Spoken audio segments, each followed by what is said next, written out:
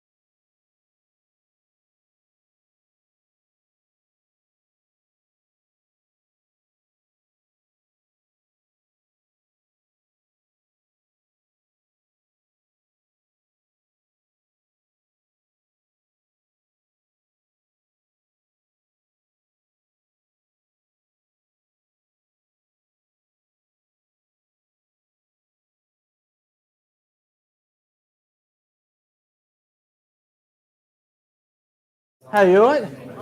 Yeah. Good, you can come on, sit up front if you want. Hello everyone and welcome to the Shard. Rather quiet. Glad to have everyone here today, and we're glad to be launching the External Envelope Vision book here today as well. I'm going to talk through briefly the agenda for today. We'll touch on a few points and then we'll move on to the next panel, which will be at 10 o'clock, which will also be in this room. So during the day today, we've got 4 panel discussions, which will be contributors predominantly from the book, senior people in the industry on the 4 topics of fire, competency, carbon, and digital technologies. We'll also be having 5 partners presenting to us today in those with all those presentations. None of those people are paying to be here. They're people which are leading in their own right in a particular area, and they're based over in the smaller room at the back, left-hand side of where the coffees were. We also have 4 roundtable going on today as well, different topics from different partners on those as well. Any fire alarms during the course of today, they are genuine. There's not meant to be any practice today. The exit stair where everyone came in is the right route, and you'll be guided by staff from the Shard. Phone's always a topical one at events. It's quite difficult if you're presenting or on a panel and phones are going off, so please just be conscious of that. Maybe check your phone now. And there is helping hands available throughout the day. Anyone with a blue lanyard will be able to assist you and point you to whichever room you may want to go to. So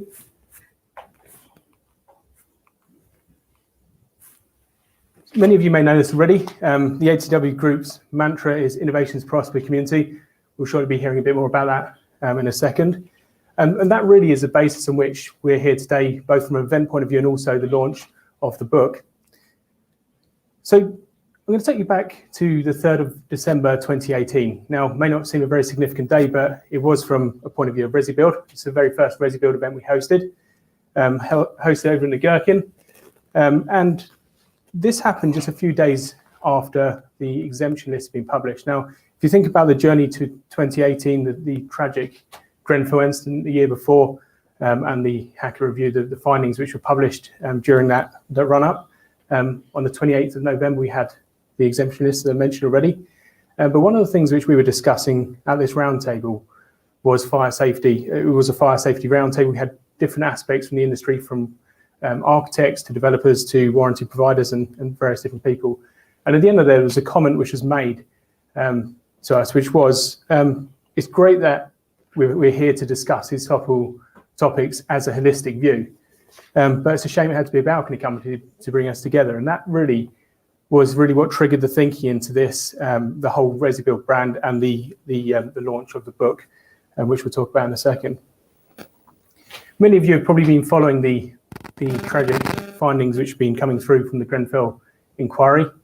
I know many of you probably know a lot more about it than I do, but one of the things I was quite shocked in seeing in the live stream was how certain decisions early on were left unchallenged continuously throughout the project. Things like an aspirational U value, great thought, but the compromises which came as a result of that. And there's many examples that we're finding out through the whole process of the inquiry. And this really set us the goal of what we aim to do in this book. The purpose of the book is to bring together the best voices in the industry, experts in their own fields, and get a whole 360-degree view and a holistic balance so people can make balanced decisions in each aspect of it, whether that be relating to carbon, whether that be related to fire safety or many of the other topics which we face throughout the book. And as we start going through this process, we started forming what we've called the balanced spoke model. This is in the front of the book. You're welcome to have a look at it, but this is roughly what the topics in the book are contributing to. So there's 3 parts of that. The first bit is getting your vision right at the start. The second part is building it to the vision. And the third part is making sure that the building performs well during use, during the occupancy, the 60 years or whatever that lifespan of that building may be. And getting that balance is key in each one of those areas. So for example, if you're designing something initially, starting with the end in mind. And this was pointed out to us by the Institute of Fire Engineering a few weeks ago, was that actually this roughly follows the same kind of gateway stages which we're seeing now announced more recently by the government for the ongoing way we'll be working as an industry. So during the course of creating this book, there's been 89 contributors. There's been 26 core topics covered. Some of those which are very topical, like fire, have got multiple contributors. There's been 19 months of interviewing, mainly from home offices and virtually. And hopefully that gives a 360-degree view of the various aspects around the industry. As part of this, we are supporting the Lighthouse Club charity. They do great work within the construction industry. We've supported them previously, but during the creation of this book, and we've worked with them, the intention is that any money which it comes from books being sold will be donated directly to them. So we're supporting their great work. There's a video which we're going to hear in a second. The Lighthouse Club will be joining slightly later. Unfortunately, I don't think they're here just yet. But if we could perhaps have the video.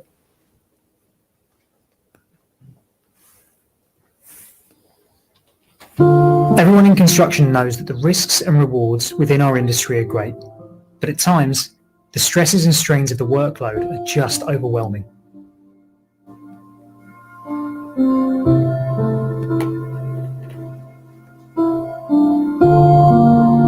Recently, our helpline took a call from a distraught mother of 3 young children. Her husband, who'd been working in the trade for 20 years, came home and went upstairs. He never came back down. He leaves behind a loving wife, 3 kids under 5, and a grieving family. We'll never know the reason he took his own life, but mounting debt would almost certainly have contributed.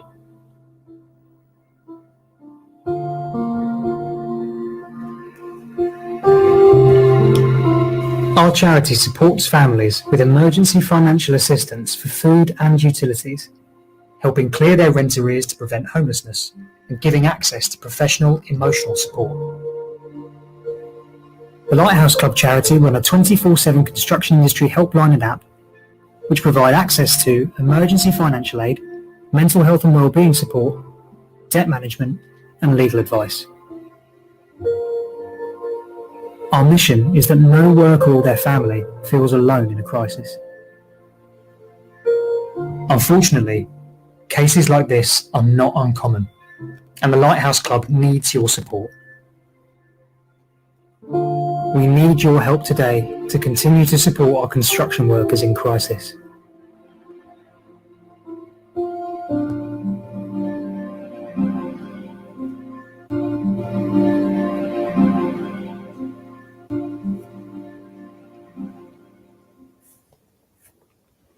Certainly the work they do is absolutely brilliant. If you do wish to donate, you can donate on their website. But certainly any sales of the book, as I say, will be donated to them. As a particular thanks, I'd like to thank all of you here which have contributed to the book. There's quite a number of you recognised. Thank you for your input. It'll be invaluable for not just the industry now, but hopefully for years to come. I'd like to particularly thank the ICM, the Institute of Construction Management. Unfortunately, their Director of Education, who's contributed a lot to this book, David Jones, through health reasons, is unable to be here, but I'd certainly like to thank him and thank all those who have helped us through what the good work of the ICM is doing. I'd like to thank Sapphire as well. Sapphire have funded the book and coordinated the creation of it up to this point. And you might ask why. I'd like to just pass over now to Andrew Parsons, the founder of Sapphire and the ATW Group, to tell us a bit more about the why and a bit more around that. Over to you, Andrew. Thanks, Nick. Hello all. So as Nick said, I'm the A of ATW. Started Sapphire, as we know it, about nearly 30 years ago now. And we coined this overriding statement, innovation to prosper the community. You may ask why, but I think it's in our passion that the industry needs change. I think all those who have been in the construction industry as long as I have will realise there's a lot of inertia in the industry, a lot of habits die hard, and there is a need for change. And of course, it needs businesses that are forward-thinking and needing to change. And needing to embrace change, needing to seize the opportunities that exist. So hopefully we've done that a little bit up to now, and we're trying to encourage that forward thinking. Particularly this time is a bit of change for me because unfortunately yesterday I had my 60th birthday and my 40th wedding anniversary. So it's time to hand over to the next generation a lot more. Thankfully, we're in good hands. And I think I've got the confidence that the next generation are taking forward the ethos that we've striven to display over the last years. Particularly like to say something about supporting young people in education. It's one of my passions, something I think that we've done quite a bit of with the proceeds. It's not all about making money, it's about actually supporting charities in my view, and supporting young people going forward. So we've supported provision of a school for a number of young people. We've brought in training courses. A lot of the staff that we brought in came straight out of school and have continued to learn through their journey with us. Nick's been with us 15 years. He'd be a typical example of someone who's come straight out of school and still with us. And I know, Richard, you do the same. A lot of emphasis on in your business on making sure people have the right opportunities. We help a lot of people getting onto the housing ladder, for instance, our employees, and make sure that they can get forward in that way. So change is what it's all about. Particularly health and safety is something that we're passionate about in Balconies. When we came into the industry, there was a lot of people working underneath live loads, and we saw that as a big risk. And so a lot of the innovation we brought in and is still being used, and has probably changed the industry quite a bit, is to try and get improve that safety. Also been thankful to be included on the British Standard Committee for Balconies. As we all know, there's a number from NHBC, and here realise that the standards underpin the quality of the work that is done in the construction industry. And the balcony industry was one that was lacking. There wasn't really a benchmark, wasn't really a standard that everyone worked to. So thankful to be able to contribute to that standard, which is now widely recognised. So a bit about charity and the charities we support. Lighthouse, Nick's mentioned already.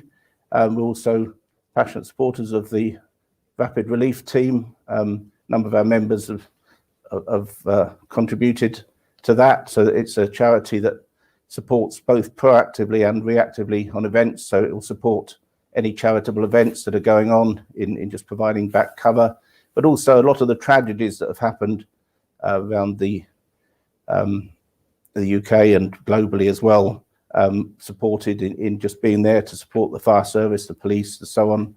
A number of our staff were at the Didcot Power Station event, a tragic event where a number of lives were lost, and there's a lot of need in the background to just support the people that are doing the work on the ground. So just hopefully that's just covered what we need to, just to give an introduction of who we are as ATW Group and Sapphire in particular, and what we stand for, and why innovation to prosper the community is very important to us.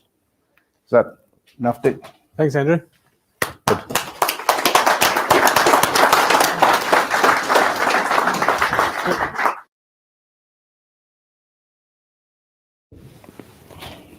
Well, folks, we hope you enjoy your day here today. The next panel will be starting here, and the next presentation will be starting to left-hand side of the cloakroom and the where the coffees were earlier. So you've got some time to network now, about half an hour until the next one start.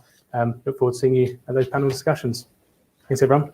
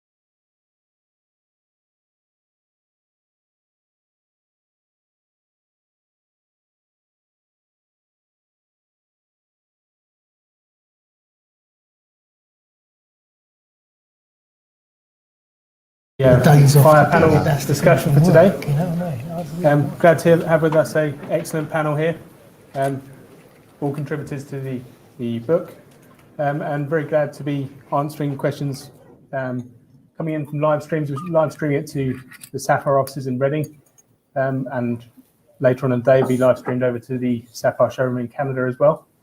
But if anyone wishes to ask a question, you can shout out appropriate points, or otherwise you can log on to sli.do.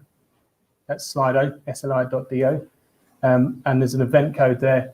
You can join. The event code number is 537970. That's sli.do, and the code 537970. So we can start off perhaps with a round of introductions. Duncan, if you want to start for us, and we'll go from your side to my side. Okay. Hello, my name's Duncan Alabaster. I'm the technical manager at Polyseam. We manufacture the Protector fire stock range. I've about 33 years in the passive fire protection industry, ranging from manufacturers to actually surveying post Grenfell, some of the high rise. And shortly I'll be joining Tenos Fire Engineering Consultants. Hi, I'm Nada Dawood. I'm a director with Wintech Limited, facade consultancy. Some of you must be quite aware of it. We do a lot of facade consultancy jobs. We do expert witness, sustainability, and we're there when you need facade engineering advice. Hi, I'm Nick Coombe. I represent the National Fire Chiefs Council, the professional voice of the Fire and Rescue Service, and I head a team that's working with Home Office and what they're called now Deluxe, is it, to see through the new regulations and obviously try and help with the remediation going on post Grenfell. Morning all, I'm Jeff Wilkinson. I'm Managing Director of Wilkinson Construction Consultants. We are licensed approved inspectors. I've been working in building control in the public or private sector since the 1980s, and you may also know me as the building regs columnist in Architects Journal. Good morning, everybody. My name is Russ Timpson. I'm a fire engineer. I also run the Tall Building Fire Safety Network, which has got about 1,600 members in 30 countries around the world. I'm one of those unicorns that's currently signing EWS1 forms. So there is one. I am one of those people doing that, and I'm formerly a firefighter. Probably sitting in the wrong seat for that sort of thing. Anyway, my name's Nick Horton, head of marketing at Sapphire. Work at the front end of the business, presenting fire presentations, CPDs, and so on with architects at early stages. So we've got the first question, fairly generic, but perhaps Nick, if you want to start with this, is what can we learn from past fires in high-rise residential buildings, both from a positive and a negative point of view? I think before I answer that, it's not just about fires. I think what we're not doing is learning from near misses. I think that's a bit we need to look at around our data, how we collect it and what we do with it. I think learning from past fires is obviously important, but that's a bit late, isn't it? And I think that's one of the messages we need to get out there, that there have been a number of near misses that we probably could have learnt more from. And NFCC are looking at how we can do that internationally as well as in this country. I think you have to learn. We're not going to stop fires. We're all here to try and make people safe, but fires will happen, and I think, again, and they'll be changing because of new technology, things like alternative fuels that are coming out. So we're always trying to keep pace with what's happening out there because of what's going on in the environment. But it is really important to learn lessons when we can. I think the inquiry has shown that we probably haven't done it as well as we should have done. I think that's something we've got to fix going forward. Jeff, would you like to contribute to that? Yeah, I've got to agree completely with Nick. The issue is essentially that we haven't learned anything from any of the past. We're still continuing to make the same mistakes that we've always made, and we've still got the same culture that we've always had. And that's the thing that we fundamentally need to change. We've got to understand that most of these incidents are relatively low probability and high consequence, and we have that element that we need to address, but we also need to have the high probability, low consequence element to it as well. So it has to generate through not just these big issues and then address the big issues, We've got to address it in everything that we do day to day. It's got to become part of the culture. So it's one of the first thoughts that you actually have when you're putting pen to paper, and not how do I address this one specific issue, which is about this. Our focus has all been on cladding throughout the whole of this. Fantastic. But look at all the other issues. There's fire doors, there's fire stopping, there's all of these other issues within it. We're not addressing those. We're really focused on one issue for the past 3 years, and that's how we get the cladding sorted. If we'd actually sorted the means of escape routes and other bits out in the first instance, we might not have had this issue to begin with. So why do you think we're not learning lessons from the past fires? Because on a day-to-day basis, I still see exactly the same things happening, exactly the same culture, exactly the same way of driving down everything to the minimum possible standard. The first question we're always asked within building control is, well, what can we effectively get away with doing? It's not a culture of how can I present the best possible building, the best possible outcome for this. And until we get to the stage where we've got an NCAP rating for buildings and we actually start selling the value of that, I know Russ has done quite a bit of work on something called Firemark to try and get this through so that buildings are actually rated by that. Until we see that concept of value in fire safety in particular, and generally in safety, because it's not just fire, it relates back to structural safety, environmental, all of these issues that you'll hear throughout the whole of today. All of those things have got to be taken into account at the beginning of the project and not just left to a reaction to some global disaster. Russ, natural lead-in for you there. Thanks. So I think the question was, what can we learn, good and bad? I think let's think about good. You know, billions of people live in tall buildings around the world every day, and nothing happens. And they are stunningly nice places to live in some of them. And you know, the World Health Organization has said by 2050, more of us will be living in cities than live in the rural environment around the world. So we're going to build many more tall buildings. In fact, I'm a member of the Council for Tall Buildings. There's going to be a city in China now with a definable boundary with 100 million residents in it, in one city. I've worked in Sao Paulo, 32 million, Lagos, 29 million. So these mega cities are just forests of tall buildings, okay? So that's the direction of travel. That's where we're going, and we're seeing lots of people moving in. And if you live in a tall building and it has all of the nice parts to it, which means you don't have to necessarily commute. There's some fantastic stuff. So we have to accept that's the direction of travel. We're going to live in cities with a lot more tall buildings, etc. What can we learn from historic? Well, if you go onto our website, www.tallbuildingfiresafety.com, we've got an archive of tall building fires on there with lots of notes and stuff you can look at. They are, as already stated by Nick, they are low probability events, but they're very high consequence. So if we look at the top 20 tall building fires, if I can call it that rather inappropriate way, that they're all around 100 fatalities. And people don't just die in the rims of origin, they die in means of escape. And there's some questions you have to ask about the management of the building. So we're all talking about the technicalities, we're talking about the standards, we're talking about construction elements, we're talking about facades, etc. One of the realities that I've come to terms with is we need to talk about the management component and all of that. You know, a drunk can drive a Volvo, deemed to be the safest car, all that kind of cliche stuff, but you can still have a drink and drive it. I could build you what I would regard as a very low combustibility building with all the bells and whistles on it. If you take the fire, just briefly for example, if you take the Address Hotel in Dubai, that caught fire on New Year's Eve, that was the top of the range. That was the Ferrari of tall buildings. That had all the bells and whistles you could ask for as far as a fire engineer is concerned. And yet it still caught fire. Why did it catch fire? Because there was a dirty kitchen extract system and there were wires run inappropriately around a kitchen extract system. And that's down to management. So good thing, we're going to build a lot more tall buildings. We have to make them inspiring, great places to live. That's the way we're going. I think we should decarbonise. We should build them out of wood. I'm a fire engineer and I think we should be building out of wood. I'm a pretty lone voice in the industry on saying that, by the way. But certainly we should be thinking about not just the building. It's not just about building buildings. They have to be managed and they have to be run.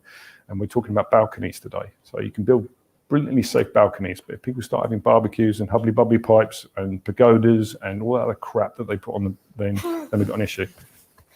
Really good point there. And that kind of leads us on to one of the questions which the the audience seem to be liking in there, which perhaps, Nada, if we ask you this one first, is what practical steps need to be in place to reduce risk in early stage design? I think collaboration is key, and that's something we have learned from the past as well. Where there have been failures, it's always been identified that the proper people weren't involved or they didn't have the proper conversations. And I think the most important point is what he said is the focus is not on delivering a building that is good for the tenants or good for the people, but it's delivering a building that meets all the criteria in terms of getting it signed off from, say, building control or the insurance providers. And I think the focus is still on that. It's not right, but it is the truth. So the focus needs to shift to delivering a building for the people and collaborating with the right set of people earlier on. So I think that's key. And I think all the construction professionals right now need to come together in the earlier stages and not at the end to try and make sure that this ride is smooth to the end. So the more work you put on earlier, it's better at the end, and you get a much better building. Duncan, tell us a bit from your experience as approaching for manufacturing. We're always the Cinderella trade, always called in at the end with our magic wand to try and actually come up with some magical scheme for upgrading fire resistance of walls and floors and cavity barriers for facades. I had a project recently in Ireland where I got everybody with early engagement around the table. So we had the M&E, we had the architects, we had the fire consultants, we had the builders, the drywall. And my first question was, whose responsibility is the fire stopping? And they went, oh, it's the subcontractor. I went, no, it's all of you. So buying in that cooperation between everybody minimized any later problems that can possibly arise through, services not being in the right place, with drywall not being built properly. And what's happened with that job, after a little bit of resistance with mechanical services, putting in service supports and things like that in the right places, it's worked perfectly, because actually they see it's a more efficient way of building it. It's actually long-term a lot cheaper because you're not looking for retrofit things. And the fire consultants can go in and they can actually tick a box. In addition to that, the records can then be transferred to the occupying the client, if you like, and then they can put in, I think as Ross said, with good housekeeping. They know where their barriers are, they know what to do, they know what the maintenance regime is, and it's keeping that good house building, because the building is a living entity which is changing continually. And I would be really surprised, even with the best building, if there aren't issues from my small perspective on fire stopping on a daily basis. They're being bashed about every day. So it's the housekeeping after that handover that's really important, and knowing how to maintain those important features. There's some really interesting points you're making there. And the word early engagement can often, to some people in the industry, may actually mean that you're stitching yourself up with cost-wise, but you mentioned there about cost avoidance and so on. But we have the term value engineering. I think this might be what a few of you have perhaps alluded to in kind of building it right in the first place, and successful examples of that may have come from that. But what are the panel's thoughts on that kind of early engagement versus the kind of value engineering approach at this time? I appreciate value engineering in real terms means cut costs, not value engineer. But Jeff, perhaps if you start with that. Yeah, so possibly dragging into one of the other questions that you may be asking later, we have identified the fact that there really need to be like three gateways to this. The planning phase, the construction phase, and the occupation phase. So we're really talking about the planning phase and engaging and understanding what your strategy is at that earliest point. The number of times I've been involved from a building control perspective where a development has got through planning, it's got through to the point of starting to develop construction drawings on a scheme that fundamentally doesn't work. It just is impossible to build what you've got planning permission for, because it just doesn't comply in any name, way, shape or form. And it's those kind of mistakes that we're continuing to make by not engaging and understanding early on.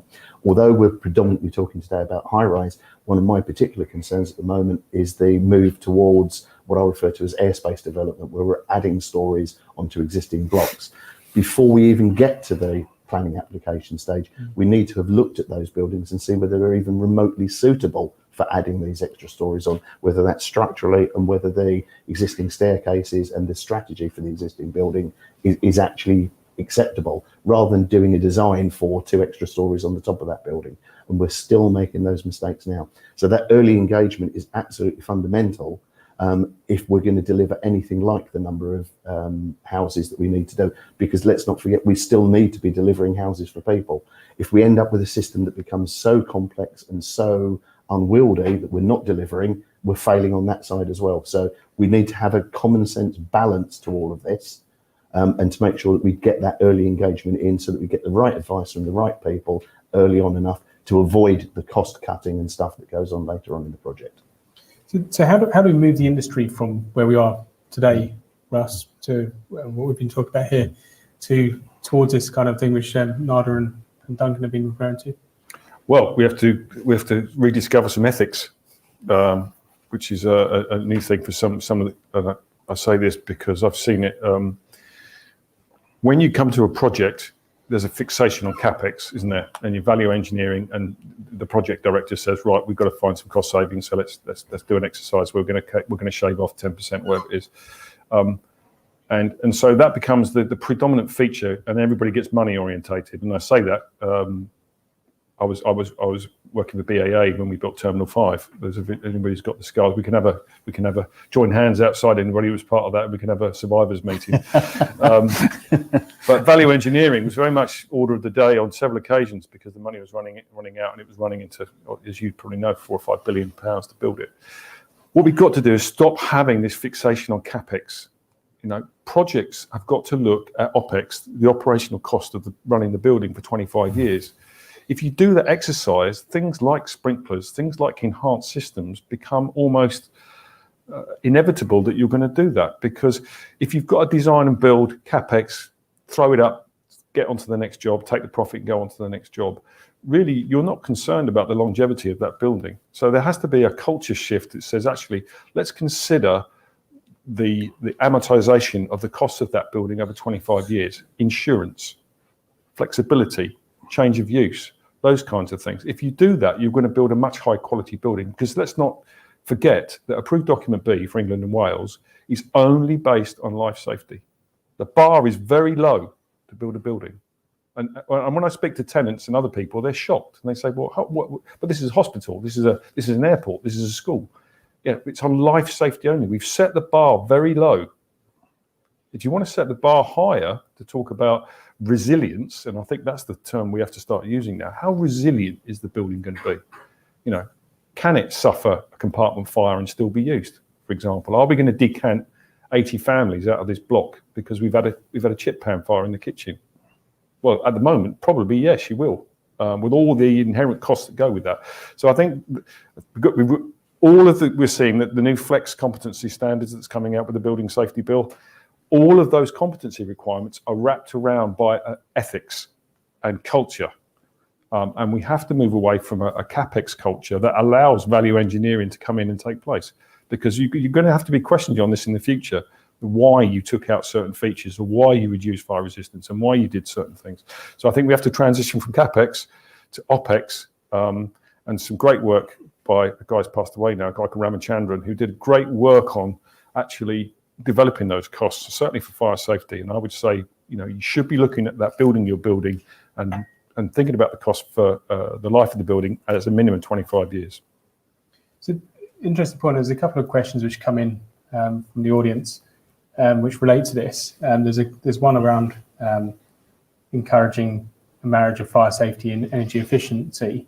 Obviously, we need doors, windows, balconies, all the external wall systems and so on. But also the directional move towards net zero. And there's also another question talking about greater focus on the management and maintenance of buildings, which kind of links in the same sort of category. But Nada, talk us through how we can encourage this kind of marriage between fire safety and energy efficiency. It's always been done. There's not too much of focus on it as a marriage. It's being done in different stages for a vast number of years. The focus has been a lot on it more after Grenfell, understandably so. But there should be lot more focus on various other things apart from just fire and cladding, like you said. In terms of energy efficiency and materials, fortunately, unfortunately, ADB is written in such a way, and everyone in this industry is working in such a way that we need to meet the guidance of whatever classification we need to meet, A to B, depending on the type of building. Energy efficiency, we need a lot more work put into it in terms of materials, how we can design it, how we can use it. It's not just one industry. There's a lot of industries coming together. There's a lot of work to be done to try and balance energy efficiency and fire efficiency and meeting the performances. Because, for example, we have a lot of focus on achieving minimum U values, thermal performance, etc. But at the same time, there's another conversation that keeps happening, which is not at the forefront, is overheating in apartment buildings. So as we try and tighten all those, overheating fails. And then comfort cooling comes into place, which means it takes a hit in efficiency. So we need to start balancing all this and focus on everything equally so it all works in tandem. And unfortunately, right now, we're focusing too much on certain items or certain elements of the building. And I think we need to start looking at it holistically. And the good thing about panels like this is when different engineers come together, different disciplines come together, and everyone starts thinking on the same lines, it helps a lot more in the process. Nick, what would you say from your experience in this kind of aspect? I think at the moment it sounds like one of my previous marriages, if I'm honest. It's just not working at all.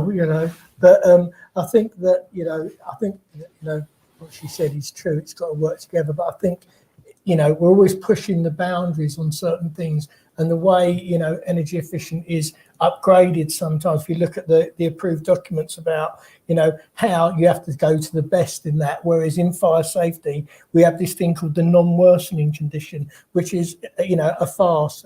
Jeff spoke about putting. We've had one come into London where they've put 2 extra floors on a building, takes it over the now new 11-metre rule for sprinklers. We're not sprinkling the previous floors because it's no worse than it was. We'll sprinkle them top 2 floors, but we're not doing the rest of the building. And that's the attitude we've got to change. And non-worsening needs to be looked at a lot more. Whereas if you were to upgrade it and use Part L, then you have to go to the best stuff. You can't say, well, it's no worse than it was. It's not allowed. So it's this whole coming together of the standards. They don't link together. They all seem to be. When I was taught about them, A, structure can't fall down, B, can't burn down, and they went in that kind of order. I think that's wrong in a sense because they're all in a sense important, but there is no joined up thinking, I don't think. And this is where collaboration. The problem with collaboration as well, though, is that the project moves, doesn't it? You can all sit around in the design team and go, yeah, we're going to do this. Halfway through the project, money comes into it, and then you're doing this bit and you're changing. So all the good work is sometimes undermined. And I think that, the project needs to be, and the collaboration team need to see it all the way through. I'm sure Russ and Jeff know about fire engineers who are brought in either too late or they're brought in the beginning and then they're dismissed off the project and then they're no longer consulted on. I mean, that kind of happened at Grenfell. If you look, how they built a fire engineer for a certain bit, then didn't want him anymore, her anymore, and therefore they didn't do their job for real. So I think you've got to see it as a longevity project, that a team of just no one knows everything. That's the bit. And that collaboration through the whole lifetime of the project. And again, what Russ says is, I think there's more concern of getting it up and getting it done than how it's going to be lived, used, worked for the following 25, 50, 100 years it's here. I mean, you only have to look out there as our London chair. I started my fire career in Old Kent Road in 1980, and, it didn't look anything like this then. And that's what we've got to deal with. We're going to have this changing landscape, and we've got to be ready for it. And I don't think we are. Interestingly, 18-metre mark, the magical number, which recently, from a balcony point of view, get asked about it a lot. And I know our sister company do as well, Mydec. We get quite often asked the question, should it be different underneath 18 metres? Our approach is no. The thinking of residents in a building below 17 metres or below is no different to what it is at 18. But what was the general panel's thoughts on that? What do you think, Duncan? I think if you want to make a building as safe as possible and as functional as possible, so you know, if it's good enough for something above 17 or 18 meters, you should apply that all the way down. You know, that's my. I'm not a specialist on this, but it seems to me you want to. It's life safety, so you need to aim for the top of the chart, not the bottom. Something I come across quite often is that, not particularly with balconies, but people are more interested. Builders are more interested about air tightness and acoustics because they have to test for it, but you can't test for fire resistance. And you know, we should be aiming at the top of the tree, not sort of middle, just because a building's small, not as tall as other ones. Russ, sorry. Sorry, I just wanted to add on something to that. The above 18 and below 18 is open to a lot of interpretation in the industry. So we do have a lot of fire engineers who say you can use something different below 18, and above 18 you need to be A2 in the same building.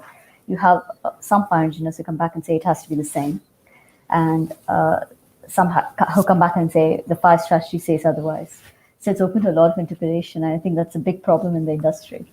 So unless that gets sorted out, I think we still have to look at it on a project-by-project basis. Sure, and there was a advice note, wasn't it, which came out clarifying about fire spread on the outside of buildings following a fire in North London. But perhaps come back to you in a second on this, Russ. But if anyone's in the audience has got a question, be glad to take it if they haven't added it to slide already. Anyone got a particular question? Go for it, Ken. I'd like to hear more about the suggestion to build tall buildings in timber. So there's been some great work done in Canada on tall timber. The concrete and steel accounts for about 7% of global CO2 emissions.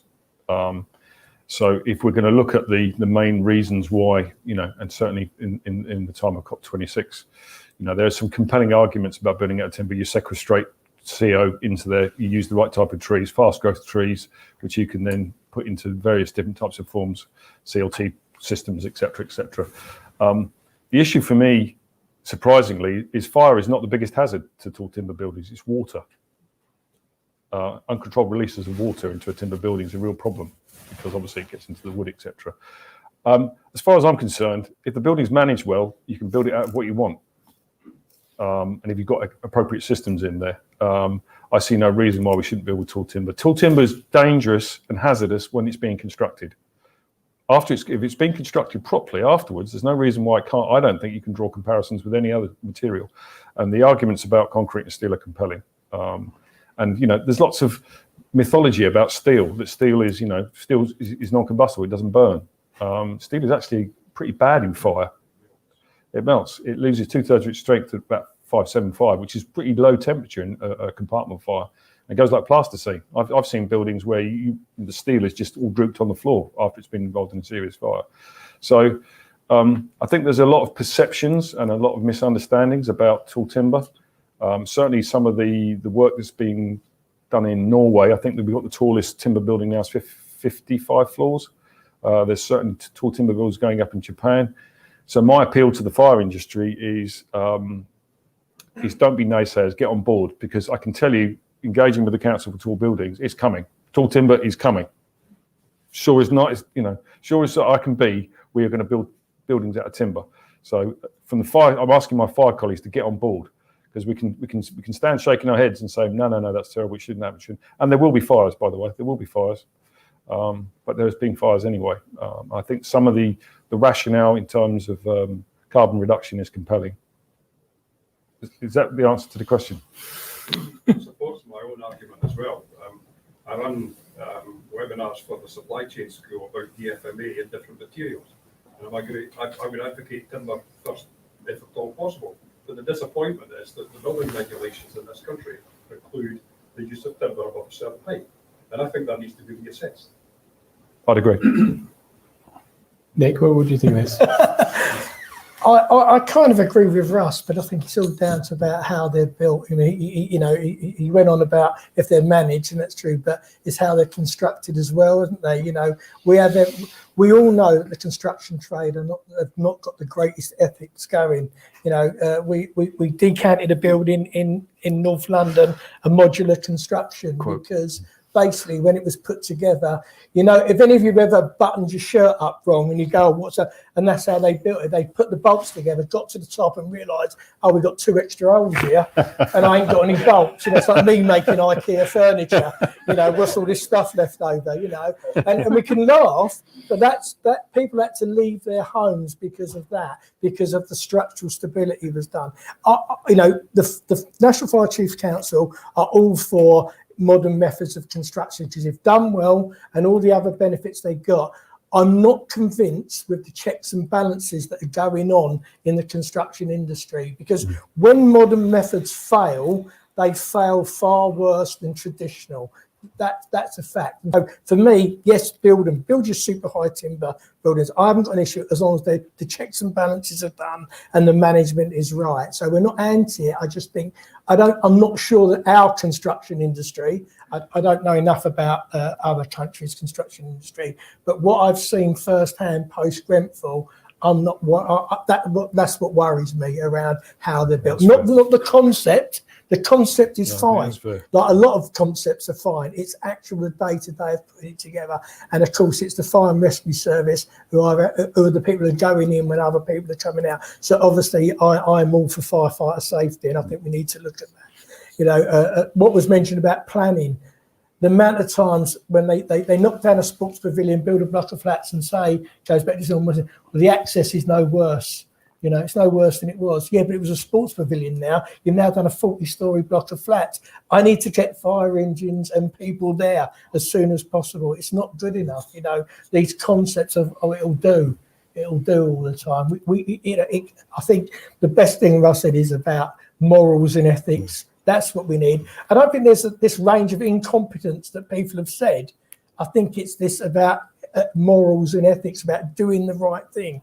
I could look around this building and find how many times on a Friday evening before the guy was going home did he think, oh, I'll leave them last 2 bolts out on these windows here. I want to get home. I need to get my train because I work up north. And that's the thing we've got to change in the industry. He isn't incompetent. He's just human. You know, we all cut corners when we're tired and all that kind of stuff. How we change that, I haven't got a magic wand, but it's really important about that. And then what you need is people checking it. That's the thing. Check, you know, there's not enough checks on what we do. There's not enough checks and balances. And enforcement. Sorry, I'll let someone else go. I'm on a rant. It's a brilliant topic. We've got a competency panel next. And no doubt this will be explored quite a lot in that. Just going back to the timber buildings for a second, I'll come on to you in a second, Jeff.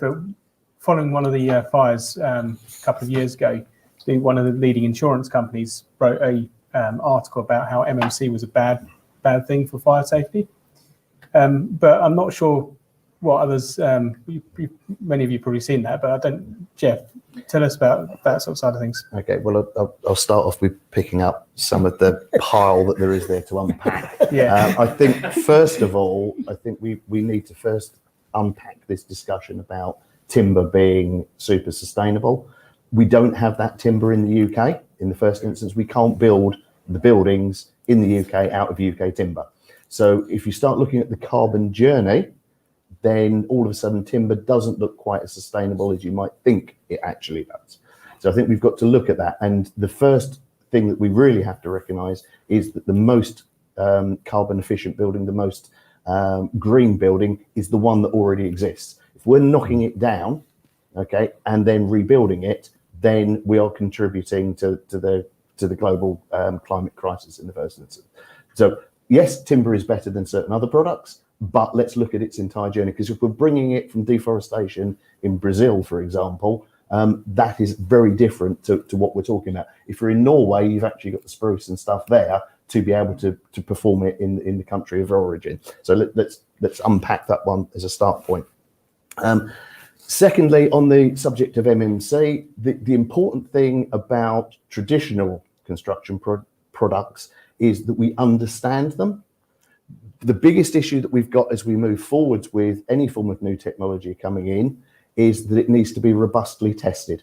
And if we've got the robust testing, which is some of the stuff that's going on elsewhere, then we can start to rely on it, and then we can start to use it. So the whole point of building regulations traditionally was to act as a barrier to the innovation and make sure that we go through the process of thoroughly testing. So there's that element to it. In terms of the point that Nick's picking up, I think that there really is this fundamental issue of and I'm going to use the term competence because I can't think of anything else to really address it other than that, the competence of what's going on the ground. We're not going to get a culture change with the way that we're adopting this at the moment. We're talking about the only buildings that are going to come in within this new regime are buildings over 18 metres in height. That's nonsense. You don't get a culture change by picking 5,000 buildings across the UK. It's got to be in everything we do every day, from the smallest builders up.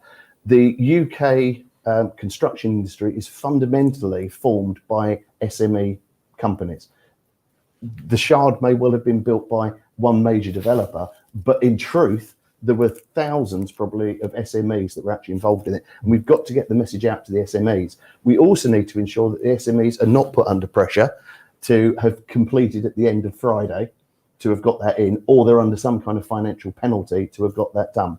How do we solve that in the future? I think the solution to the future is actually to incorporate BIM technology and artificial intelligence, so that at the end of the day, there's a laser scan that's gone around at the end of week 1 that's established whether or not you've actually got the right bolts in the right places. If we can get that kind of thought process into it, and we can start developing these new technologies and understanding, we are still building the way we built literally thousands of years ago. It didn't work then, it doesn't work now, and we've got to make sure that we're providing the kind of manufacturing that we've got in all of our other industries. You don't get halfway through building a Rolls Royce or even a little Fiesta or whatever and suddenly think to yourself, you know what, we're running out of cash on this, I'll strip these bits out. You know what, we won't stick in the airbags after all. That's not how we build anything else. Why in God's name are we doing that within construction? Construction is still in the dark ages, and we need to put that through. We saw earlier about the Lighthouse charity. That is the kind of pressure we're putting those operatives under to suddenly complete it. You are going to get people taking shortcuts or feeling under pressure and not having been paid because they haven't done this. That culture has to change from the very bottom, from Mrs. Miggins' domestic kitchen extension up to the Shard. Some really good points there, Jeff, and it's perhaps the word of warning for everyone involved in the industry, especially now when we've got material shortages. I'll be extra pressure for the guys on site, but could be an opportunity for people to cut things or to avoid LEDs and other stuff. But Russ, one of the other questions we've got here, what regulation does an architect or specifier need to be aware of for firefighting and considerations in building high-rise buildings? It's quite easy to say all of them. London Fire Brigade actually used to run a really fantastic training day. I don't know, Nick, if you remember this. Yeah. It was called the B5 training day, where they used to get architects and they bring them into the fire brigade training, so they put them in fire gear and they get them to run hoses upstairs and plug into wet risers and stuff. And I didn't actually witness it myself, but speaking to colleagues, and they said that the effect of that was at the end of the day, the architects would say, I didn't realise, I didn't understand, Now, it's quite an architect trains for 7 years. Have we got any architects in the audience? Okay, how much of that 7 years did you spend on fire safety? 2 hours. It's about an afternoon in 7 years, is my experience talking to architects. The course Russ is talking about, when we'd say, okay, it's 18.5 metres, do I really need a firefighting lift? There's all the gear you've got to carry up. Off you go, get up them steps and carry it and see how you feel at the top of it.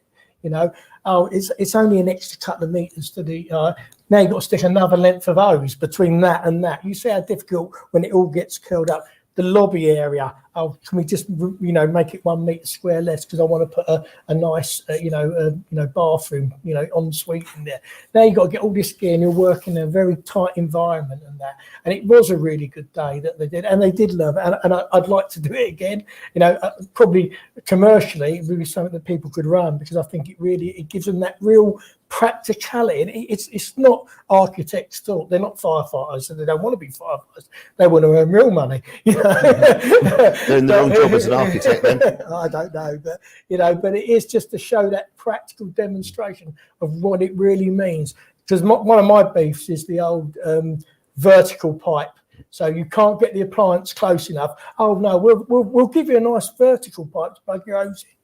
I've still got to carry the ladder, all the BA and everything else. And, you know, it's changed a lot since I was a firefighter, because they now do ambulance stuff, you know, evac packs and all that kind of stuff. The gear they have to carry nowadays is horrendous. But if you show them that and practically show them how it is, I think it makes a difference. And I think, and again, we need to learn as firefighters, we need to learn more about how other people do their jobs as well. I don't think we know enough about building construction. Again, is something that's not taught a lot now to firefighters, you know, and so we need to learn how materials will behave in fires, how you know, roofs work, etc., etc. So there needs to be a cross-fertilisation of training, you know. Can I ask another question? Sure, yeah. Sorry. Can just by show of hands in the audience, how many of you understand what combustibility means? There's a few people tentative like that. Yeah. So limited combustibility. What does combustibility mean? And I can tell you, and this is not just a discussion for this country, it's a discussion around the world. The number of people in the building industry don't understand what combustibility means, because everybody says, "I want non-combustibility." But what does that mean? It doesn't ever catch fire. Doesn't catch fire. Doesn't react in fire. Concrete. Would we all agree that concrete is non-combustible? Would you agree with that statement? Concrete doesn't burn. Yeah, but concrete, when you expose it to fire, spalls. It explodes, and it completely it degenerates in fire. So, go back to your question about architects. I think I would certainly, engaging with RIBA, I would certainly think that there is a space for more in the architect's competency around fire, and certainly that's the general direction of travel. There's some fundamentals. Whenever I've been engaged with architects, they more or less say, "Well, that's why I'm employing you. You tell us what we need to do, because, you know, really I've got the big picture, which is the shape, the form, you know, all that kind of stuff." So I think there's a meeting of minds here, and I think if we could do something like the B5 day, where you could just understand what it takes actually to do certain things, I think that would be a real benefit. It's a great point. And building 18.5 meters was realistically 12 flights of stairs. It's quite a lot of running if you actually put in practical terms, isn't it? Hackett report and the whole the gateway process bound to come up, and we've got a question about in the implementation of the golden thread. What impacts on records and accountability for this? And I'll perhaps start off by mentioning Regulation 38 as well, because that's one which often will come up as a result of discussing this side of things. But Nada, perhaps start us off with the golden thread and some practical tips perhaps for the audience on what the likely implications are going to be. We have read a lot about the golden thread. We know it's there in various news channels, but we are yet to see it in action and how it trickles down. It's still not quite clear in the industry on what it requires.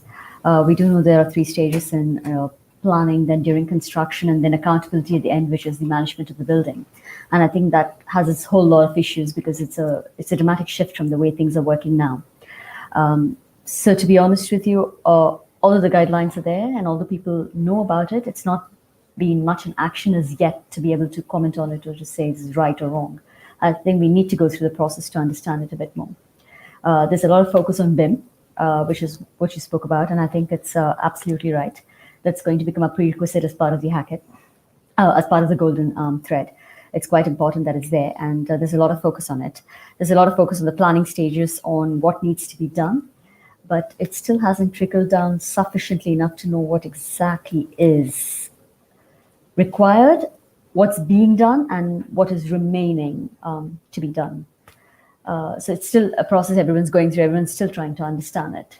I think we're all in the same boat. Over it, Jeff. Yeah, great. So Reg 38 plans are one of the most difficult things to actually obtain from a building control perspective. I was involved last week in undertaking a fire risk assessment on a building. I had no involvement from the building control perspective during the course of it. The building had a different layout. There was one less stair in the building than was on the original fire strategy. To my understanding, that building has not had a revised fire strategy and has effectively been presented and is ready to occupy. Now, that is the kind of stuff that's continuing to go on, and that's where the issues lie. That every stage within the process under the Hackett report will require you to have gone through a locked gateway. Okay, so you can't start on site until such time as you've got the fire strategy in place. You can't change that strategy and start building something else until you've got that revised layout agreed. Again, going back to other industries, you don't just bizarrely change the design of the Fiesta or whatever else it is halfway through the project. If you're going to do that, you go back and you robustly test against your original concepts whether or not what you're still doing still works. Okay, unless we can get that mindset in place, there's going to be a major issue. Now, on these high-rise buildings where we're within scope, we're going to have that. We're going to have an enforcement body that will at last have powers to turn around to someone and say, you're not building to the plan that you've submitted and agreed to us, stop now. We don't have those powers at the moment, okay? And we're only going to have those powers on 5,000 high-rise buildings, and most of those are already constructed. So it's going to be an even smaller number where we actually have it. And you can look out the window at the moment, you can see maybe half a dozen or so where you'd actually have the power to stop what's going on. Then, in terms of the ongoing engagement, if it's then not maintained, and as Russ was saying, the actual strategy is continued on after it, you're going to have some enforcement power. In my personal opinion, if we'd have just added that one bit to the existing regs that we already had, we wouldn't have needed to go through this entire process. We just needed to have those stages in place. We have a ridiculous scenario at the moment, particularly on the smaller scale projects, where we have something called a building notice, where effectively you make it up as you go along. Okay, you don't need to have a set of approved plans. You just literally decide, well, I feel I'm competent to do this work. I'll carry on and do it. We need to make sure that we have this approval process in place for each step. It's essentially a quality assurance process, and construction doesn't have a proper quality assurance process in place. Russ. Well, Dame Judith Hackett has said that all fire-related records need to be digitised by 2023, which is a big challenge for the construction industry and the management industry per se. Golden thread, I know some about this because I've been teaching it, so hopefully I know a little bit about it. Perhaps I'll expose my incompetency now, I don't know. But you have to produce a thing called a safety case report for a higher risk building.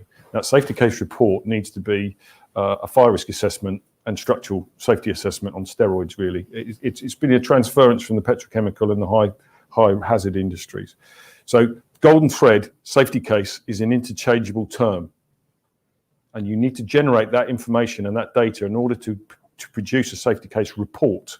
And from that, you'll get your building certificate, assurance certificate at the end of it. That's the whole thrust now, because we're seeing a lot more application of health and safety principles into the fire world than we've ever done before. I mean, as a fire professional, I was not familiar, or I didn't use a lot of the term reasonably practicable, and yet we're going to see the application of that coming into the fire world a lot more than we've ever done before, which means we're going to have these discussions about all those value engineering stuff, because it's going to come under a reasonably practicable argument. Now, we've not done that before, really. It's been quite binary in the fire world. Either it's approved or not approved.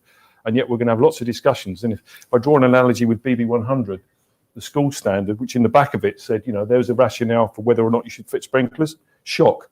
We didn't fit any sprinklers in schools because we've done the value engineering exercise, and actually it's not cost effective to fit sprinklers in schools. So getting back to the answering of your question, golden thread is that continuum of an accumulated data, fire-related data, that you will need in order to produce that safety case report, in order to get your building certificate.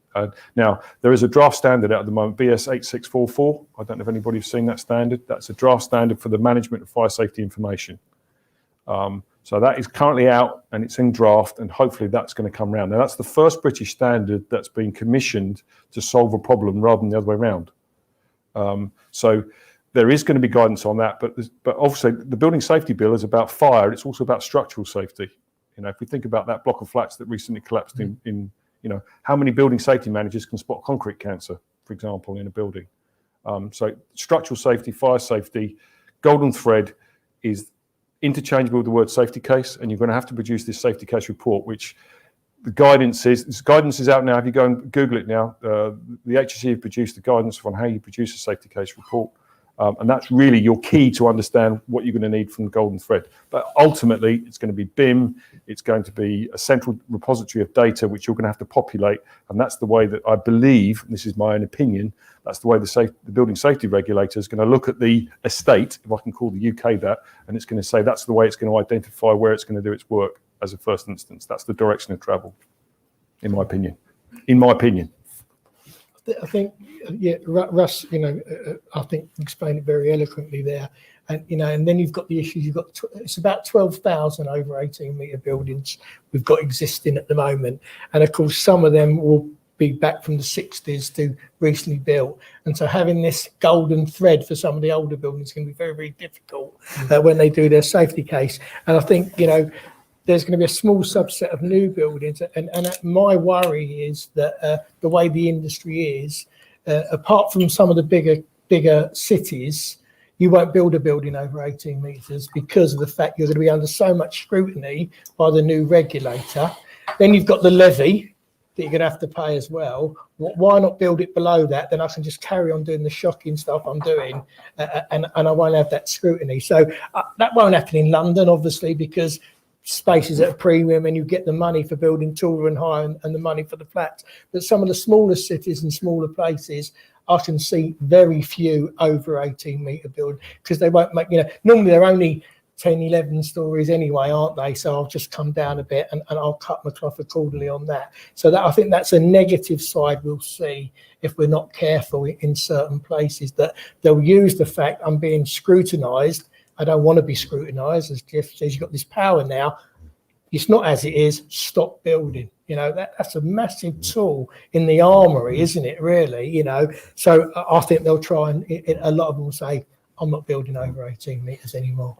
I think we really need to, again, go wider than in-scope buildings. Ideally, we would have the gateways for all buildings, regardless of height, and that would be a great start. But let's not forget, as Russ was pointing out, this is not just about fire safety. This is about construction standards generally. This is what we're really talking about. We were talking earlier, someone said about all the focus on thermal performance. We've got massive problems because our buildings don't actually perform thermally as we presume that they do. There are gaps in the insulation, etc. So we need to have accurate records. Now, one of the things that I think people have missed in some of the consultations that have gone out on Part F and L are the requirement for more photographic records across all parts of the industry. Construction is going to grind to a halt if you've got to have building control come out and inspect all of these things. So it can't be that you've got this third-party inspectorate that comes out and signs you off to say, so construction has to take responsibility for its own shit, if you pardon the language, and actually start getting on top of what it's doing. Now, that means, say, accurate records of everything that it's doing. Now, to a degree, we have the technology in our hands at the moment. In order to be a registered installer or a competent person, I can have a digitized passport on my phone to say that I'm competent to do this. And I can take photo records of what it is that I'm actually doing. And at the end of the day, also, I can scan any of the products into the digitized record on my phone to say what's going on. And I can do that on Mrs. Miggins' rear extension. Mrs. Miggins' rear extension is getting a lot of publicity at the moment, but it's going to be one of the best built extensions in the UK. But you will know what products were actually used and delivered there. One of the shocks that came out of Grenfell was we didn't even know what fire doors, what insulation materials, etc., had actually been installed in there. We had to then go around and survey all of these buildings to try and find out what had been put on them. Surely to goodness, with something as simple as an iPhone, we can get digitized records simply. And again, going back to the points, I think it was last week or the week before, we had glazing panels, we had parts of the external fabric of our buildings falling off in central London. Right? It's not just about fire safety. We've got issues with those aspects as well. We've got to deliver quality across all of these issues. I'm just going to have to speed up the process. We've not got very long left in this panel. There's probably another 1,000 questions we could answer on fire. But Duncan, perhaps we'll start with you on this one. Is testing and certification can be completed on projects to ensure things are better from a fire point of view and requirements are met. But what are your thoughts on testing and certification? I think when I first started doing fire stopping, it was always portrayed as this black art. People went away and did ad hoc testing, and the perception was, well, if it worked on in one application, it would do everything. It'd be universal, which couldn't be further from the truth. Sort of coming back to the golden thread thing a little bit, one of the things I've been sitting on BIM for housing and identifying the essential characteristics of all these different cavity barriers, fire stops, etc. And that one of the things that comes up in the Hackett is that manufacturers haven't been as open, if you like, about what data they have, and more importantly, what didn't work. So you can present your fire test evidence, but you wouldn't necessarily get a fire test report on something that didn't work. So it's having that balance. So in terms of certification, people are still using BS 476 indicative testing. There is no control on the source of those materials. So actually, you could turn up to a fire test with an R&D sample. There is no policing of factory production controls or anything else.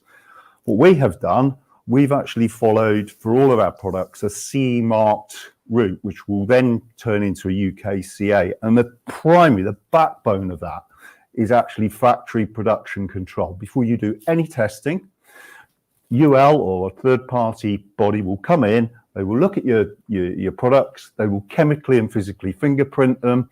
They then do the factory production control, and stuff is sampled by the third party. It is then sent away for testing, whether it's fire, thermal, or anything else. So you have a chain of custody from day one right the way through to the guy using the thing on site. So you know the product you've used is the one that's been tested. And what it will also do, a European technical approval is produced, which gives you the scope of use of that product. So you just haven't got these linear points. You've actually got scope, which actually gives you the full picture of where these products can be used. And traditionally, people have made up EJs with the barest, the actual thinnest of test evidence, which really winds me up, to be perfectly honest, because, again, it comes down to cost a lot of the time. They are doing the bare minimum to try and get a sale from a manufacturer's point of view. And you need this accountability. That's what you need. With that goes, obviously, with the golden thread from design to subcontractors. Again, we're actually producing CITB training course for installation of our products. So we know that people are competent to a degree. And then the maintenance records of these products then goes on to the building owner. And that's part of the CE marking UK process as well. So that actually, as we were saying earlier, with household management, the guy who's in the building, who's looking after it with all the people occupying it, can keep that building safe. And that is absolute paramount to me. Nada, we'll perhaps finish with you. Perhaps could you give us a bit of guidance on the using testing, but also not being so dependent on testing, because obviously we've seen in Grenfell certain test scenarios which were never realistic either, as well in practical use. But what do Wintec, how do they approach this point? So as facade consultants, facades is not just fire, and testing just doesn't include fire, it includes everything. Just to go back on that a bit, facade engineering is at the cusp of an industry where it marries what the architect wants and how it can be built and how it can perform. Cladding is usually the most expensive part of the building. It's also the most risky part of the building. So as much as a well-designed facade is obvious, so is a poor one. So in terms of testing, there are two folds, isn't it, in any design? It's design phase, which we all tend to do a very good job. And then the construction phase, which is where things can go wrong if not properly monitored. So in terms of testing during the design phase is great because we get a lot of product data sheets. We have a look at the test certificates. And we need to be mindful that most of the test is for standardized systems. Every building has its own design, which means whether the test data is applicable to it or not is something that a competent engineer should look into. At the same time, I think it's quite sensible to note that everything cannot be tested for every project because of the cost factor. So I think we need to see what the test data includes and what is it on the building and how we can cross that bridge. There are cases where it's drastically different and we decline to approve the product. There are cases where it's there and we might need extra support from building insurers or building control to see what they think and whether they feel that this would suit.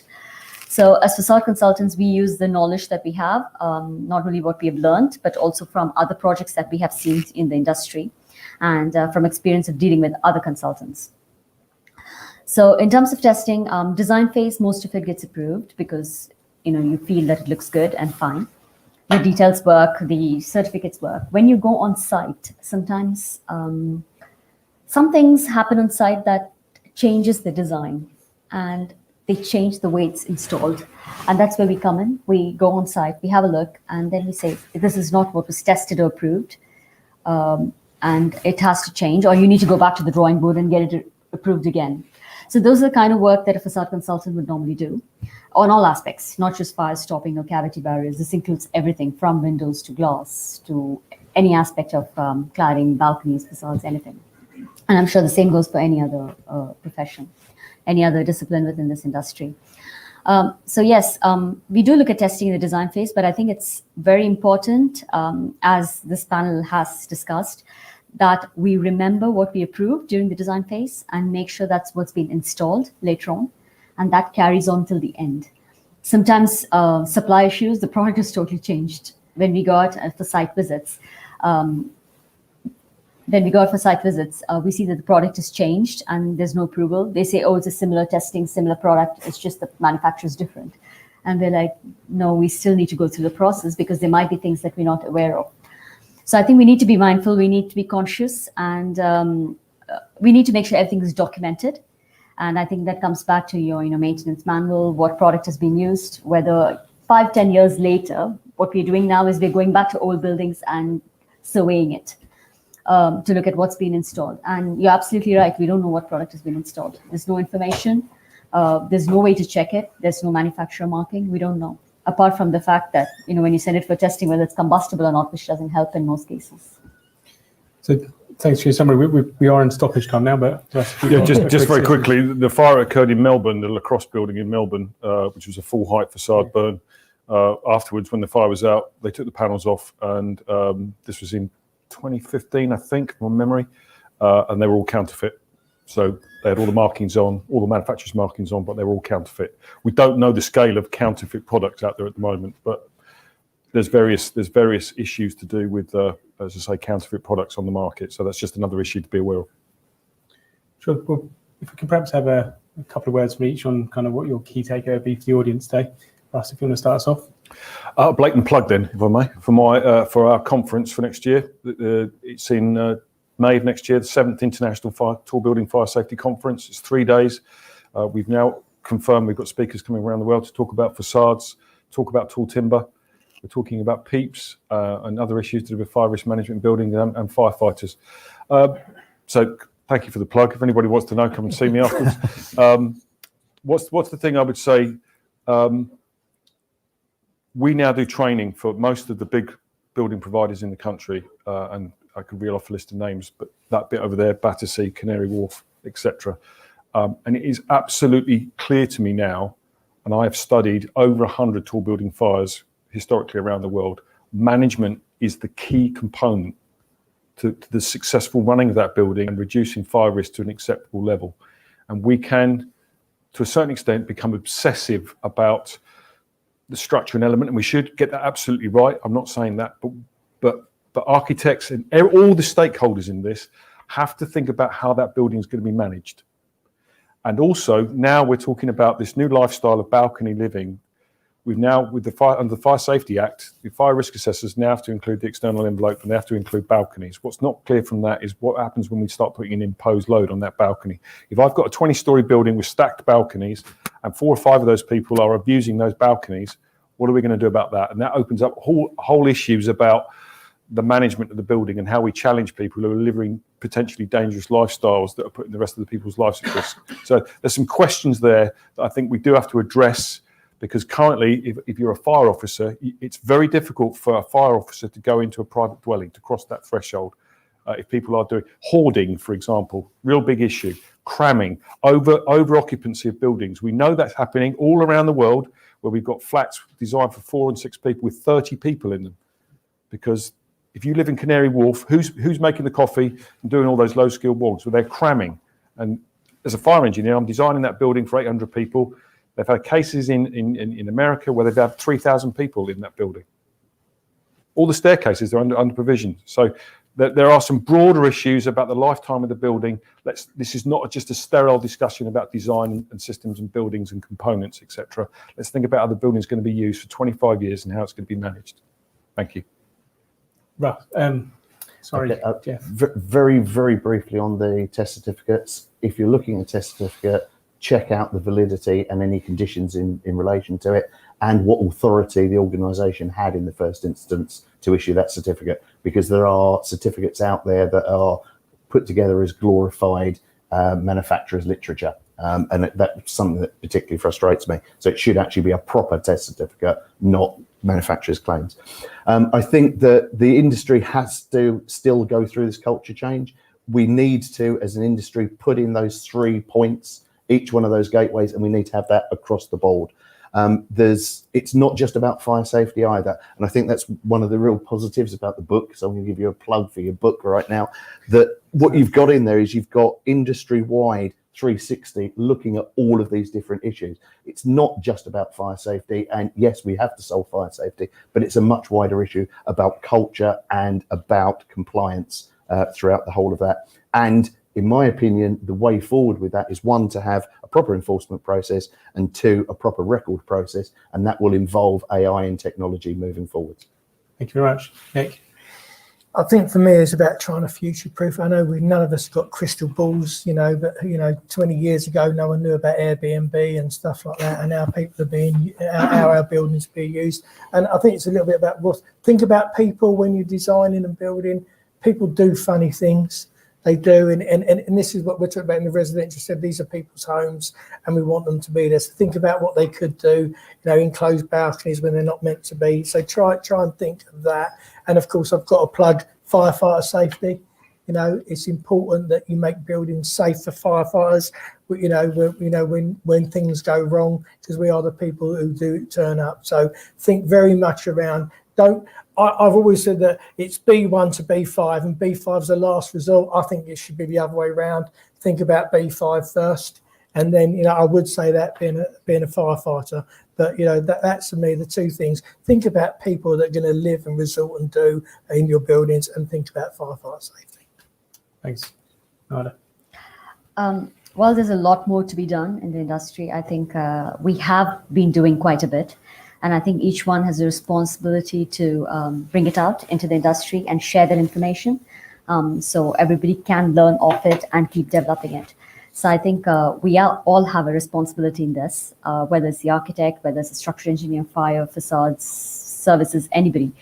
When you do stuff, when you do a design that's feeding into the sustainability or efficiency or anything for that matter, I think we have a responsibility to put it out there, so others can learn from it and others can use it to develop the industry further. And I think that's the takeaway from this, that whatever you do, we think of the greater costs and look outward rather than inward, and develop the industry a lot more. Thank you very much. Duncan? I think really, just very briefly, I think the cascade of information from the design right through to the maintenance is really important. Where you can, use either a third-party certificated product because it's been audited from day one through to actually coming onto your site. Use competent tradespeople within the fire stopping fraternity. There are third-party accredited installers who should have that competency to record everything and pass that on as an O&M to the actual people who are living in that building at a later date. Certainly from our point of view, I think 2 summaries really is engage early, and engage early with people which you can trust. So look for ethics and so on in that. Thank you very much for your time, everyone. And the next panel discussion is about 10 minutes in this room again. So thank you very much for your time, everyone. Thank you.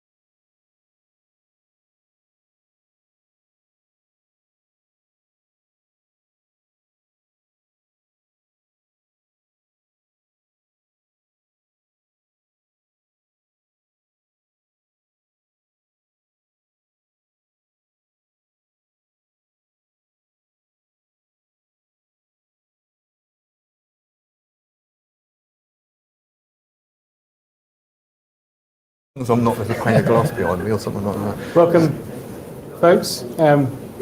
Starting to talk now about construction's competency.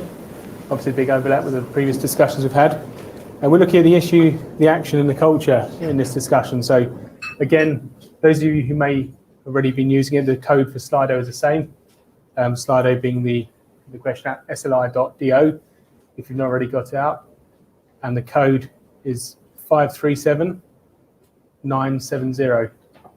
So the app is, or the website to go to sli.do, and the event code 537970. So we'll start off with a quick round of introductions. Perhaps, Andy, if you kick us off down there. Yeah, no worries. Good afternoon, everybody. My name is Andy Painting. I'm a director of Attis, a company that provides principal designer support, and I'm also director of the Institute of Construction Management. My background is I did 23 years in the Navy as a submariner. I then got a real job and started looking after a team of safety engineers, and then became the chief engineer of Portsmouth Naval Base. So I have a little bit of a background in understanding what happens when designs don't work for the operators, how to make things safe, and how to look after the overall design by being a technical authority. Thank you. James. Yes, hello there, everybody. My name is James Allen. My day-to-day job is I'm a glass safety risk consultant and glass security risk consultant. And also, like Andy, I'm also a director at the Institute of Construction Management. Again, just to give you a little bit of background into myself, I got into glass safety, glass security risk assessing from the window film industry, of which my father, who owns ACO Consulting, which is the family business.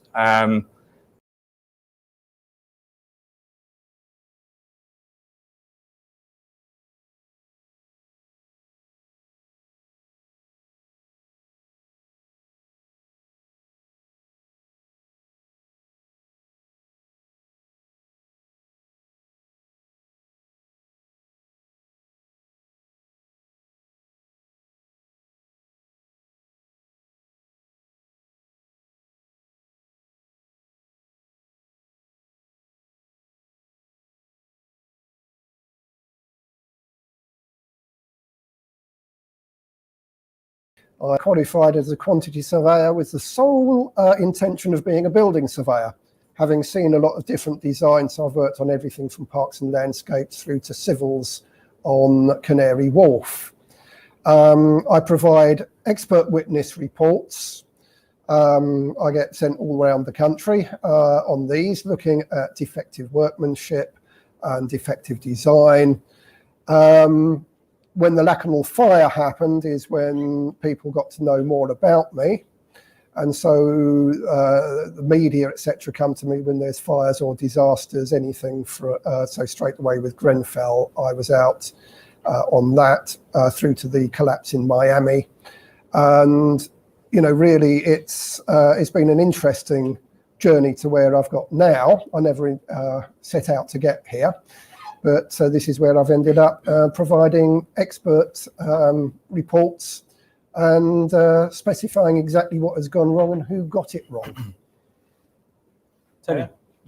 Tony Ball. I'm Managing Director of Madigan Gill. We're a specialist contractor in the construction industry. Prior to that, I've spent the career in main contracting and developing background. Held senior management positions for a number of the large-scale residential developers and contractors. Looking out the window here, can see a number of the schemes that sort of we've been involved with and been part of delivering and constructing. So my background, whilst a sort of a QS by trade, I've always been involved in the construction, the design, the procurement, and on-site the delivery of buildings right through to the occupation. So that's me. And I'm Nick Horton, Head of Marketing at Sapphire. Work at the early stages of projects with architects and other people building better standards in balconies. So we're here to talk about competency, very closely linked with the theme we were looking at earlier. But the first question we've got is, what are the current issues which are facing the industry, particularly regarding the skills shortages, which we're regularly talking about, and also the workforce competency? Perhaps, James, if you want to start us off on that. it's quite a good topic to start off with, actually. The skill shortage, clearly there is one, as we've probably realised, within the construction industry for quite some time now. What the driving force is behind it, I think there's a multitude of things. Sorry, what was the rest of the question, Nick? Sorry. The skill shortage in the workforce competency.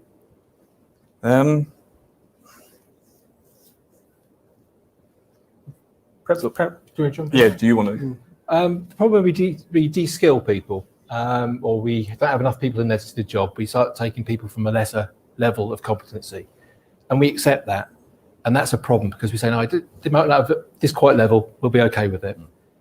Another problem with the competency within the construction industry, especially, is there is no real standardization or standardized approach to what competency should look like. Everybody has different courses that they've done with different people, different tier ones, they're non-transferable. So there's lots and lots of problems about understanding what the right course, what the right level should be. I think as well that one of the big problems was the destruction of the more technical colleges and changing them into universities. I went to a polytechnic. We had very practical teaching. We had people who'd actually worked on the job with their hands, and they'd worked their way up from the ground upwards. And I was lecturing part-time at Southbank when it became a university, and they set about getting rid of all the people with the practical knowledge and replacing them with people who'd done no more than fly a desk in an office. And we lost all of the practical training that went on. If we can get back to practical training right at grassroots, teaching architects, engineers, the people who are building it, the quantity surveyors, the building surveyors, what actually goes on site, rather than coming off with just a degree, with just theoretical information, that would be a big improvement. Come back to you in a second, James, but Tony, tell us a little bit from your experience. I think the competency has been a challenge and training since I've been in the industry. I don't think we've ever properly addressed it. We, fairly recently, well, not most recently, been reliant on European labour, and I think that's papered over cracks with our own training, development, and apprenticeships of our own in society and in this country. From a labour shortage, I think we've seen the impacts that's gone on with regard to Brexit and policies with regard to immigration status. We've obviously had the impacts of COVID, and I think that's put an extra strain on when the industry's carried on at a pace already on quite a limited resource. We're starting to see some of that come back to a degree now, but I think that's really highlighted an issue that we've got. I'm a wholehearted going back to some of the points that's been raised about the better understanding and presentation of our industry within schools, getting people more invested into our industry, demonstrating what it's about, not perhaps what they see on a local level, and then bringing forward some of those the proper skills and the proper training of actually that's required to go forward out onto the sites. James, do you want to? Yeah. Sorry. I think just sort of following on from what Arnold was saying and going down there. What we do have is this idea of where there's so many courses taught at different places, different levels. The individuals that are doing the training courses all learn at different levels, and once you've got that, and the size of the group that are actually trying to learn it, and you've only got one or two people who are trying to put the information across. They're not really taught how to do things properly. From when I look at my own personal experience, is my mum's a teacher. She's been a teacher for all of her working life, and that's at primary school level. And she has explained to me about how even from a young child point of view, if you've got all the kids learning at different levels, then they're all going to be, from the competence scenario, their competence levels are all going to be at different levels as well. So when they then go out into a real world scenario, and they then have to apply that knowledge that they've got, whether or not that's competent knowledge or whether they've taken it on board, how they've obtained all of that knowledge in the first place, whether it was from a textbook or whether it was actually from the course tutor at the beginning, that's when further down the line we have got these issues and the skill shortages. Again, that has that knock-on effect as well. So yeah, just to kind of follow on from what Arnold was saying about the courses, and like we have NVQ level different levels, and you might have somebody that goes to do an NVQ course at a particular college. Somebody else goes and does it at somewhere else, but they could, even though they've got the same qualification, when they go out into the real world, how they then apply that knowledge is where the issue starts. So and that's one thing we've really seriously got to address. So there's a couple of things we've been touching on so far of kind of the skill set of people in the industry.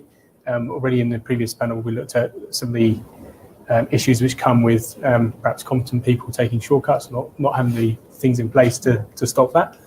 But perhaps if, Andy, if I can ask you this question, which you've got from the industry, perhaps tackling the first bit of that, of how do we engage with people to actually get young activists to take up a practical career? So we're bringing new skill sets and actually bringing more competency into the construction industry. That's a big question, that one is. We've been given guidance from the government to go, everybody needs to have a degree for everything. And that's really undone a lot of the good work that was going out there with people who are going more practical side of things. How we undo that? I don't know. I don't think it's a simple answer. I think we have to go back into the universities, to colleges, and explain to people that there actually is a way forward working on sites, actually using your hands and going through an apprenticeship type position.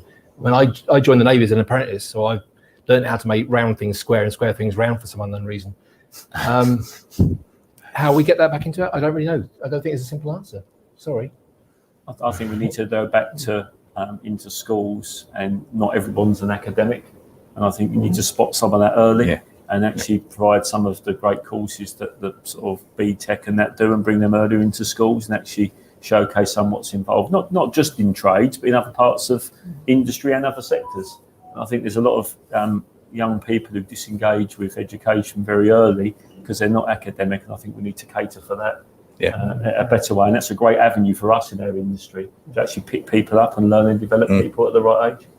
Sure, and I think particularly with the digital things and the drive towards that from Hackett, as we heard, 2023 and so on, that's likely to be more attractive if we can articulate it as an industry to a younger person than potentially walking around in muddy boots and on the site. But if we perhaps move the conversation on slightly to more kind of the role of competency, one of the people I spoke to during the break mentioned to me that the word "should" comes up a lot. But I guess probably the next part of that question is, how do we turn a should into does? And what is the role in construction to actually, throughout the supply chain and throughout manufacturers, to actually build competency? Tony, I know you've got a lot of experience in this, and perhaps start with you. Yeah, I mean, I think there's a inherent sort of behaviours that's embedded into us in the industry of how we've always done things, and routes that we've gone down, and whether that be through sort of procurement or design or routes, and that's hard to shake off, because when you come into an industry or you come in as young, you've been taught how to do it. We've always done it this way. We're always going to do it that way, and that's quite challenging actually. Whatever discipline you're in is actually to break that mould. So I think it's about training, but it's about companies also looking and being pragmatic in doing things in a different way, and being brave enough to embrace some perhaps new method and innovative techniques. And in my mind, and we'll come on to it probably later on in the questions, it's about engaging and bringing together the stakeholders together early in the piece, and bringing those together, because not everyone's got an expertise in everything. And there's lots of gaps we've got, and actually bringing together those teams and communicating, working in a collaborative way is the success of a scheme and a project. So building a collaborative supply chain, there's obviously, and I appreciate it's CITB, which is one of the questions which has come through from the audience. There's a lot of controversy around CSCS cards and whether they actually drive the right behaviours in the industry. But is it actually all about education, or is it actually about practically having the right mindset and the right approach in building the right tools in the arsenal, if you like? Perhaps Arnold, if you start helping that. Well, it depends on mindsets of people. I'll give you an example that quite a few years back, there's a guy that I'd met when I was doing a landlord and tenant survey. He was unemployed at the time. And a couple of months later, I met him in another property in the local authority, plumbing in a kitchen sink and doing other bits and pieces. He absolutely had no training whatsoever, but I will give it to him that he did have a Reader's Digest manual that he was following. So I would say that he had the mindset to get it right rather than trying to make it up as he went along. And so you've got to actually get a mindset into people is if you don't know, find out, research, go and read, go and ask other people. You know, don't simply hide away and think, well, I'll just bodge my way through this and it will be somebody else's problem to sort out, which I find far too often in properties that I survey. So it's a mindset of being able to think. That's the first thing that needs to be taught of all pupils and all people, how to think for yourself, how to question, how to not simply accept what it says on the back of a tin, but actually go to have a look at what it actually says in the test reports or how you should actually apply it, etc. Go into more depth and the fact that you never stop learning. I'm all the time learning, you know, but it's coming in now with the modern methods of construction that I'm coming across stuff that I have never seen ever before. And there's nothing out there for me to find out how it should have been done, how it should be put together, how it should be maintained. We were talking earlier, it was mentioned earlier, about timber buildings. Well, we've got one high-rise one in Murray Grove in Hackney. It's a CLT building. Stack of cards, you could almost say like Ronan Point, apart from they're stacked slightly differently. And I went to the architect and said, what happens when you've got dry rot in this timber building? How do I repair it? What happens when there's been a fire in that room? How do I repair it? How do I get those timbers out without having to demolish the whole of the building down to that level to replace the CLT panels? Answer they can, none. The architect who's designing it doesn't know how to repair the building. And so even we've got loads of training coming along for people who are going to be working on these buildings, there's no manual as to how to maintain a CLT building. There's nothing there. And so it's not just the training of the people who's going to be doing the jobs at the end of how to do it, but somebody's actually higher up has got to work out how to do it and then to teach them. And it's this teaching thing. People aren't thinking of the consequences of what they're doing right at stage one. And if they did, the training would be easier. It's really valid points there. And Tony, I'd be interested in your take from having worked as a director at some of the major house builders.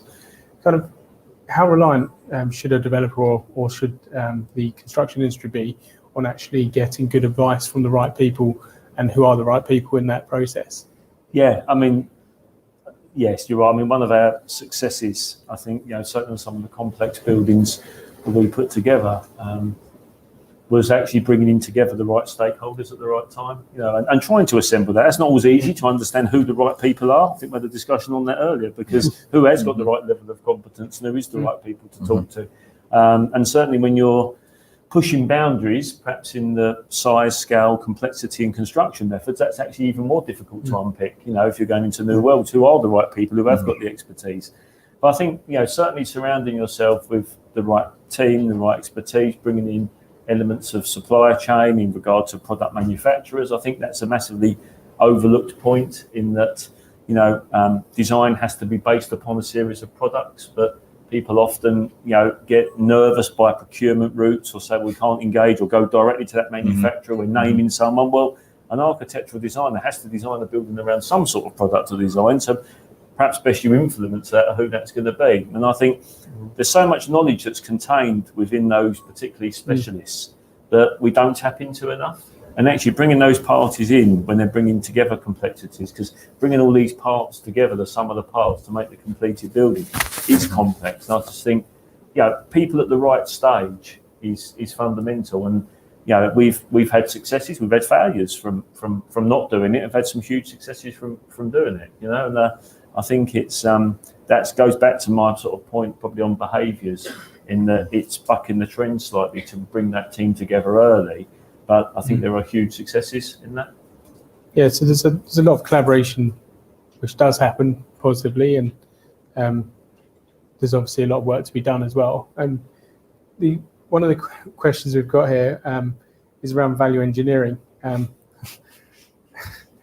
Who wants to take that first? I mean, I think value engineering is probably one of the most abused words in the industry. Really, to be honest with you, it's sort of lost all essence of what people talk about value engineering, and a lot of the time it's about reducing cost is when the word comes out. I mean, true value engineering is finding an alternative solution that saves time, money, or makes the building efficient. And I think often it's wrapped around in cost cutting.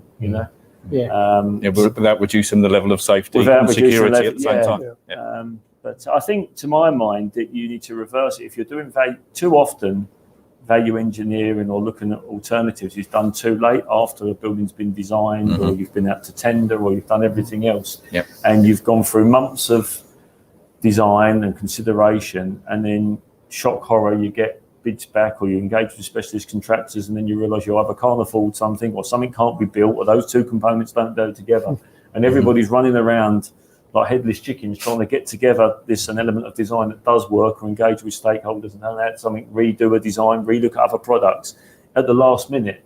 And I think that creates a lot of the issues that the legacies that's built into our buildings at the moment. True value engineering is things like, certainly from a balcony point of view, looking at how you can optimize your anchors, so you can design out anchors, which improves it fire, thermal, cost, carbon. It is, and I think you need to take that concept and bring it much earlier in the piece to when you're designing. That's the concept of true value engineering. You're not going to capture everything, but it's taking all that, having that mindset there and bringing that a lot earlier. And I think, for example, not plugging it, but your configurator tool is great at that, because once you've got through planning stage, the external envelope of your building is pretty much set.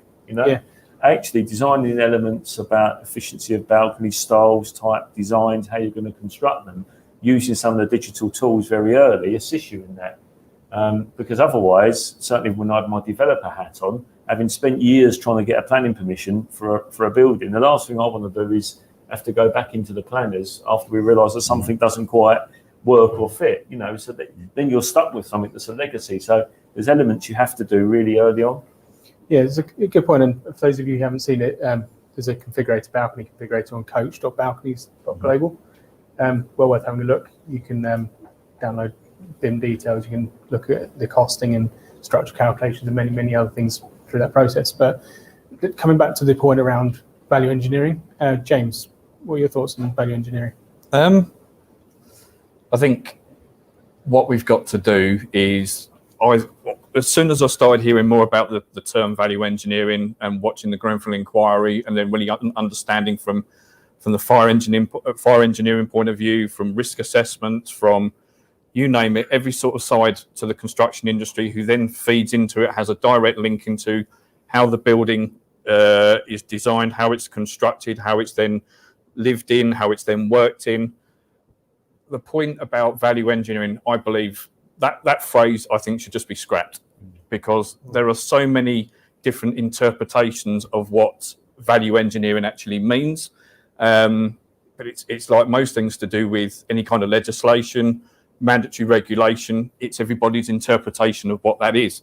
And I think if we're going to actually do anything with it, I think if everybody's got their own ideas, and it comes back to what we were talking about with mindset and having a competent mindset with it. If we're not all on the same page and then looking at the competency side, then the value engineering only ever actually means one thing. It's just driving down the quality of the materials, the quality of the workmanship, the quality of say the materials and the products, the quality of the or the value engineering of the individuals themselves that are actually doing the work. And yeah, that whole thing to do around, well, if you look at value engineering as a term, I think one of the main building regs that we don't actually use enough of is Building Reg 7, which is to do with materials and workmanship. And I still can't get an answer from the LABC or so forth why, and many other organisations, the HSE and many other things to do with around the construction industry, who can't tell me why Building Reg 7 is not enforced more to help to drive up that knowledge and to help with the raising that bar. It's a kind of phrase from the Construction Industry Council, which should then raise that level of value engineering. Dr. Andy. Value engineering, how do we think about value engineering? It's about understanding the risk. It's about coming up with mitigation against that risk so it reduces it to as low as reasonably practicable. It's about demonstrating it in the end. This is part of your safety case, which goes into your golden thread. It's all together. The problem with value engineering is our understanding of it. It's the top. Maybe should we look at how competent the client is, how competent the designer is, how competent the principal designer is, and how competent the principal contractor is. Yeah, everybody. What we're doing at the ICN at the moment is we're now looking into the competency of clients. And it's about not just how much money turnover you've got, how well you look after your people. It's about how you understand how you start a project. Do you do due diligence? Do you actually look at your supply chain? Do you try and involve your supply chain collaborative approach where you bring them in early, you have those discussions, you look at new concepts, you bring in the architects, the designers. It's all about having the client trained or not trained, but measured against how good they are at that. That's the way to start driving this forward. And once you understand what value engineering is about, it's about managing risk, then we're all okay. Arnold, got any thoughts on this one? I'll just simply say that value engineering is used in the wrong way. It's always, you always find it's cost cutting. And that is all that they apply to it. They don't actually think of value engineering for the future cost, for the future maintenance, for the future well-being of the building and the people in there. And so we've actually got to start looking as well for value engineering into terms of cost in use. So, taking that conversation on a little bit, and Tony, perhaps if I can ask you, does collaboration actually increase quality? Is that a simple formula, or is it not that simple? Well, I think it improves quality, as in if you've got a coherent, well-considered, joined-up design, then I think that is your starting point for improving quality. But I think quality goes much then beyond that. But I mean, that's your starting point. So I think if you're bringing elements in together too late, disjointed, not well considered, then it's actually quite challenging to achieve something that's a quality end product. And not just an end product, but a quality building that people want to live and use. It's not just about the bricks and mortar, it's about the intended use of that building and occupation and use of that building. So I think that's the challenge if you don't start off with that. Of course, then quality goes through to many different threads beyond that, in relation to the competency of the staff, the management, the expertise, and that goes on with the standards and controls that's put in. But I think the starting point is about bringing together the right people, getting the design right at day one. That's your starting point. So without that, if you're not doing that, you are fighting to a degree a losing battle. So we'll perhaps just put it out to the audience here. Has anyone got a question which they may not have put on Slido? No? Okay, we'll move on. So how can each party be involved in the in achieving the benefits, the overall outcome, especially at each of the handover stages? I assume this is more linked in with the new gateways and so on. I guess it also relates to Regulation 38, but Andy, would you like to start with this one? If we're talking along the REBA stages, the gateways, at each end of each stage, you should have understood, at the beginning of it, you understand the risk. I will harp on about risk, unfortunately, it's kind of what I do. If you understand the risk and you understand what you put in place and you keep running a register all the way through your project, and at each handover, you look at the design, you see if it's addressed the risk, you see if there's any outstanding risk or where you want to go forward. You have the gateways, we shall have a design review, we should have a review of the design before you pass on to the next stage. Put all your effort into the very beginning and you should have an easy ride all the way through it, should have. There's always going to be the curveball that comes to you, but you'll be prepared for it. You'll have understanding. You'll be able to manage it through mitigations. So some interesting points there. If we perhaps move that conversation very slightly on as well from there. We've obviously got lots of things which are happening right now in with the COP summit and so on. There's lots of talk about net zero. We've had a question here about net zero and passive house certification. If we're taking that kind of approach into the future and talk about risks, as you mentioned there, is that likely to affect the level of competency and the risk of not achieving things done properly, both from a safety point of view and perhaps from a carbon and so on? If you're looking for the risk side of things, right, if you want to make it as low carbon impact as possible, then that's part of your original statement of requirement, surely. And therefore your design should meet that, and you shouldn't accept it if it doesn't. Okay, to get the perfect design is going to cost you a lot of money. To get the best quality is going to cost you a lot of money and going to take a lot longer. So there's a bit of a conversation you need to have at that point, how much effort you want to put into it. Will it improve competence? I'm not sure. Competence is outside of it. Competence is the people you choose to do the job for you. If they can't demonstrate that it's safe or it's carbon neutral or whatever, then that's an issue you have with them. You probably shouldn't be involved in them in the first place. Oh no, you obviously look at risk and the responsibilities you said in your intro, but tell us what are your thoughts on this particular question? Competency on site and ensuring that people actually build competently comes down to management and comes down to checking and comes down to not rushing people to get a job done. I see buildings where components were built in that were defective at the time of building in. Why is that? Because the person who was handed the goods, if he took it back and said, look, this is broken, will be charged the cost of those goods. So that comes off his subcontract. So what does he do? He'll build it in because he doesn't want to lose money. It's this sort of penny pinching and not actually looking at things which causes people to cut corners. It is going for the lowest price the whole of the time. So you get your plasterers going in, doing the dry lining and not putting in the continuous ribbon all the way around the ceiling, all the way down the walls, all the way along the floor, and all the way around all the penetrations. Why? Because it's quicker and cheaper to slot a few dabs up and push it up and forget the fact that you've now got heat loss going up inside that, right the way up into the loft, and you're not meeting the U values on that property, despite the fact it looks good. It also then comes down to the competence of people like BRE, who will write a report saying it complied with British standards when clearly it didn't, and other things as well. So there are people who are backing up bad processes on site on just for the contractors. It really is, train them, but when they're trained, make sure they're still doing the job properly. So we've lost all the things that we used to have. We used to have a site architect. Where's he anymore? Where's the site engineer? Where's the clerk of works?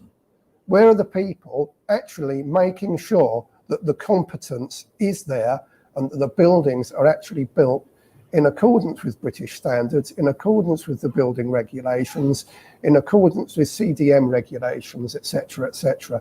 So it is a management thing, and it's not a thing of rush it up quick and get it done. One of the properties I abseiled, I could see when the site agent had the scaffolding struck. Why did he have the scaffolding struck when the building hadn't been pointed all the way up round the windows? It came up a set of windows, half height, and the rest of the building unpointed. Why? Because he'll get a bonus for completing on time and dropping the scaffold on time. And it's that sort of attitude which ends up with buildings costing a lot more at with legacy work.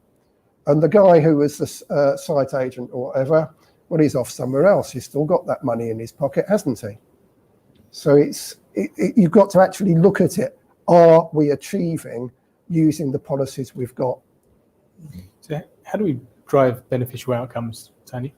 I just want to go back on other points. I thought it was interesting on the panel that was earlier when we talked about the construction of this building, for example, and it's made up of many SMEs. And I think when you break down who's involved in the business, there's so many parts and players that's in that. Yes, it might be a big facade contractor who's doing the facade to this building, but that's broken down into many small, as an installation gang, a labour gang, a fixing gang. They're in a bunch of individuals who are on CIS, who's on price work. And the way that we fragment down and build and construct, I think that's really interesting, those behaviours and competency. It's really difficult to break down into that and get that skill set and that level. I think there's some things on the ground that can be done with regard when we used to do things like mock-ups and do a sample and used to bring the teams together and say, this is how we construct it. You do it live, not through 50-page instruction manual that's written down that most people lose the will to live after the page two. But actually, let's do a live demonstration and actually bring down the manufacturer, bring in, and let's actually do and say, this is what's acceptable,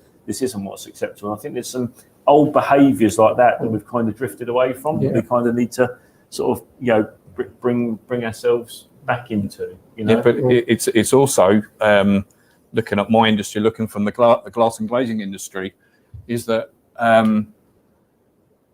I think gone are the days where the manufacturers of the glass or the manufacturers of the systems that then go into the double glazed units to then go into the frame and then installed into a building. A lot of training used to be done by the manufacturers themselves, and you then get the accreditation from or onto the accreditation lists on the supply chain and so forth. But the training side of it by the manufacturers, I think we've got to start looking back at, because they're the ones that design the products. They're the ones that manufacture it. They will have a better idea of then how it then gets used in situ as the final product, because you're then leaving it open to chance that the people who then are going out and fitting it know exactly what they're doing, because it's like, and excuse my language, it's crap in, crap out. And so basically, if you're not taught competently and basically from a competent source who knows exactly what they're doing from the very beginning, then the whole thing's a complete failure from start to finish. So yeah, we have to go back to the manufacturers. I mean, Windows a very good example of that. And someone who's been a window installer will say, "Well, I've installed this type of brand of window, for the last sort of job or the last number of years. I'm doing this brand. I'm going to put them together, assemble it exactly the same." Well, no, there's fundamental differences that could be in that then builds an inherent issue, and they're not particularly realising that. And it goes back to your point about sort of manufacturers, and I think I'm the great believer in these sort of mock-ups and demonstrating how something what good is. Two other points just to raise on that. I think price work is a big challenge, because as we know the majority of the labourers and the guys are on price work, and that leads to some of those behaviours that we spoke about I think before. So I think they're sort of fundamentals that sort of affect all of what we've spoken about. So we've talked a bit about certification and so on in both the previous one, and touched on it a little bit here. James, you've obviously dealt with a number of failures in the industry and stuff, but there's a lot of people who talk about certifications, and how do the architects, developers, and other people actually making decisions on what the right companies to choose in that collaboration piece, how do they know whether a certificate is actually something which is driving competency, or whether it's just a kind of thing to be proud of? It is literally a minefield when it comes to certification. And I know the previous panel were talking about certification and so forth. And Nick, what I've talked about, declaration of performance certificates. And then you've got the BRE, the BBA, the LABC. And going back to the culture thing and the mindset, it's so easy and so it's so easy to quickly just go, let's just flick through the book, see which manufacturers have got a certificate for that product, and go, all right. And in glass terms, we've got the BSEN 12600 flat glass impact test, and then when you look at what that actually says in the British Standard, have the LABC given a certificate for that pane of glass there for the test product? But when you start looking at it, that test product which in the glass industry for an impact test measures 900 wide by 1900 high. It's got fully framed around the outside, gaskets all the way around the outside, like you would do with a picture frame on the wall at home. And what they then do is, and this is where the glass industry does kind of mislead the product, the UK and the rest of the world out there, is that they will say to you is that this product here is good for every situation or every scenario. It's a one size fits all. So when we start talking about certification, and the panel previously were talking about it, you've got to go and take that certificate and say, well, does it do exactly what it says on the tin? Where do I go and get this checked? And again, we're back down to money again and the cost of it. Who's going to go and pay extra money to go and possibly prove what they've already seen written on a certificate? But yeah, you've got a 50-50 decision to make. Either I do go by the certificate, or I go and get myself another certificate, which the insurance industry will then want to see, which is another thing which is quite a good point we might have to talk about later, is the insurance industry getting involved in certification, because at the end of the day, they're the ones that are taking the big risk financially. So yeah, the certification is a bit of a minefield. It's where do you start with it? Do you go to the BRE, the BBA? Do you basically believe what is written on that piece of paper? And I think looking at what's come out of Grenfell, no. I think we've got to actually open our mindset, have an open mind to it all. And you might have to actually spend that extra money for a peace of mind, because at the end of the day, if it's going into a residential block, in a commercial property, lives can be put at risk. And are you prepared to take that risk at the end of the day just because of what's written on a piece of paper? So, quick one on that one. Go for it, yeah. Sometimes we let designers and the architects off the hook on this one. I don't know why we do it. If you're going to design something new, using a new technology, then it's up to the designer to make sure that they design something that's safe. It's law. It's quite well written down as well. And if they say to use a new product, they have to say what it has to be tested in accordance with. Yeah, they're responsible. They're signing off against that, and I can't see why they don't do it. And it does baffle me. In engineering, they have to do that, steel types and things like that. In most construction work I work on, we can see that. We can trace that through back to designer. What we're talking about here obviously shows that it's not being done everywhere. It becomes more complex, doesn't it, when you start putting, you see the phrase compliant to BS. That's not complex. I've been part of building warships. That's complex. So it's not beyond the wit of man. It really isn't. It's what we should expect of our designers and architects. So it's also when you put the scenarios together, isn't it? Because particularly with balcony anchors, for instance, there's no particular test for a fire test. However, is it right you shouldn't fire test it? Absolutely no way. And there's various different products like that which are quite niche and don't have their own standard. But how do we get that holistic view? James, it looks like you're but it's actually it wasn't about the holistic view. It's actually very much what you just made that point about with anchors. Balustrading and glass and infill panels, there's no actual impact test for barriers and on balconies or anything to do with the infill panels there. It is for these. But once you get onto a balcony or a balustrading, or which is there for a barrier, there's no impact test for a piece of glass that's there to protect a drop. And this is the stupid thing, is that's when the glass industry misleads and lies to the British public, thinking this glass is all right in every scenario that you want to put it. No, it's not. And that's where I think what we need to do is we need to start asking questions of the associations and the Glass and Glazing Federation and so forth. Why are you putting the public at risk? Because the certification again and the mindset and having the open mind, we've really got to start pinpointing down to the manufacturers and the associations to be accountable for their for the information that they're putting out there into the public. Arnold, what's your thoughts on this? Well, I'll continue with the glass scenario on this. When you go out and have a look at balconies, what do you see? You see the glass balcony either supported at the bottom and then flexing from there, or you see the glass infill panels with maybe 4 fixings on it. Now, when you've tested a load swung into a sheet of glass in a frame that is saying like a picture frame, with gaskets all round, that is going to bounce. You do that to your balcony with 4 fixings, that will go through it because you've got 4 point loads on toughened glass where the only strength is on the surface tension. And when you actually are going down to the manufacturers, what do you get on these things to do with glass balconies for maintenance? Wash it. That's all you get in BS That's 610. that's all you get in the British Standard.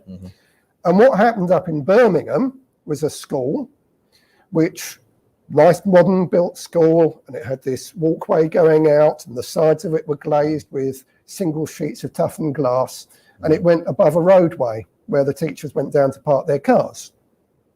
Comes the end of the day, school kids going out, you know what the lads are like, pushing, shoving, one of them trips, he hits the glass, he goes straight through it. He fell 45 foot. Onto the road. And the only thing that saved his life was he was wearing a backpack. And the fact is that these things, where you're grabbing it, it's only friction. And over time, the glass drops out. It comes down. And as soon as the edge of toughened glass touches another surface, which is rough or hard, it shatters. And you will find these glazing, I'm condemning them the whole of the time when I'm going around. I've condemned the glazing on the tower blocks that go between the O2 and the cable car, because they're only supported on the bottom. Yes, they've got 2 layers of safety glass, and it's got its laminate in between. But you have a party then, there's people dancing around, and they, you know, start leaning against it, and somebody's kicking the glass as well in time with the music. They're going to go over. That's going to fail. And so the whole of the time it's coming back to competence, and that competence and warning you and telling you things goes back to the manufacturers. It goes back to the people who are writing the British standards. But who writes the British standards? The manufacturers. The industry does. Yeah. The industry does. So are they going to tell you that all this stuff they are selling you won't work in the ways that you're using it? Consider, always go back, read how it was tested, how it will perform under those tests, and say, is what I'm putting in the same as that? And this goes back to expanding foam as well. Use fire rated expanding foam. It can be used behind door frames. Rubbish. You have a look at the tests. The test is in a 23 centimetre deep blockwork wall. Blockwork, the material you're testing, ply, MDF, hardwood, softwood, 18 mil of the expanding foam, another block. And they test it. Oh, it passes its 1 hour, it passes its 30 minutes. Therefore, you can use it for your doors. And they'll put it on the thing saying that. They'll even tell you it can be used around pipes. Never been tested around pipes. They told you you can use it around electric cables. The only cable I've ever found it tested around was a 4-core telephone cable and in a timber stud, and they'd filled the whole of the void of the timber stud with foam. You'll never see it.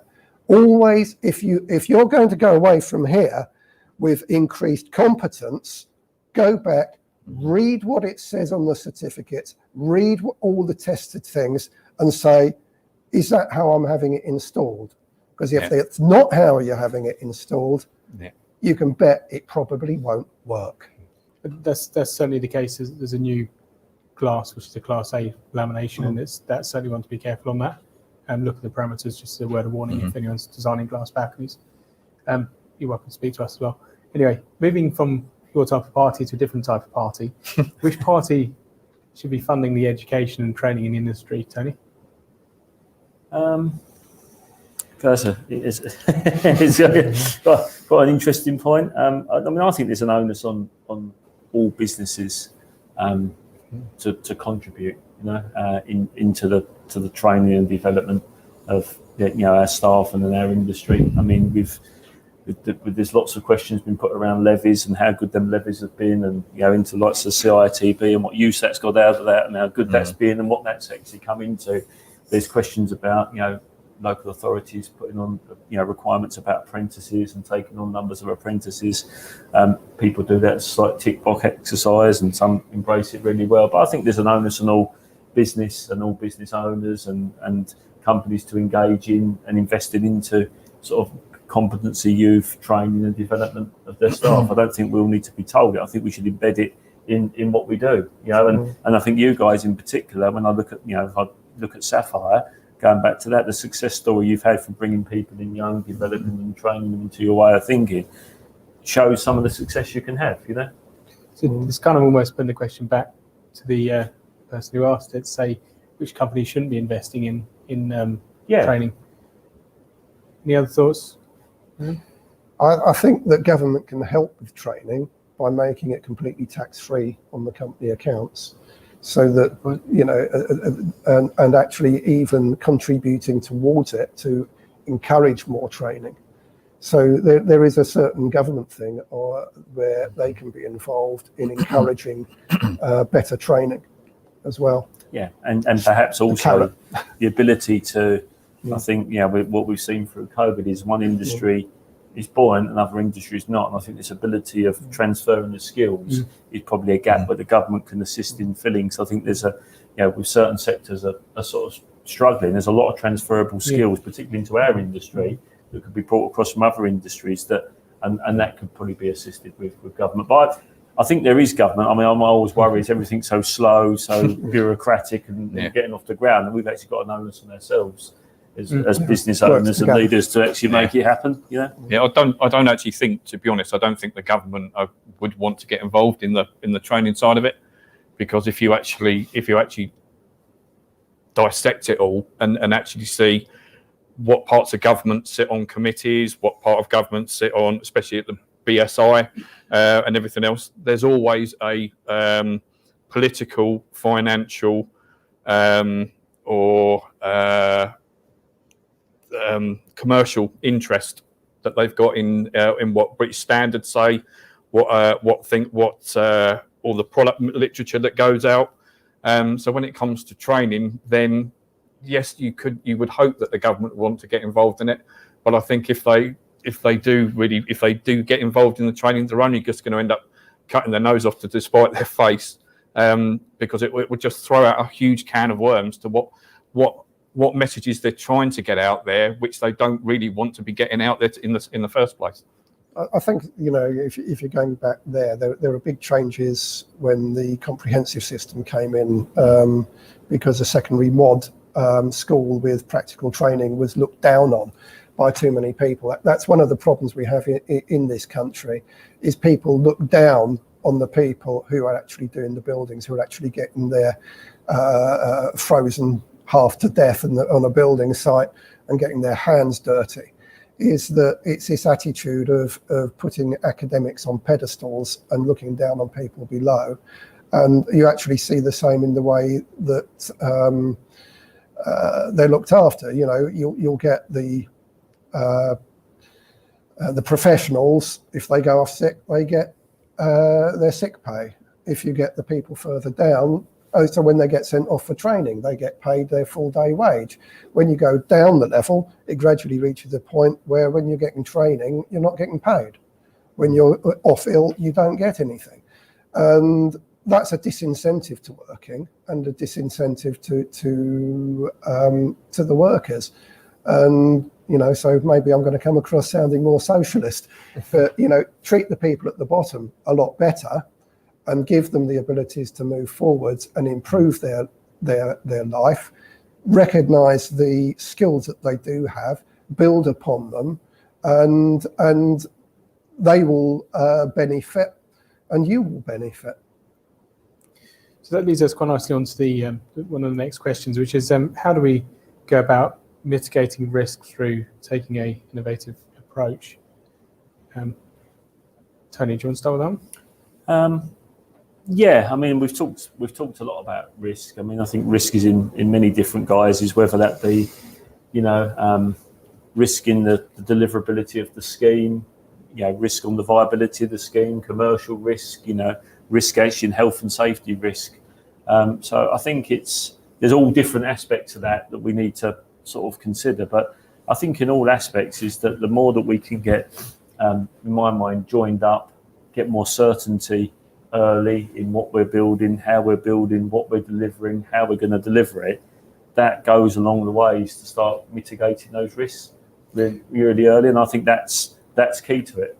And do you think part of that innovation, which has been mentioned there, is actually taking more stuff off site and into much more controlled environments? Yeah, I mean, I think, yes, when the situation is correct for it. I think sometimes, I've seen the sort of square peg round hole mentality when people are trying to use off-site manufacturing or techniques into situations that's not designed for it.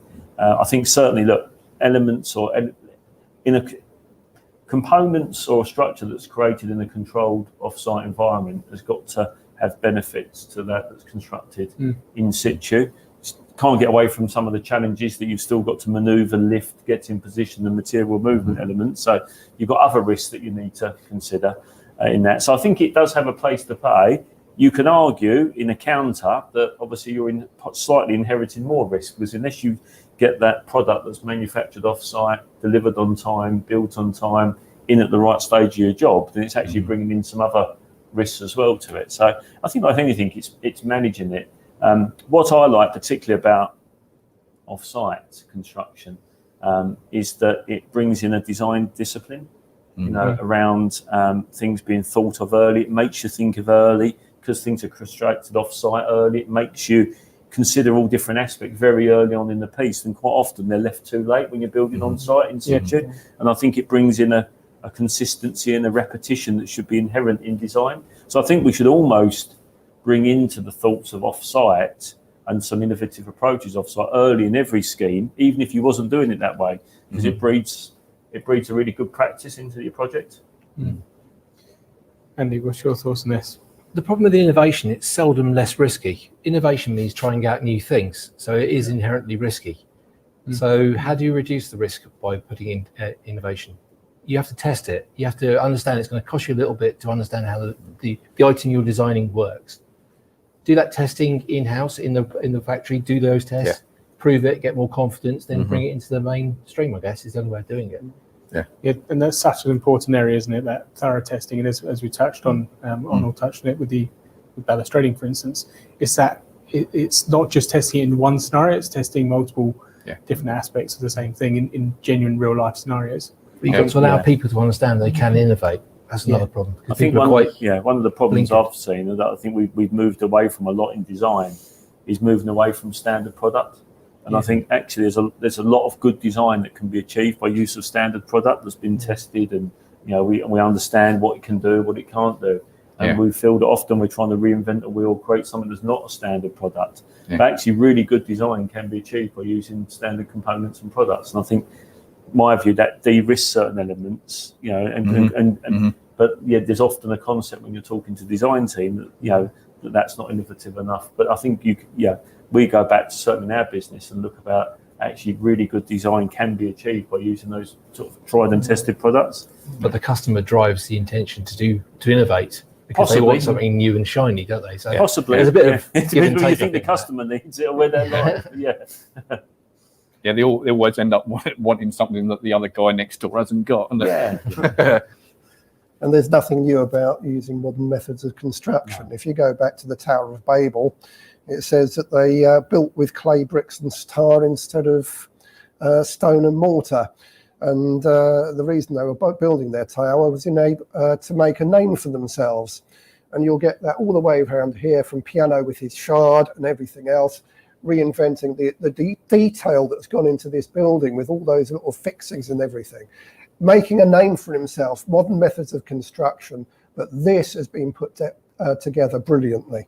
This building, I've got the books on it, and so there's nothing wrong with modern methods of construction, but you've actually, as you were saying, to look for the risks that you have. So you've got modular buildings The problem with modular buildings is all the gaps all around the modules. How do you fire separate every module from every other module between the floors and the walls and the ceilings and everything, because you've got all these voids round.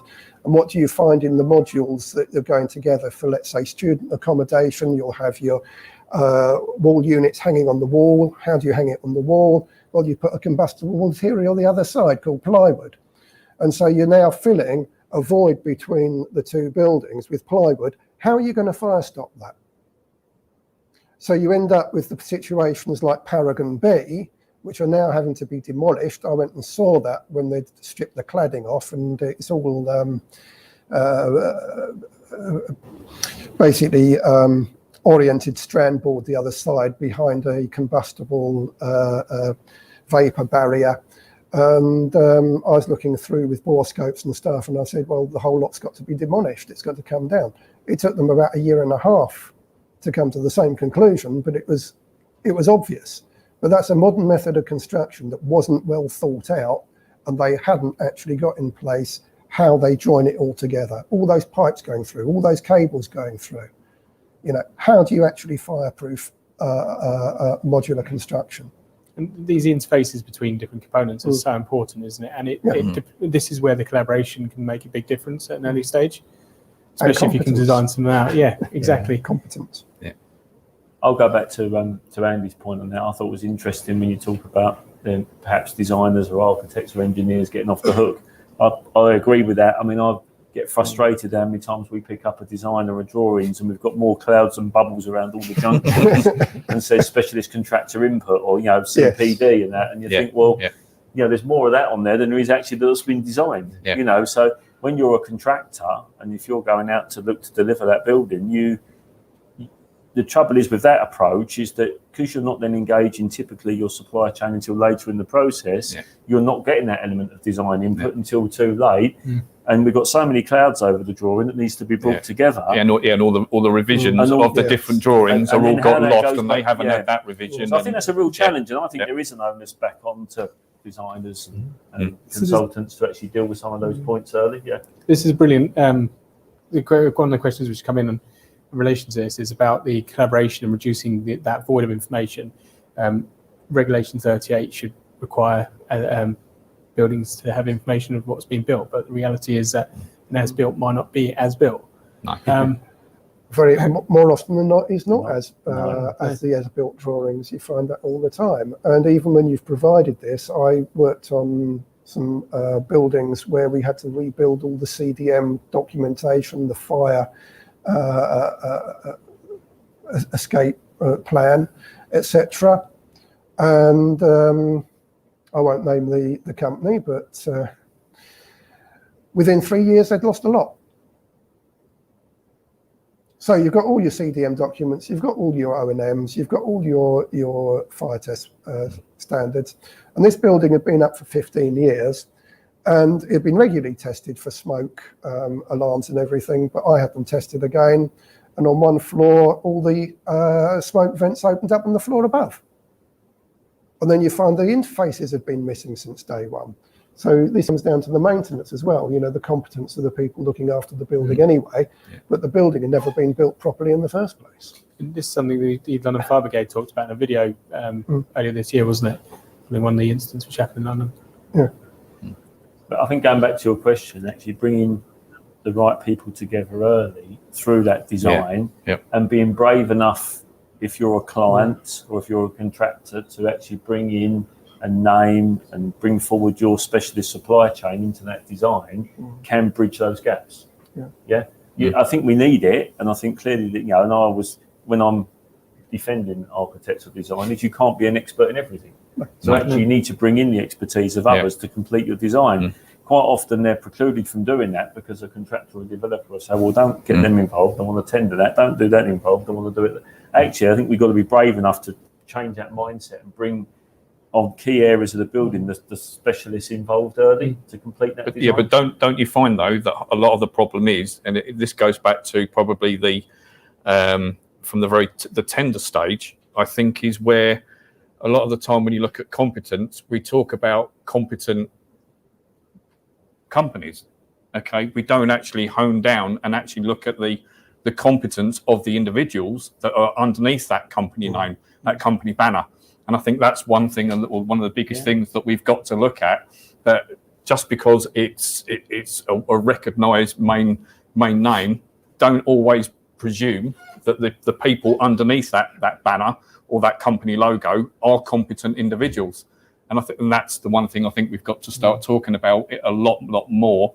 Is don't just presume that the main contractor or the main company name, which everybody will know about, are the people behind it, actually know what they're doing when they then come to be part of the design team, part of the installation team, because that's when things do go wrong. I think the skill set lies actually, main contractors are wholly reliant on their supply chain, on their specialist contractors, and that's actually where the innovation and the skill set lies now. Yeah, and that's where they've gone from being there, and I think that's where there is a misconception. It's that lack of communication, isn't there, between all the individual people at the right times, because they think, they must know what they're doing. So because they're part of the whole collaboration, they're part of the whole project, they must know what they're doing. But we do have the handover phase, which is where we validate or should be validating, which doesn't happen. No. So this is back to the full circle, isn't it? Of back to the ethics of things and making sure there's process in place which actually will capture that, whether or not somebody's brought into the company from day one or whatever stage of their career that is, to make sure that that's being caught if there is something which isn't as it should be. But Tony, what's your summary and key takeaway for the audience? I would just look more sort of at the whole day. And to my mind, I think we often come to these events and we listen a lot and we write lots down in their book, and actually we go away and we forget about it. I think, to my view, is whenever you come to these events, a couple of things will trigger some ideas in your mind, and go away and make it happen. Lots of small elements of change can add up to a big sum at the end of it. So I think it's really on all of us to, when we learn and listen and talk to people to stand up ideas, is to take a small element of that away and then go back and try and bring that into what we do in our job and into our businesses. I think that's really important from when we go to these types of events. Arnold. My one right at the beginning, the ability to think, not simply to take what it says on the back of a BBA certificate, but actually look behind it and actually say, does this product do what it's going to do, what it's intended to do on your particular job?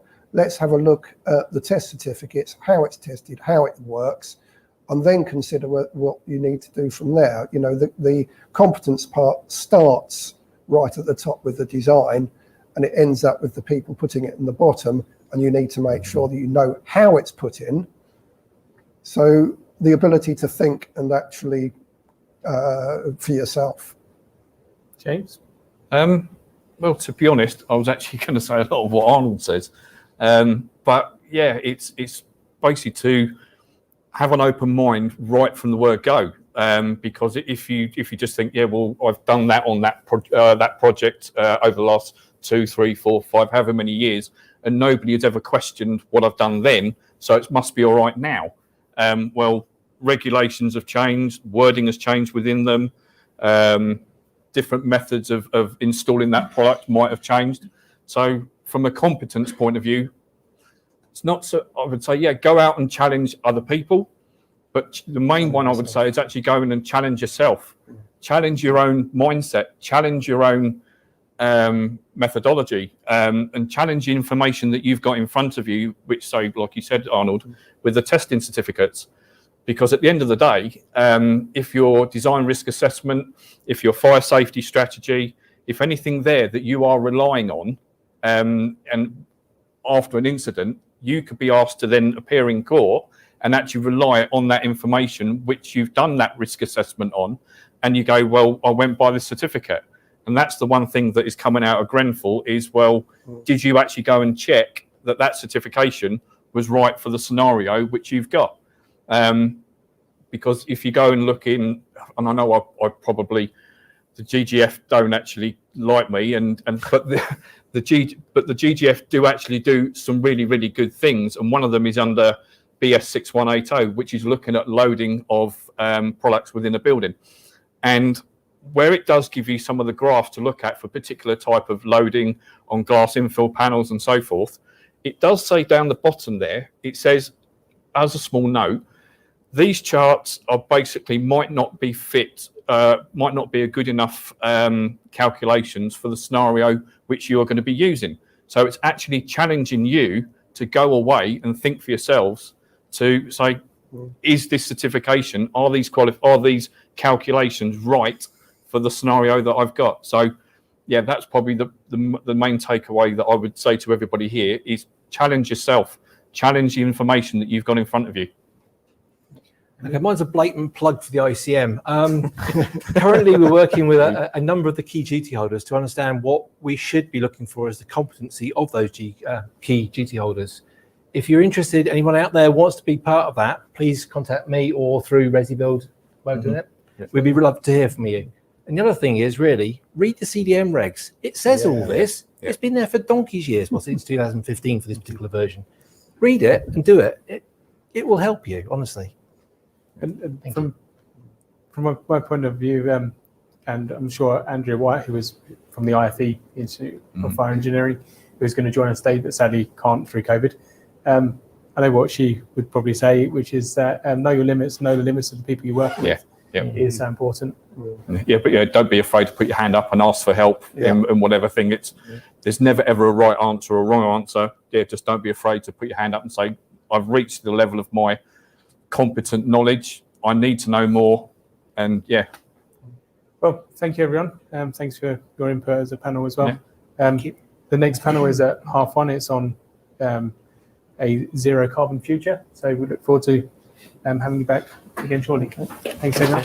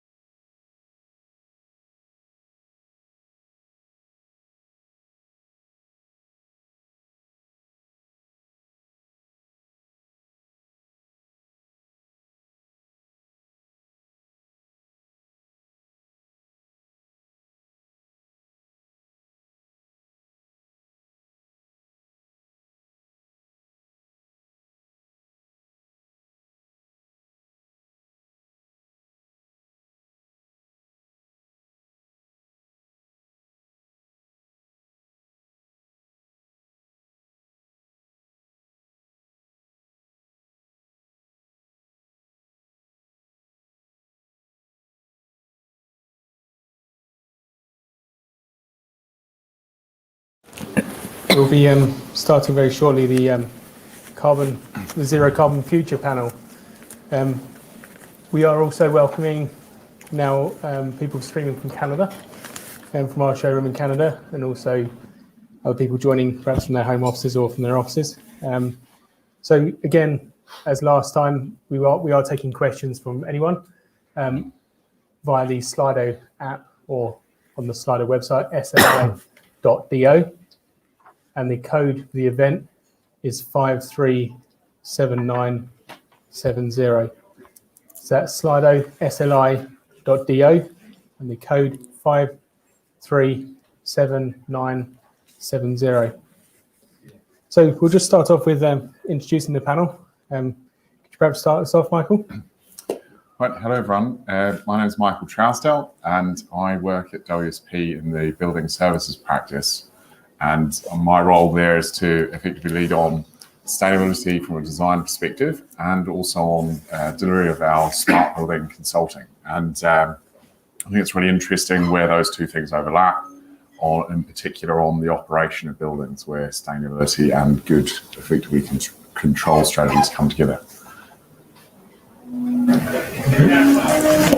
Next, good afternoon, everybody, and I'm Dr. Zainab Dangana, and I work for the WAITS Group, and I lead and manage the WAITS Sustainable Technology Services, which is an initiative that was developed to support innovative suppliers accelerate their route to market, and also help our customers and project teams to accelerate their transition to net zero. So we play the role of a facilitator and a catalyst between the supply side and the demand side, and helping businesses build back better and also accelerating transition to net zero.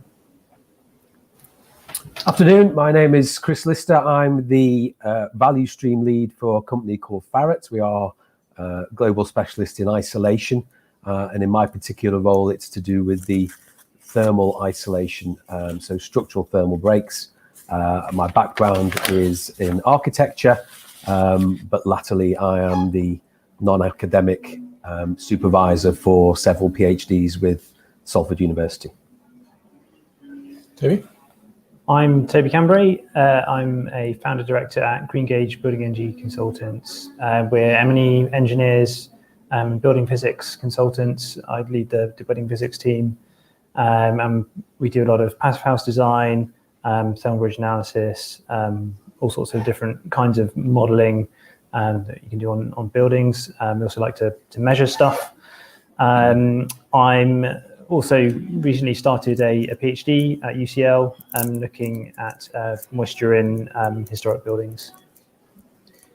Thanks, and my name is Nick Horton. Been at Sapphire for 15.5 years and work with clients at an early stage, normally Reba stage 2, 3, 4. And more recently been doing a lot of research and writing some white papers and so on alchemy, sustainability, and carbon, which is obviously very topical right now. So kick off the discussion and perhaps, Chris, I'll ask you this one. Start with net zero carbon future. There's many different countries talk about 2030, might seem a long way away, but what action do you think needs to be taken now? I think the key actions are, in the first instance, to understand that it's not going to go away. As you see from all the discussions in COP26, the framing of this is that this is the 1 minute to midnight, that this is the last chance saloon, and that we haven't really been taking it seriously up until now. There's always something else getting in the way. There's always something else better to do. And that now we really need to start thinking about it. 2030 is not that far away. 2050, whilst it seems a long away, is not in terms of the global situation of the climate. So I think from my point of view, it is a wake-up call. It's an understanding for anyone and everyone who has something in the game here, to start really thinking about what they can do and what they can do to contribute. Michael, what's your thoughts on that? So I think a key point looking at that more global scale is the electrification agenda. And that happens in all sorts of ways, transport and in buildings. I'd say here in the UK, we're getting particularly excited about using heat pumps.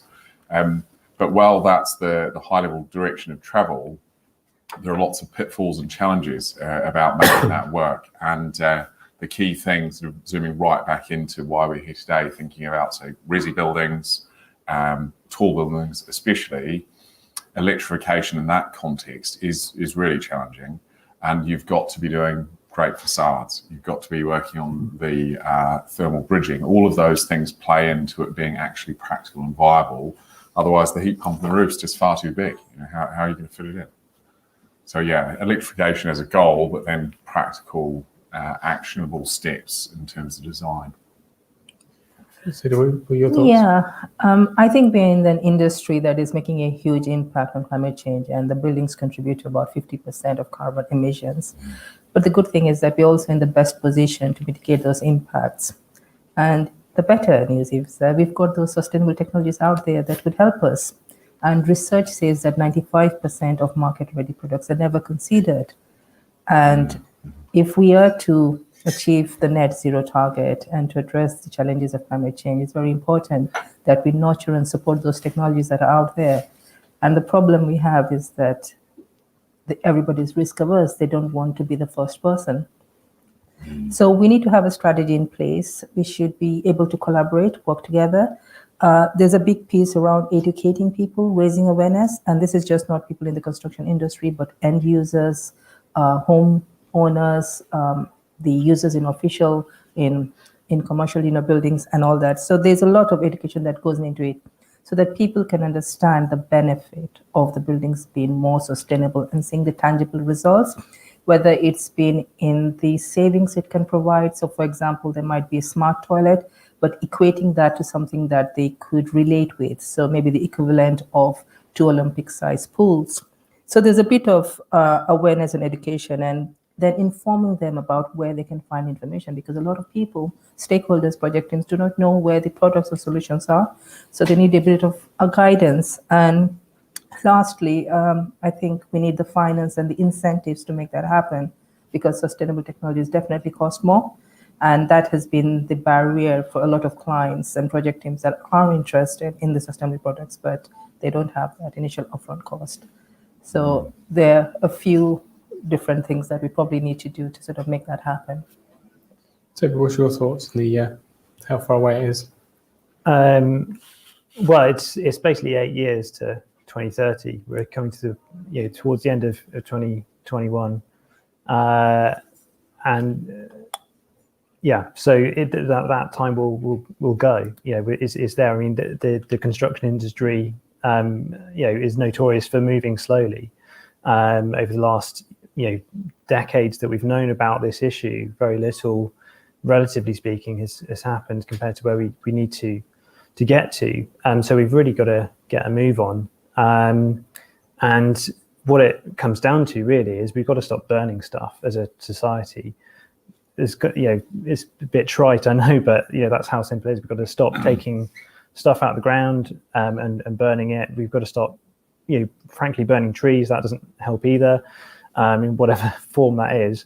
And just to pick up on what Michael was saying about electrification, that seems to be the direction of travel on everything in the UK at the moment, and that makes a lot of sense. Absolutely agree about the point about the facades, but it's not just about the size of the heat pump you've got to put on the roof. If you do the numbers, then we've got the majority of the energy that we use to heat our buildings and indirectly via electricity to cool them as well is by gas, and we can't just transfer all that energy demand from the gas system onto electricity system. We can do a lot, but the cost of that is just astronomical when if you want to do that on renewables, which are somewhat intermittent. We need storage and various a lot more infrastructure. But the good news is that we can mitigate those costs by building more efficiently and using a lot less in our buildings, which is why the efficiency in those brilliant facades are so important. Interestingly, 2 years ago this week, I was at a conference where we were talking about tall buildings, and it was quite interesting that one of the presenters was talking about the leading of the tall buildings in London. And they took all the buildings being built over the last 20 years and looked at, and the average was a 10-year span from design to the actual completion of projects. So the point they were making then was, we've got 10 years to hit a 10-year target if we act now. We're 2 years later now, further down that line, and it's an interesting comparison. But we with carbon and with the environment, it's quite easy to look ahead continually rather than what the practical steps are now. And hopefully we can get a bit of a balance as a panel to actually get some of those practical tips we can do things with now. But one of the questions, looking further ahead into the future again, COP26, it wouldn't be, we have to speak about it today because it's going on right now and it's quite a major thing in the news and so on. But what do you think the likely impact is in practical terms on the way we as a construction industry work in the future? What, Dr. Sadie, perhaps if you start off that. I think the good thing is that a lot of industries have already made a start before the COP26 because the UK government sort of declared the net zero target in 2019. And following that, when I last checked it, over 70% of local authorities have declared a climate emergency. And that's filtering down on all industries. And for the construction industry, architectural firms have now got to follow the RIBA sort of guidelines, and there is support there similarly for RICS. So we are going to be pushed from that angle. But what I'm also saying is that it is becoming a license to trade now. So if you are not investing or doing something to reduce the impacts of climate change, you could be out of business. And I'm seeing a lot of companies, not only the construction industry, but all industries, saying what they're doing on that agenda. So I think it's going to become more important now with the COP26, and hopefully people would start acting now, and it wouldn't be a green blink, but it would become more practical, hopefully. Yeah. Michael, any thoughts there? So I'm I'm generally skeptical about the link from politics into practicality. And so I think it's really important to say, the movements that are already underway, all the activities that are more local, are where we can create the link between the strategy level policies of 2 degrees, 1.5 degrees, and actually action happening. But it draw attention to something else that's happening at that sort of global scale, and that's influence of the financial markets playing into what people think in terms of the sustainability of buildings. And really interesting, in the FT just a couple of months ago, Jefferies, the American bank, had down rating effectively the share price predictions for a couple of, I won't name the developers, but a couple of the developers here in the UK, because they just set off one of their junior analysts looking through all the EPC ratings of their building stock and saying, by 2025, they're going to have to spend hundreds of millions to renovate these buildings. We're down rating their stock price. Now, the CEOs of those companies really care about that sort of feedback. So I think there's a potential for more transparency on understanding where buildings are. So all of these rating systems, we can talk about NABERS, for instance, on an office building, the particular one that's coming in from Australia. That transparency means that you can have a grad in a bank borrowing away and making public statements about the performance of these buildings. You can't hide anymore. So that's a sort of global scale thing that's happening. I think could be really impactful. So picking up the point you've made there, we've had a question as to are the current government schemes which are aimed at decarbonisation for private and social housing, are they hurting or helping the industry? Chris, if you perhaps pick up on that point. I think my view, slightly different view in terms of whether I think the COP26 and policies and schemes work. I believe that they're the flag that people see, and I think there is an element of stick rather than carrot in the legislation that makes people do stuff. So I think these schemes and ones that are put forward by government and have some legislative clout are a positive thing. That said, I'm picking up on the banking analogy. A lot of what we have seen in building specifications coming through, and it relates as much to the existing building stock as new, is that people, insurers, want to see their buildings future-proof, and they are going beyond the regulations. So even though in some aspects regulations don't call currently for as high a level of performance in the building as is potentially going to be needed, the people who are putting the money up behind these buildings have already figured out that they are going to have to make sure that these things are going to last for a lot longer than 2030. And so therefore we are seeing those people driving some of the specifications behind the buildings, particularly when it comes to thermal performance, which is an area that Farratt are particularly involved in. It's interesting points. Toby, have you got any thoughts on this? There's a lot to unpack there, isn't there? So just to kind of pick up on the EPC side of things, that's really interesting. I wasn't aware of that sort of financial pressure that was coming to bear. So that's in one way quite exciting that's kind of happening. But on the other hand, a massive problem with EPCs is they don't do what they claim to in terms of predicting energy performance. There's a brilliant graph which I could show it to you now. Basically, it shows that there's only a very weak correlation between EPC grade and the in-use energy consumption.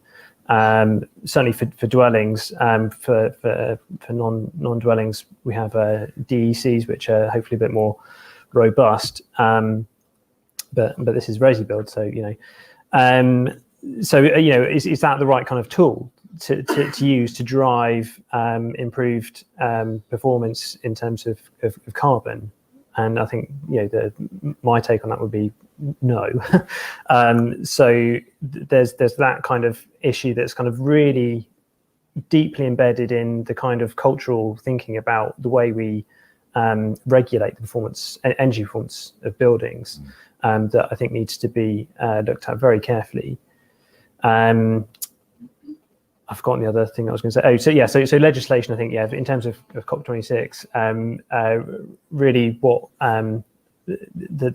what we're going to see as an industry as a result of any government pledges that hopefully will be forthcoming, will be in the form of regulation and legislation. And we've been talking about this for a very long time. There's the Part L consultation a couple of years back. I can't remember if we've had a response from that yet.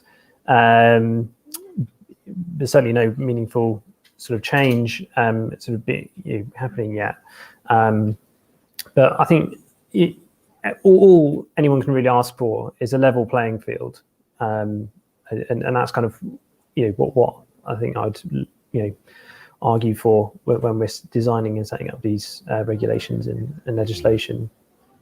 Let's just agree on where we're kind of going with that, and make sure it's all kind of fair and everyone's playing to the same rule book.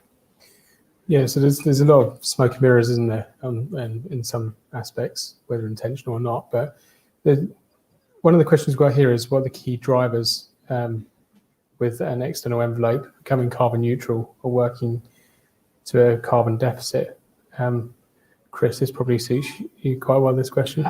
Yeah, I mean, from a company point of view, we are looking to develop our materials to the greatest degree that we can. So we are a manufacturer of a building element. We have control over that building element.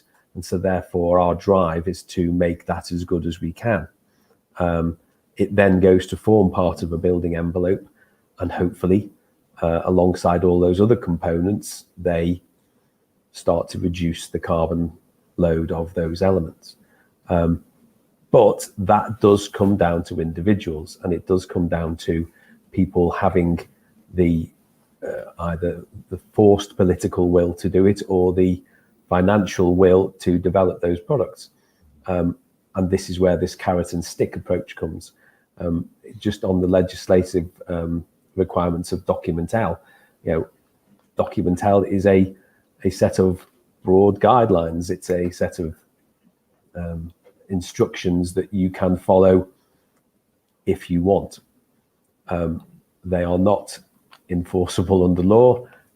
They are a set of guidelines, and so therefore maybe there needs to be more in the way of stick in that approach. So this is, we will do, because of us being a company that we are, the development that we need to do to get a better product and to lose that embodied carbon. But whether or not everyone else will do it is another question. A point I'd add on that, there's a Part Z hopefully coming up, which is the embodied carbon. And I think you're particularly thinking about facade design, there's this trade-off between the energy performance, the sort of Part L picture you're looking in the legislation, or the embodied. And some analysis we've run on particular settings, the triple glazing energy saving that you get in some cases can weigh against the embodied carbon, and a double glazing element with less embodied carbon with certain energy use profiles and occupancy profiles, it could actually over the full lifetime be okay in some cases.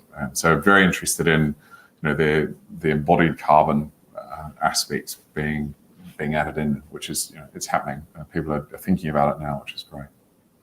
It's a really good point you make, and it's the same with solar panels or electric cars. If you measured them by embodied carbon only, wouldn't stack up with it. So it is taking both considerations of use and the embodied. We'll just make a correction on that. They do stack up still, but it takes longer.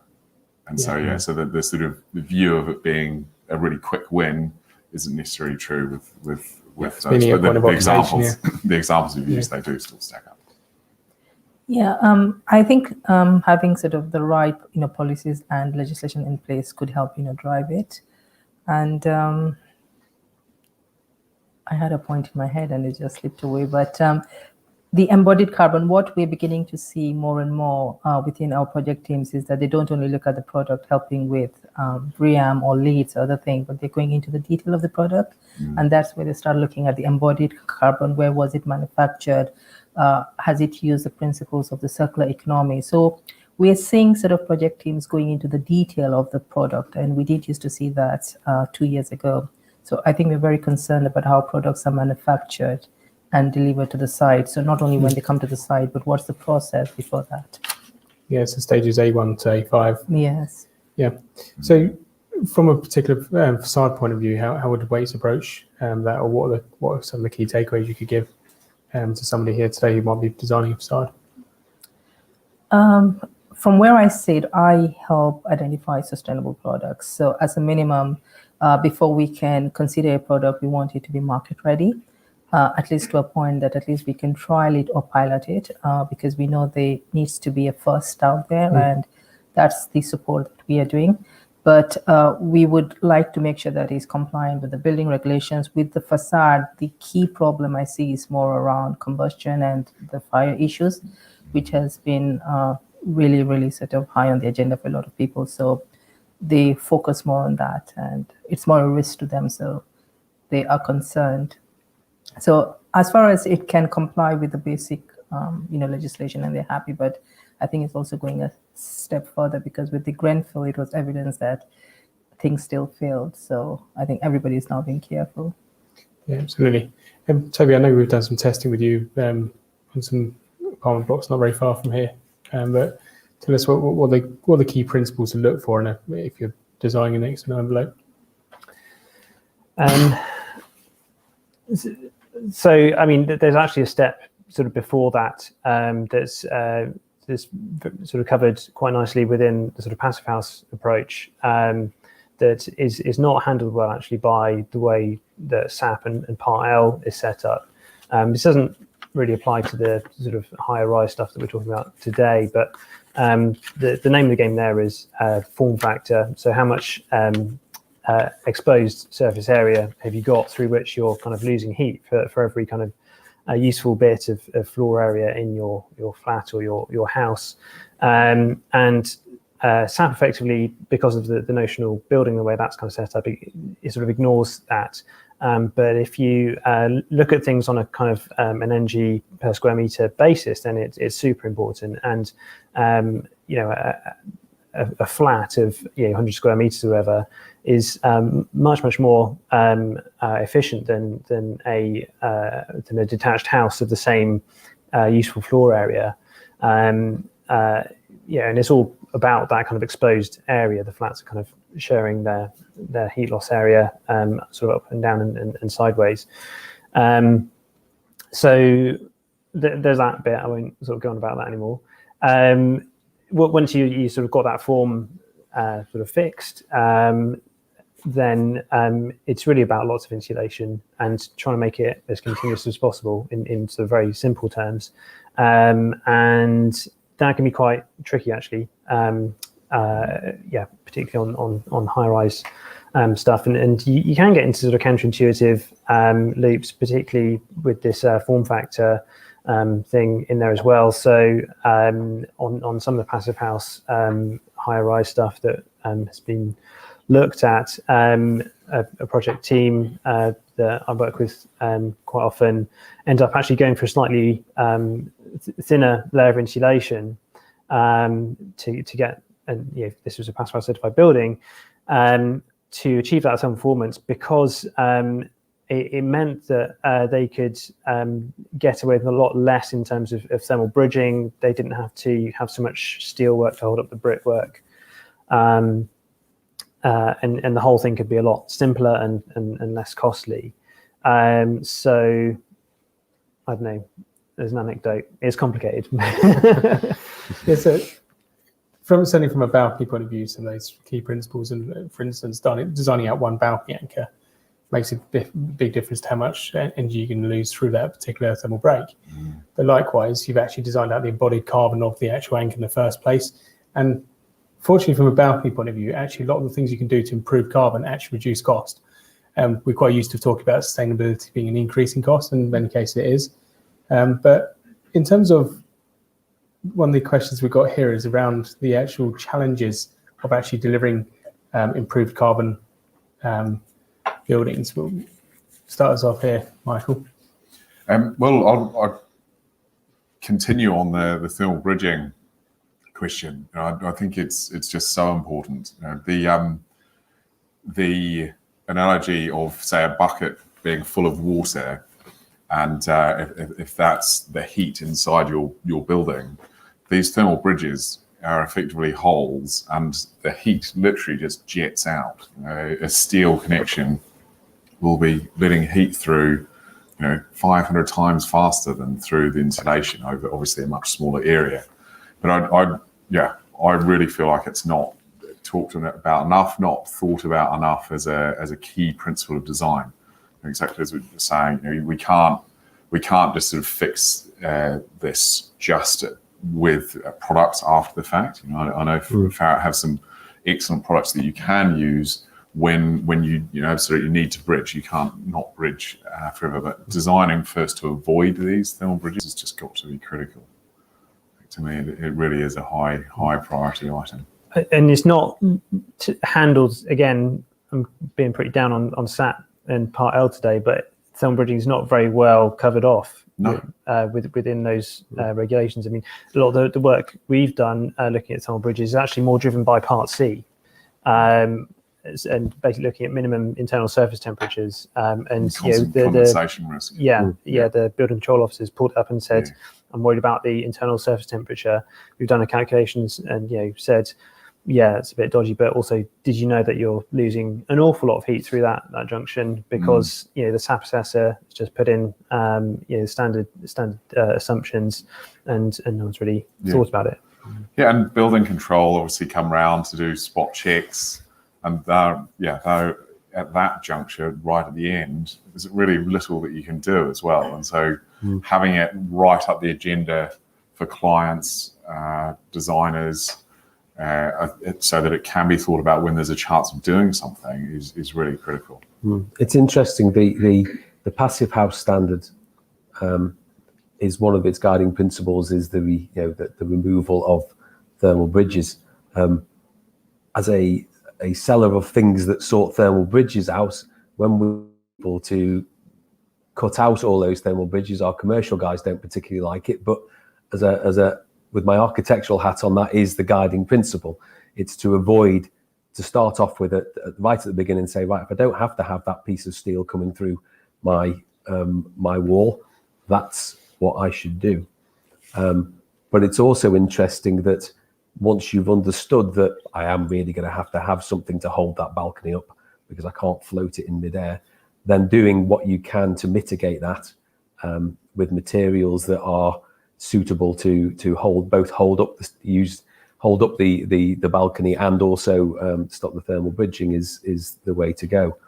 Just with Passive House on mind and also our Canadian audience on mind, we've done a lot of work in Vancouver, and we've seen one of the things there is the pickup of the Passive House standard, to the extent that since 2017 in Vancouver alone, they've built and designed and built more Passive House buildings than the whole of the UK since they first introduced it.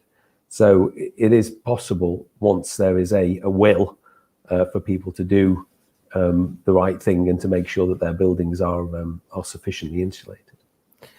Sorry, just to jump into this. So Vancouver are boxing really clever on this as well at a policy level to go back to this kind of thing about how do we, what's coming out of COP26. But I believe they are permitting developments and additional floor area on dense urban development, so you can go up a few more stories effectively if you go for Passive House certification and achieve it, obviously. So they're providing the carrot as well as the stick there. So it's a really interesting point, but there's many provinces, and Quebec are the first one to actually introduce it as a mandatory requirement. But actually having a thermal bridge is something which many balconies over there don't have. They cast a concrete slab all the way out. You can imagine heat loss in a climate which is far more extreme than the UK as well. But these are some of these things are not difficult. There's lots of knowledge around Europe and beyond as to thermally isolating them, and certainly these aren't new challenges, but perhaps the extremity of things are. But sorry, were you wanting to say something? Yeah, I wanted to sort of say it from a slightly different angle and not the thermal bridging part, but because the question was around the challenges, and I think I'm going to talk more about the systematic challenges that are out there. There's a lack of collaboration between all the stakeholders. Everyone seems to work on their own. The contractors are not involved at the early stages, and by the time the project gets to them, it's too late to sort of make any decisions because everything has been specified. And then the building then gets passed on to the end users, who are then responsible for managing the building. So I think collaboration is missing there, and that's one of the themes of the COP26, about different stakeholders working together and getting involved right at the start. And I think the RIBA plan of work, the revised version, tries to bring all the stakeholders right from the beginning, and sustainability is at the heart of it now. And the other thing, obviously, is yes, these sustainable buildings are going to cost more. We know it's got an increase of about 3 to 8%. So this needs to be factored in right from the beginning. And again, another theme of the COP is finance. So hopefully those two things would help. And the other two themes of the COP26 is mitigation and adaptation, which is where the technologies and the solutions are.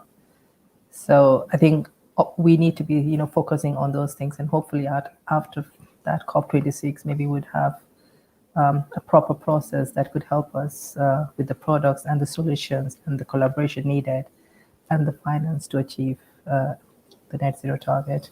So this collaboration is certainly a theme which has followed the whole day, from fire to competency, and we'll talk about it again, but it is important at early stage, isn't it? Because that's the stage when key decisions can be made and factored for, as you say. Mm-hmm.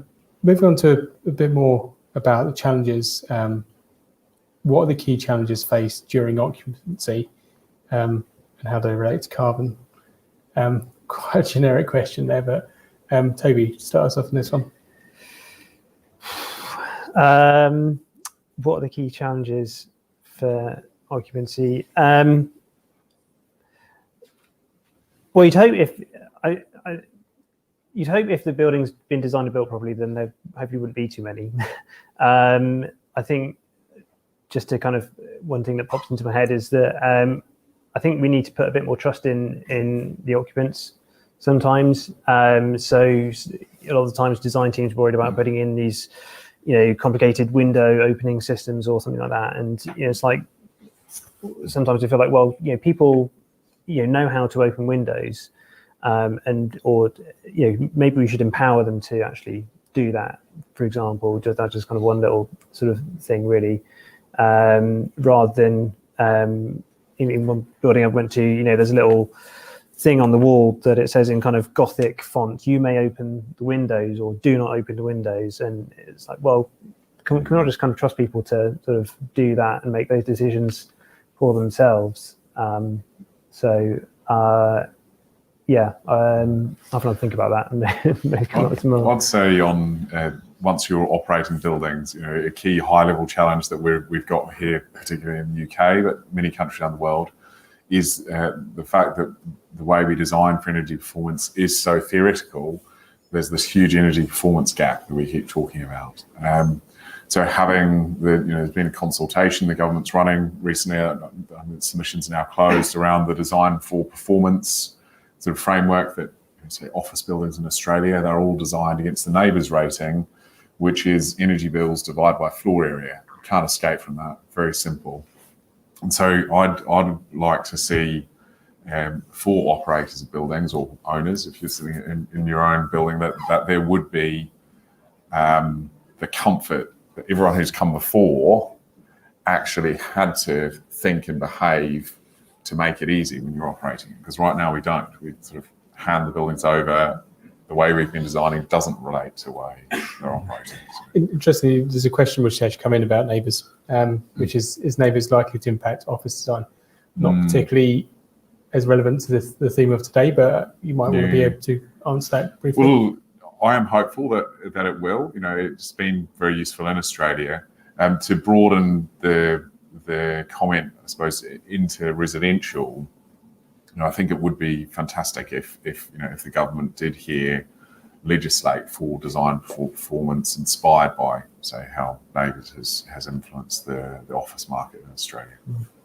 So I think that's all I'd say. I mean, occupancy is always it's an interesting one. Having worked on pilot schemes for upgrading the existing housing stock in the UK with external wall insulation, a lot of the pilots were carried out.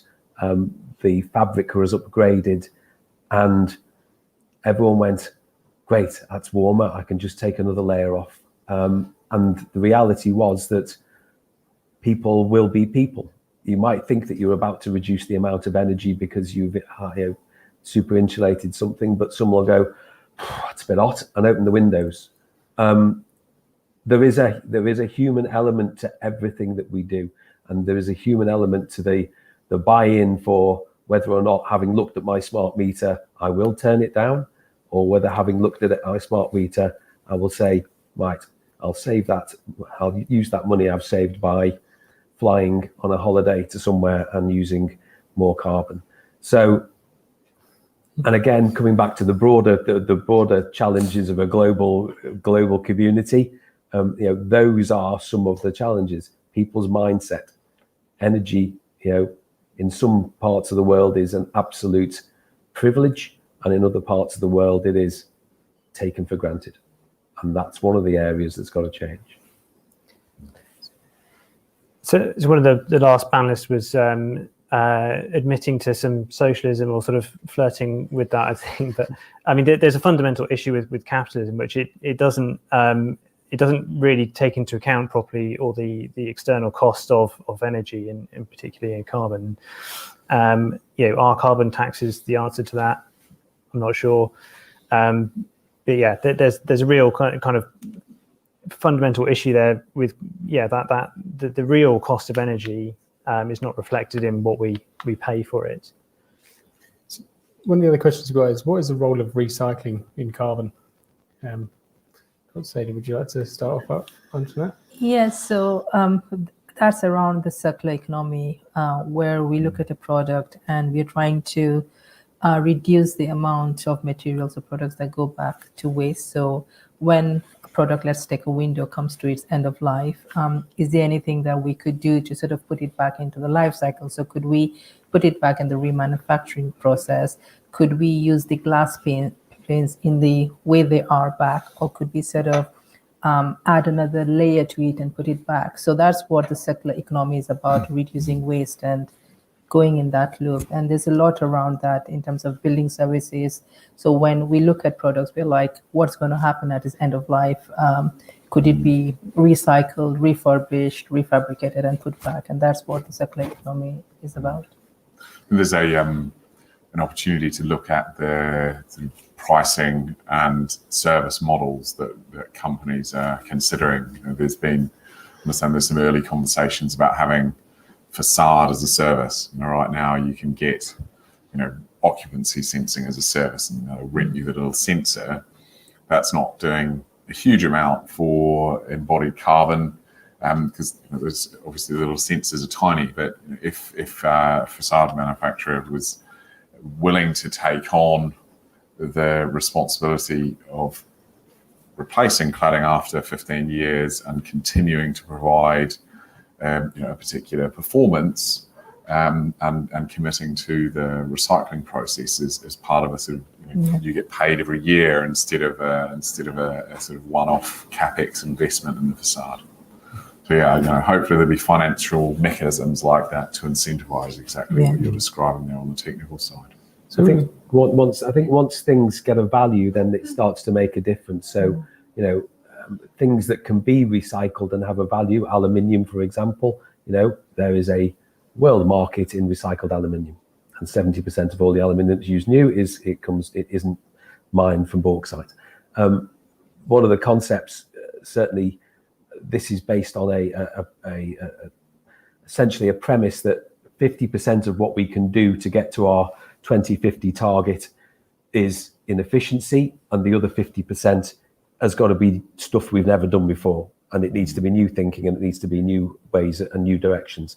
One of those aspects is urban mining, is the ability to take something, a building, and essentially take all the bits out of it. So it's this idea that you have an intrinsic value to that piece of glass, and you will make sure that at the front end of whilst we're doing it with existing building stock, as an architect, you're designing your building to be dismantled at the end of its life.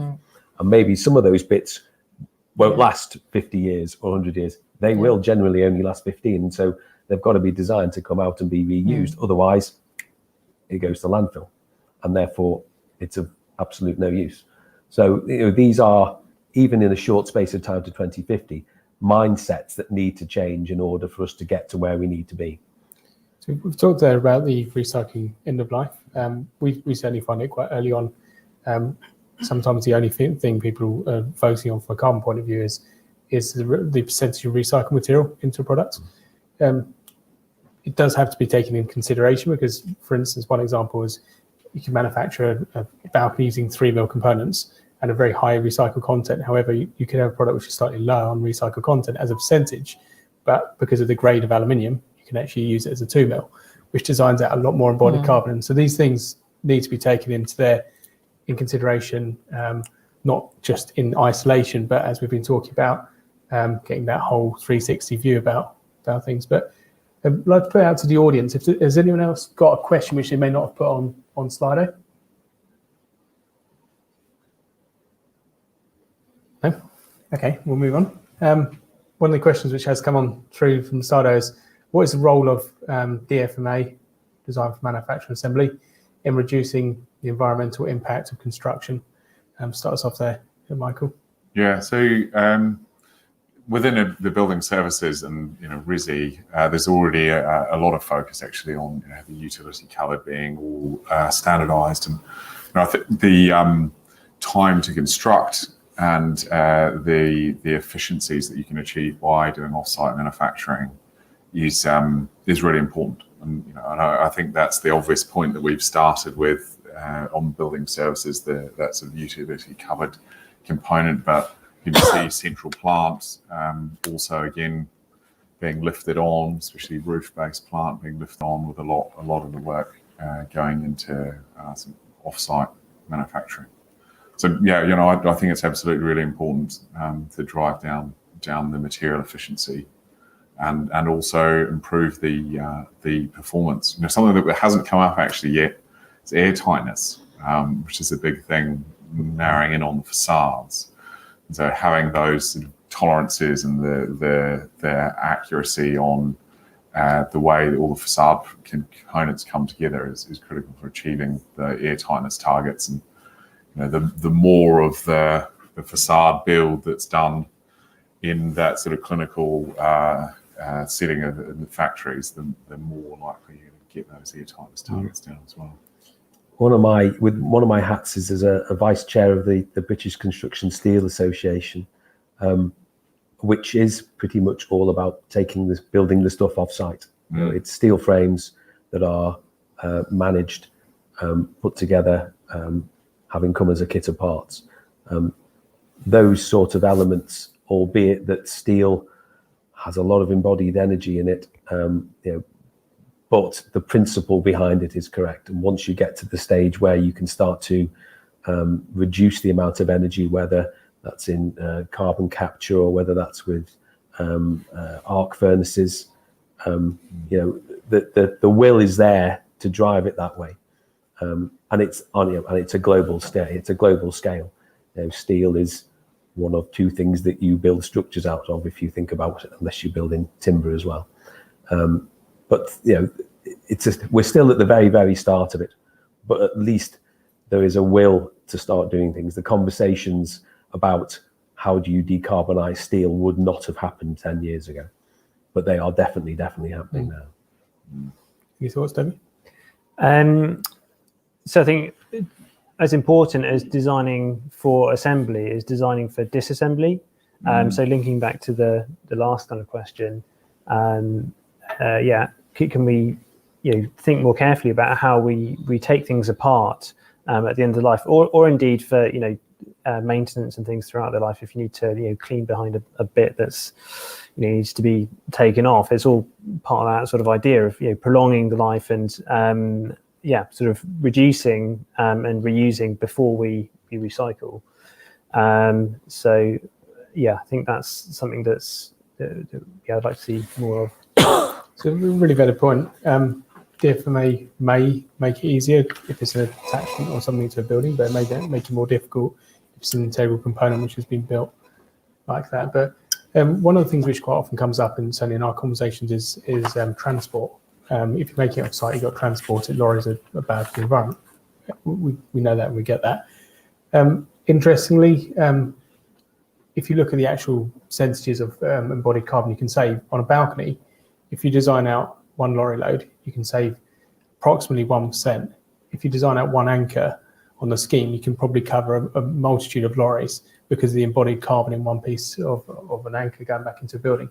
And so there are transport efficiencies and loadings onto lorries and so on, which make a big difference.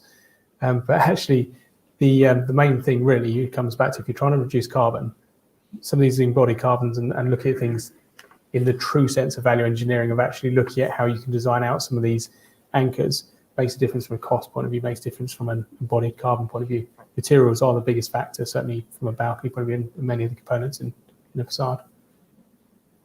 So what steps need to be taken to ensure a building's carbon footprint is minimised for its whole life cycle? This kind of touched on what we just talked about, circular economies and so on, but Michael, have you got any more thoughts on this one? The whole life carbon, that's where embodied and operational come together, and that's exactly the right way of framing things. I think there's always a risk of overcomplicating everything that you need to consider when you're designing, but for us to really make the right choice, be it on is it double glazing, triple glazing, argon filled or not, just narrowing in on a facade question, those the right optimal answer can't be resolved just by looking at the window. You actually need to zoom out a little bit so that you can consider the carbon over a 30 or 60 year period. So no, I think it's excellent that people are really thinking about that, and yeah, all sorts of slightly surprising conclusions will come out as we take that more holistic view. As we've been mindful of our global audience and this one as well, obviously transport and also the integrity of the thermal efficiency and so on of the buildings will depend where it is in the world as well. Distances from North America and the nature of the cold climates, or if you're perhaps in Lebanon or somewhere with a warm climate, it's quite a different conversation, isn't it? Yeah, absolutely. You got any thoughts on this point, Toby? So I'm a physicist, and one of the reasons I like physics is you can sort of go back to first principles and work out how things kind of go together and sort of work from the ground up. Yeah, one of the things about the embodied carbon or upfront carbon, whichever you want to call it, that turns me off a little bit is it's kind of an exercise in accounting. You can't, you got to do the numbers right, but the upshot of that is that when we've looked at this in my practice, you get very different numbers depending on exactly how you do that accounting and exactly which brand and type of mineral wool you choose. You can get wildly different answers, and so that's kind of a little bit of a frustration for me. Particularly when we get on site, we've done all our careful calculations, said, okay, yeah, we've done loads of work, and this is the right mineral to use, and that's better. We shouldn't go with PIR or whatever else.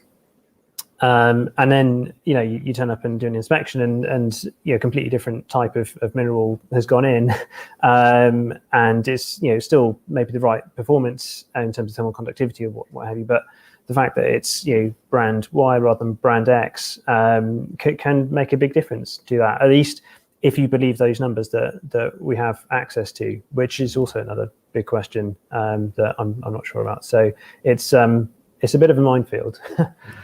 There is just as I was about to make a point about the one element, the believing the numbers is a big part of it. There is an element of playing around at the margins if it's coming down to whether or not a data sheet says it's 0.5 or 0.6. But there is a guiding principle, and it sort of comes down to if you were building in a location and that location had a vernacular for that architecture, that's grown up out of that particular area. It's used the stones locally, it's used those particular materials. And there's a degree of that. There is a degree of understanding your environment and what's gone before. And whilst I'm not advocating everyone lives in stone huts, there is a use the materials that are local. The same principle sort of applies to food and food miles, which is if you can use locally sourced produce, that's going to be better than flying something from halfway around the world. So there's a general understanding and level principle. The opposite end of that is, of course, that, I quite like Monge too. And they don't grow it in this country, so therefore I'm going to have to import it. So that's this idea that everyone's got to start thinking differently. And maybe some of those thoughts are not particularly palatable as we sit today, but those are the thoughts we're going to have. I know when we've spoken previously, you told me about an example of a product which could be sourced locally, but reality is that it was being flown in from further afield. So it's not just the where the person is based, it's where the product is actually coming from, isn't it? Yes. But just sort of touching on what both of you talked about, I think we still have the problem of a performance gap in terms of how the buildings are designed and predicted to perform, and in reality they do not. So probably having better tools or ways that we know that they're going to be close to what they're predicting. And I think we're trying to close that gap. And I think a lot of work has been done in that area, but more needs to be done. Yeah, absolutely. And just we've got a few questions coming up about retrofitting. We'll come on to that in a second. One of the questions that's been asked is how useful is carbon offsetting? What's the role of it? Michael will start us off on this one.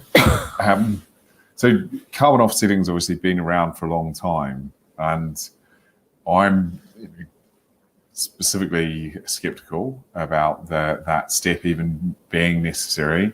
And I've only actually in the last couple of years come around to thinking that it's got an important place, because the communication around net zero in recent times is very much a sort of three-step process. So there's all of this focus on figuring out what your embodied carbon is, what your operational energy use is, and then having energy use intensity, the EUI targets. And so there's a clear sort of message that if you just don't worry about any of that and then offset, there's a big reputational risk there. You're going to look like you're greenwashing. So the fact that we're now focusing on bringing things down as a start point, really putting the effort in there, then yes, I think it's okay to be doing the offsetting as that final step. I think the key is that it's the final step. You're right. It's the fact that this is, in some respects, it can be seen as paying someone else to wash your dirty laundry, but in others, it's actually in the hierarchy of who can afford to start thinking and doing and taking action. The people who are developing those products, buildings, whatever, then have the money to then make difference somewhere else within the world or within an area that isn't as advanced. So yes, the very good point is that it's not a panacea. It is an element of a triumvirate. Just to add really quickly, there is really good guidance out. The gold standard reports, for instance, or Oxford University have got out a guide that are setting out how to do offsetting coherently. And one of the things that's highlighted in those guides is that a lot of these offsetting mechanisms actually do have secondary value as well. So, for instance, the cook stove programs improve human health, reduce consumption of wood in areas where there's biodiversity issues as well. So these programs absolutely have positive impact, and not just on climate, on all of these other things as well, but they shouldn't be used as an excuse to not do the right thing in our home area of buildings and construction. Certainly, it's a very valid point. It should be reduction first, then offsetting. And the sort of team schemes you're talking about there, one of our carbon consultants gave us some guidance on that. Is actually investing in some of those schemes which are reducing deforestation in the start is better than planting a tree. Yeah. Nothing against planting trees, but if you've got a mature tree and you're chopping it down, the amount of carbon that can take in a year is vastly different to a new sapling. And many of the deforestation or schemes stopping that sort of thing are re-educating people on how they can make money out of other things rather than deforestation. So there's lots of interesting and good work which goes on with some of those companies. But do you want to touch on that as well? Yeah, I mean, there is usually a hierarchy that we need to follow in the construction industry. So we first of all need to be lean. So that is, we need to use less energy in the first instance. And then we need to be clean. So we need to supply energy efficiently. And then the third one is to be green, that is use renewable energy. And it's only when you've done those three options that ideally you should then go on to the offsetting options. And I think there are some guidelines that clearly say, and I think one of them is the REBA Sustainable Guide that was issued over a year ago now, that I can't remember exactly, but they need to achieve it without the offsetting option. And so ideally it should be the last option. And we do appreciate that you could do so much, but still it would not be possible to completely sort of get that zero carbon, and then the last option should be offsetting, but not the first. Yeah. So as Chris touched on some of those points, it is that whole view thing again, isn't it? Of making sure that you're not just using it as an excuse. There's a lot of other things which need to go ahead of it. Moving on to some of the questions which are coming in relation to some of the refurb projects. What's the role in actually using existing buildings? Toby, do you want to start with this one? I think it's essential. It's kind of the reason I get up in the morning at the moment. I'm looking at, through my work, is at the moment mostly through, figuring out how to retrofit historic buildings without introducing moisture risk. So, slightly different to the sort of headline of today's event, but it's the the simple sort of fact really is that the vast majority of buildings that we have here today are going to be present and occupied and in use in 2050. Hopefully by which time we're going to be zero carbon, and the stuff we're adding is by and large not adequate from a sustainability and energy point of view, but on the other hand it's actually a relatively small kind of proportion, and the elephant in the room really is the existing stock. So yeah, it's super important, I think. Anyone else want to add to that? Well, yeah, just to second that point, we can't just focus on new buildings. It's so critical, and also really pleased to hear that there are people like you focusing so much on this condensation and sort of humidity issue. I'm looking to renovate a bit of my own house, sort of 1895 Victorian terrace, classic sort of double brick, and pretty much all of the insulation options are fraught with risks on how they're installed. So we've got to tackle that head on, and some of it can obviously be done through technical work, but a lot of it is going to be in developing good products that can be affordable and easy for people to understand and install. So we're out of time now, I'm afraid, but we've got plenty more questions still. But perhaps if we have a takeaway from each of you, Michael, start us with. Right. Well, so I'd say this facade performance on existing buildings is to conclude with the last point we were discussing. I think both from a thermal bridging perspective and this sort of insulation, but without causing condensation risk, is really top of my mind. I think mine is sort of changing the mindset and for the industry to work together and collaborate and to support and nurture the sustainable technologies that exist today, because if we do use them and implement them, we can achieve the targets. But if we continue being risk averse, we are not going to get anywhere. And I think we've got to the point now that we've got to act. So let's collaborate, let's create an ecosystem and work together and see how we could accelerate that transition. Yes. I think from my point of view, it's understanding that as individuals we can, we are all working within the construction industry. With our mindset change, we can all make a difference. Even the small changes are going to snowball and grow into the larger changes that are required. So it is incumbent on us as the current owners of that ability to change, to start that process and to make sure that it keeps going until the point where we hand the baton over to someone else. I think Michael stole my thunder a little bit, so I was trying to think of something else to kind of contribute. But I think someone else in the last session actually was talking about education and the importance of that, and sort of as individuals across the supply chain, from designers, consultants, academics, right through to contractors, subcontractors, the guys putting the screws in and laying the bricks and all that kind of stuff. I think we all just we need more education and at different levels appropriate for different people to really question, to give ourselves the skills to question what we're doing and to make sure that we're pushing in the right direction in every sort of aspect of what we do. And if we don't, if we're not going in the right direction, then we're not going to get there. I think my takeaway is be clear with what you're trying to achieve in your projects, be open-minded about how you achieve it as well, and also be aware of what might perhaps be hidden carbon costs. For instance, doing something on site might involve a lot of people traveling to site and might involve a lot of diesel vehicles ultimately, whereas some of those DFMA techniques may actually be quite impactful in that sort of regard. And also, one key takeaway from a balcony point of view is that actually you can save money by being more carbon friendly. So speak to us if you want to know how. Thank you very much for your time, everyone, and thank you for anyone in Canada or joining remotely or around the UK.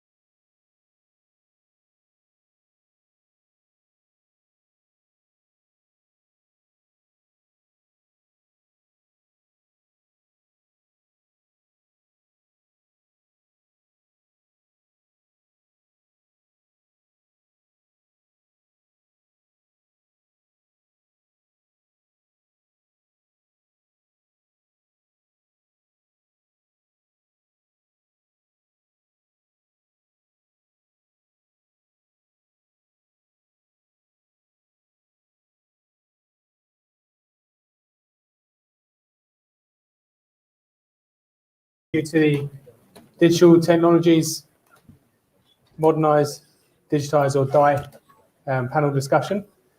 I'd like to start welcoming the panel. Perhaps Andy, if you don't mind introducing yourself to start with. Yeah, sure. My name's Andrew Gamblin. I am the Digital Platform Solutions Manager for Collider, which is a new part of the Wilmot Dixon business, which is specifically focused at revolutionising the way that we do construction through tech enablement and digital processes and digital technology.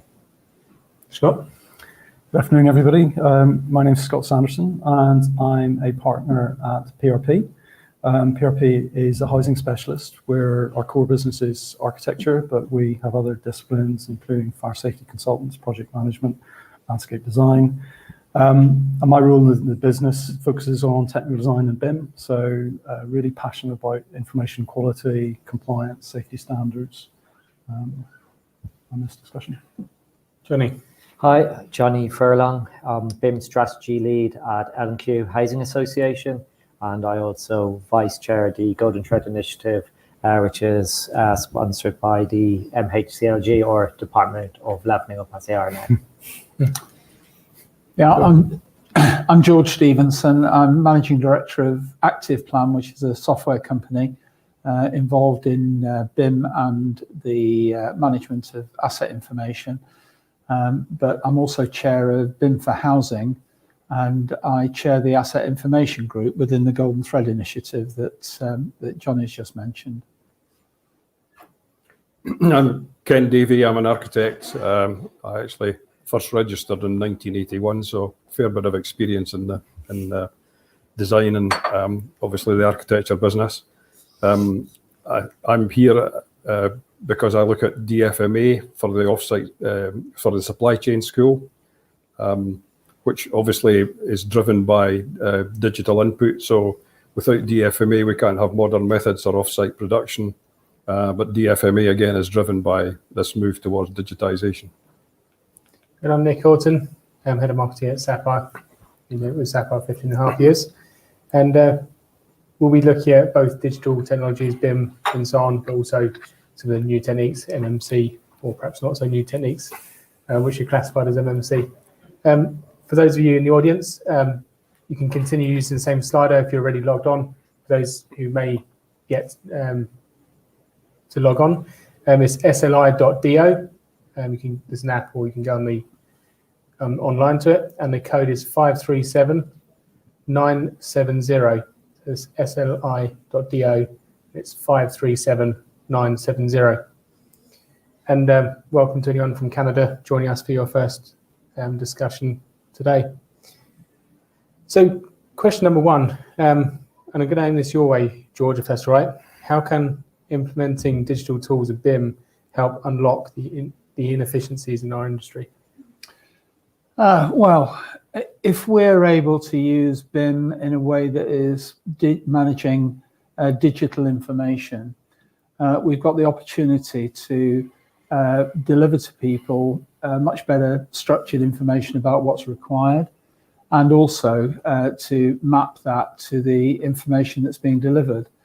And as a result of that, we can start to look at processes that can then bring in levels of standardization and increase that levels of productivity. So, Scott, what's your thoughts on this one? I think if you look at it from a design perspective, I think high quality information supports higher quality discussions and better decision making. So it's really about achieving process efficiency, a more rounded and complete view of a project proposal, and the team having a more rounded and complete understanding of the project. Henry? Kind of like what George was mentioning, BIM is a process, and the best way, or when BIM is implemented correctly, and the process is understood and used by all on a particular project, you get that standardized information which allows those better decisions, allows that better design. But one of the big things with a lot of the BIM and the technology is to make sure that everyone has access to the information at the point in time that they need access to it. So we can have the best companies following BIM, we can have the best technology implementing the BIM process. But if the person on site who's installing the ductwork doesn't get the information through when they need it, and they install the ductwork before the pipework goes in, you will still end up with issues. So it's very much about making sure that it's democratized information in terms of BIM and the process. Ken? I see BIM as an enabler. George mentioned the word productivity, and I think the one way to improve productivity across the construction sector is to actually take some of the activities away from the site. So we're looking at construction industrialization, but I don't think construction industrialization can be fully implemented without actually having really good information management and transfer, which then leads into what I've been looking at for the supply chain school, which is designed for manufacture and assembly. So I think I see BIM as an enabler, but it's a tool. It's not obviously the golden bullet, as it were. Sure, and we've had a really great question come in, is how do we change the conversation that BIM is Revit and Revit is BIM?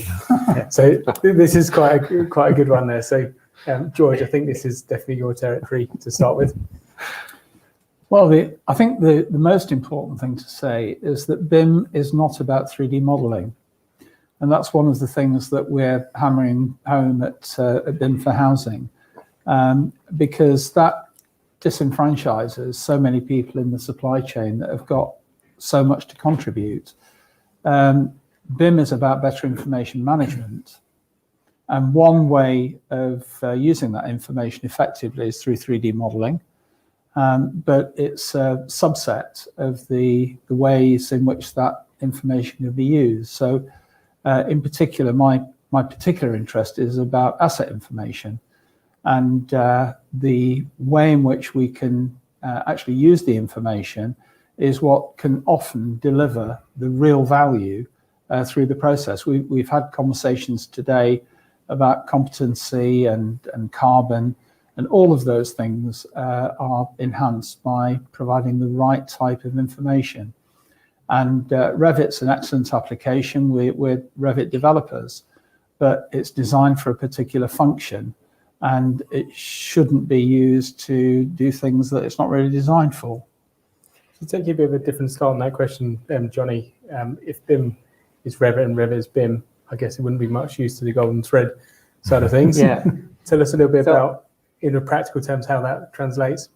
Yeah, so I actually think the golden thread will actually really help with this conversation, because you know they're very much sort of aligned with each other. So yeah, I do think there's a lot of people, you say BIM to them and first thing they think about is 3D modeling, virtual reality, all of that stuff, and that's great and has its place. But you know, the golden thread's a huge amount more than that. So obviously, I think actually in itself the golden thread has a bit of a there's a bit of a, I think in the industry people still don't really understand what the golden thread is. Obviously, I'd advise people to go and look at publication that BRAC have. They have a report on the principles of what golden thread is. Obviously, the golden thread is, it's about the information that allows you to understand the building and then the steps needed to keep the building and the people inside it safe. So when we start to think about that, you then start to think, okay, what do I need? And it really is about information management, about control, about management processes. And this is where like all the principles of BIM, using the UK BIM framework, are a way to do that. I don't think the legislation definitely isn't going to say you must use BIM and you must use UK BIM framework. But then you have to think about, if you don't use that process and you use your own one, are you going to be able to convince the regulator that you're managing the information and controlling the risks in your building appropriately? Do you fully understand how your building is working, including how people interact with that building? And I think people won't. So again, BIM is all about the control of information management processes. And I think stop talking about BIM in some ways and start, and I think it will help at the conversation to whole golden thread. I really think it's going to move the industry forward in its understanding of what BIM really is. Yeah, and certainly for those who perhaps it might be new light to them in that regard. Is the framework and BIM stages, that diagram with the line that's about collaboration clearly at the bottom, isn't it? If we perhaps move on to a slightly different but related one, how can we address difficulties surrounding facades in BIM and considering the design throughout different stages of that? So a bit about the collaboration there. Scott, what's your thoughts on this one? So I guess if the question is specifically around fire safety and facades, we're looking very closely at the gateway requirements and obviously the incoming legislation around the Building Safety Bill, and thinking really closely at what's the specific information deliverable at each stage, what's the level of detail, the level of granularity, and the level of commitment, for that matter, that's appropriate at Gateway 1 planning versus 2 and 3. So I guess it's progressively layering up the information and the level of fixity in the project. And from an architectural design perspective, it's marrying up the development of the graphical model with the information that supports it. So we think the direction of travel will be a much more structured approach to gateway approvals. We see that in how we want to develop our own process, and we now increasingly see it in developing client brief, much more prescriptive and precise at the information requirements for each stage.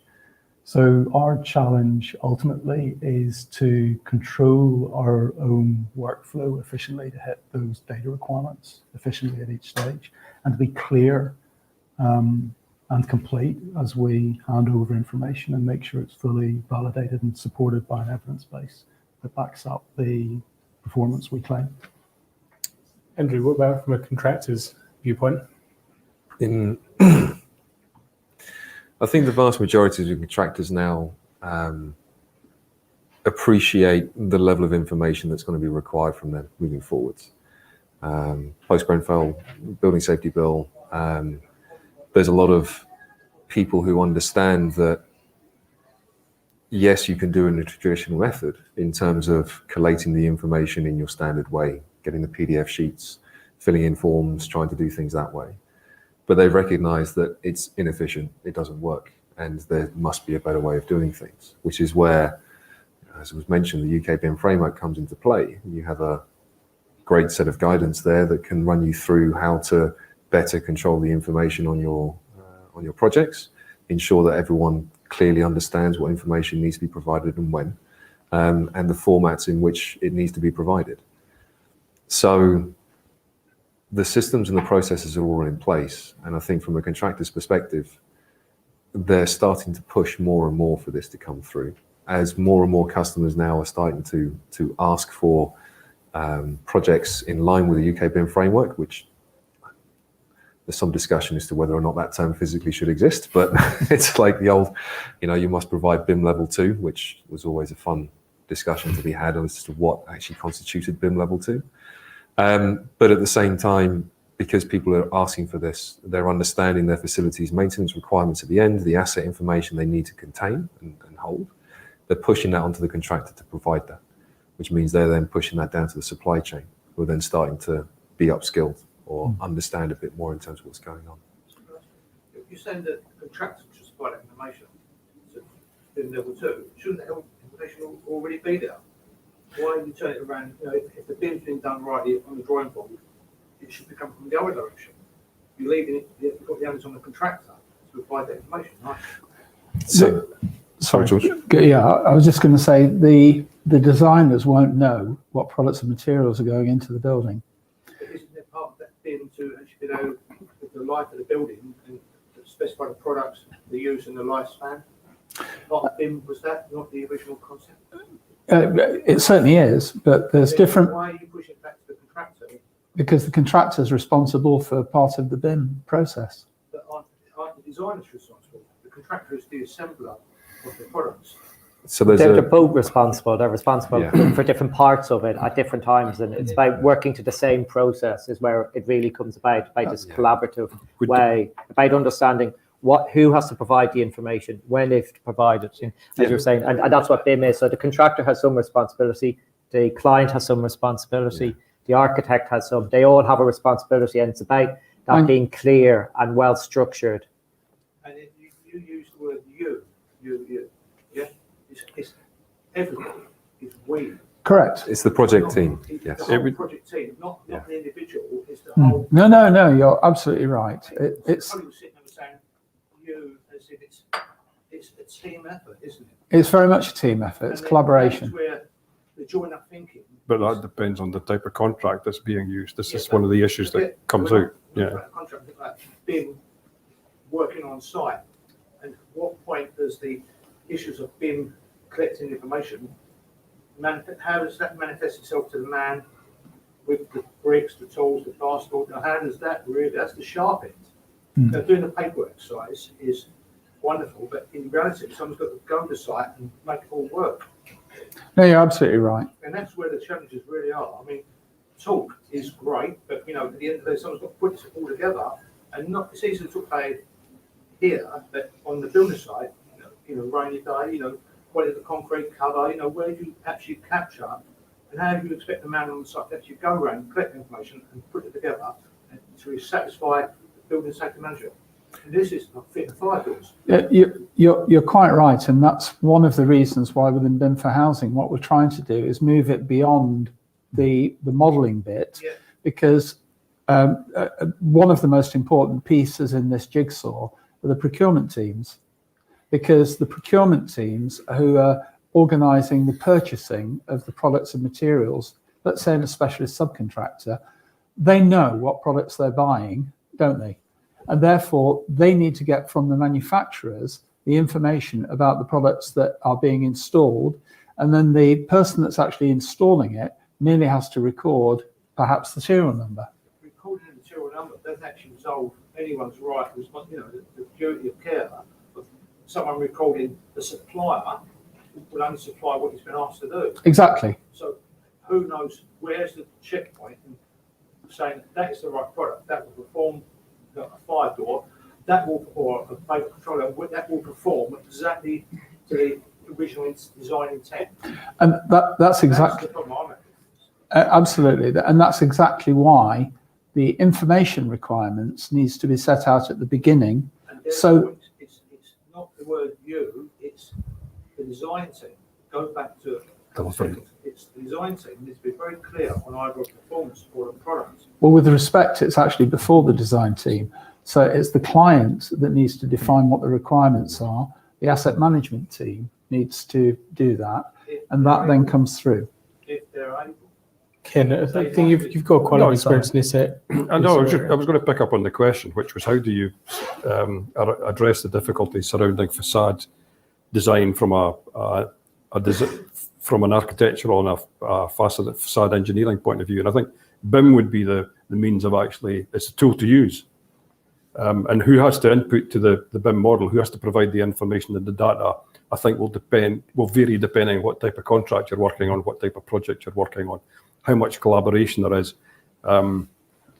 It's quite difficult. I think the supply chains themselves have got a long way to go to understand this. I worked on a hospital project where the principal contractor set up a training course for the supply chain to try and make them understand just what level of data was required, what level of information was required, such that when the scheme was finished, when the development was finished, the BIM model would have the appropriate level of information and data to be used for the operation and maintenance.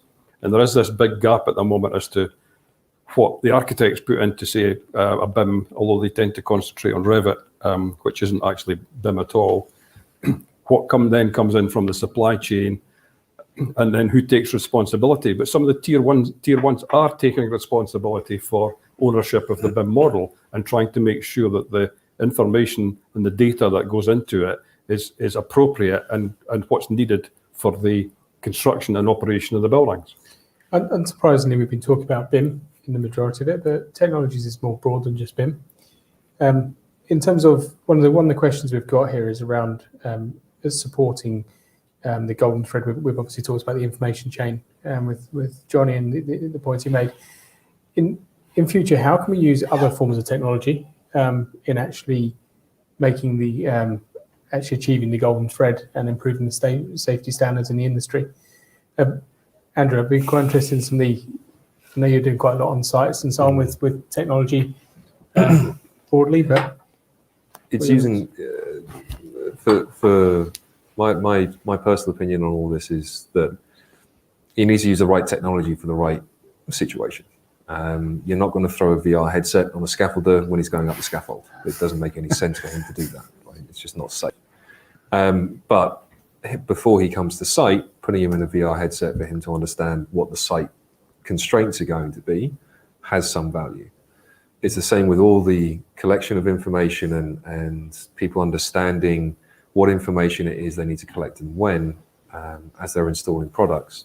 You have to provide the people on the site who are physically doing the installation, those who are going to be at the sharp end of the stick, they have to have the technology which is simple, easy, clear for them to use.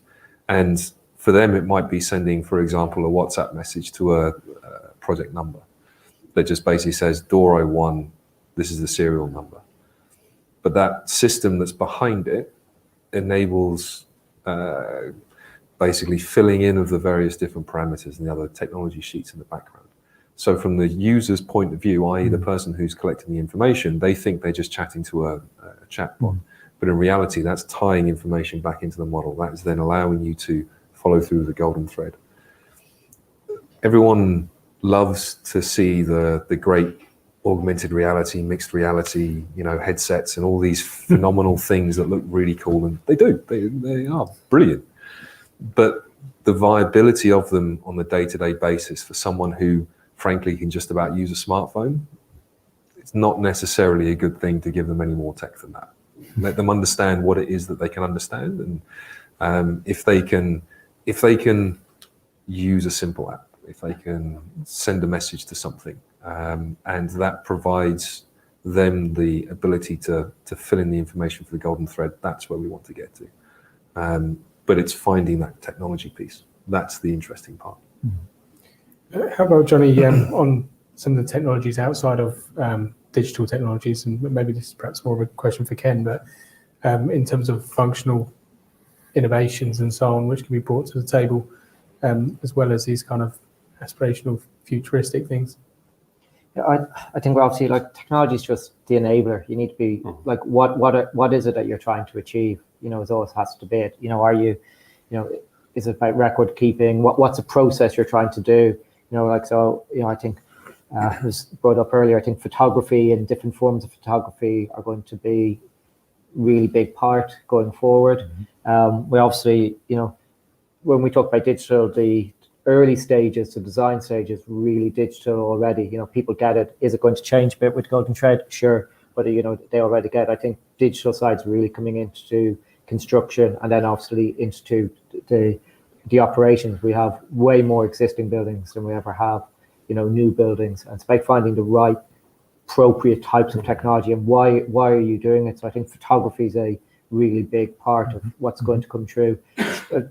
As they were saying, really simple tools. It needs to be that people can go out there and just find the information that they need to do the task that they're there to do, whether that's just scanning a barcode so that they can then open up and find the manual of fix the part that they need to, or to record an issue, raise a complaint, whatever it is that they need to do. So I think it's, for me, I think some of the really fancy stuff is cool, but I think in the end, it will be the really dull, boring stuff, processing back in databases and stuff. That's where all the power will be. At the front end, people are just going to see a phone, and just like we live our lives on our phones, it's the same for the construction workers. They're just going to all do the same thing: install a fire barrier or a cavity bar, whatever it is, snap it with their phone, record done. In the back end, all the interesting stuff is happening. It's going into the golden thread. It's helping to produce that case for the building. Ken, what's your practical experience in other technologies? Use of tablets instead of notebooks proved quite efficient on large construction sites. So it's improved productivity towards the end of a job quite significantly, allowing the site management team to record and eliminate legacy issues. And that was just almost like using the technology as a notebook, but it was a notebook they could take with them, and they didn't actually have to go back into the office to fire up a desktop or a laptop. So there's potential to improve productivity. I think the camera approach is quite fascinating because it needs to be taken to another level. It's not just about, to me, it's not just about using your phone. To me, it should actually be some means of taking a photograph, which then is actually globally positioned. So that technology, that image relates to a specific point in a building, which then can be recorded. And there were moves afoot on some of the national highways projects to actually do that, is to record the information out on site, using obviously global positioning of some kind to record it. So we've got BIM, we've got Revit, we've got different technologies and being used, but I think there's a step up. And the other thing which might become very important, because a lot of the likes of Revit to me is for new buildings. It's not for the big existing building stock. So how do we deal with the existing building stock? And I think we have to perhaps look at laser scanning and trying to capture our existing stock in a digital manner, but it's not using the digital, the software that the designers are using at the moment. Interesting points, and it's kind of coming through quite clearly that you need to be clear on what you're trying to achieve, understanding what you're solving. But George, how do we get that clarity? Well, I think looking at what as Johnny was saying earlier, being able to define what it is you actually want out at the end is absolutely critical. One of the interesting things I was asked this morning was about digital twins. What is a digital twin? And is it about data? Is it about technology? Actually, in my view, it's about the data, because the technology will change over the life of a building. It's going to change. So the critical thing there is to make sure that you've got the right data that can be consumed in many different ways. So I think that's where we need to be going. The other thing I would say, and this is a challenge that we've got with the Golden Thread initiative, is there is a view that digital means PDFs or includes PDFs. Now, it doesn't. And the reason it doesn't is that a PDF is a static document. It was framed and produced for a particular purpose, whereas the Golden Thread needs to be able to respond to different levels of query. It needs to be driven by what risk is it that you're managing, and then how can you pull together the information that you need to satisfy that particular risk. And if you've got a particular output that is, say, a data sheet from a manufacturer, it may not provide you with the information that you need to satisfy that particular risk, or it may provide you with far too much information, and it therefore can't be easily consumed.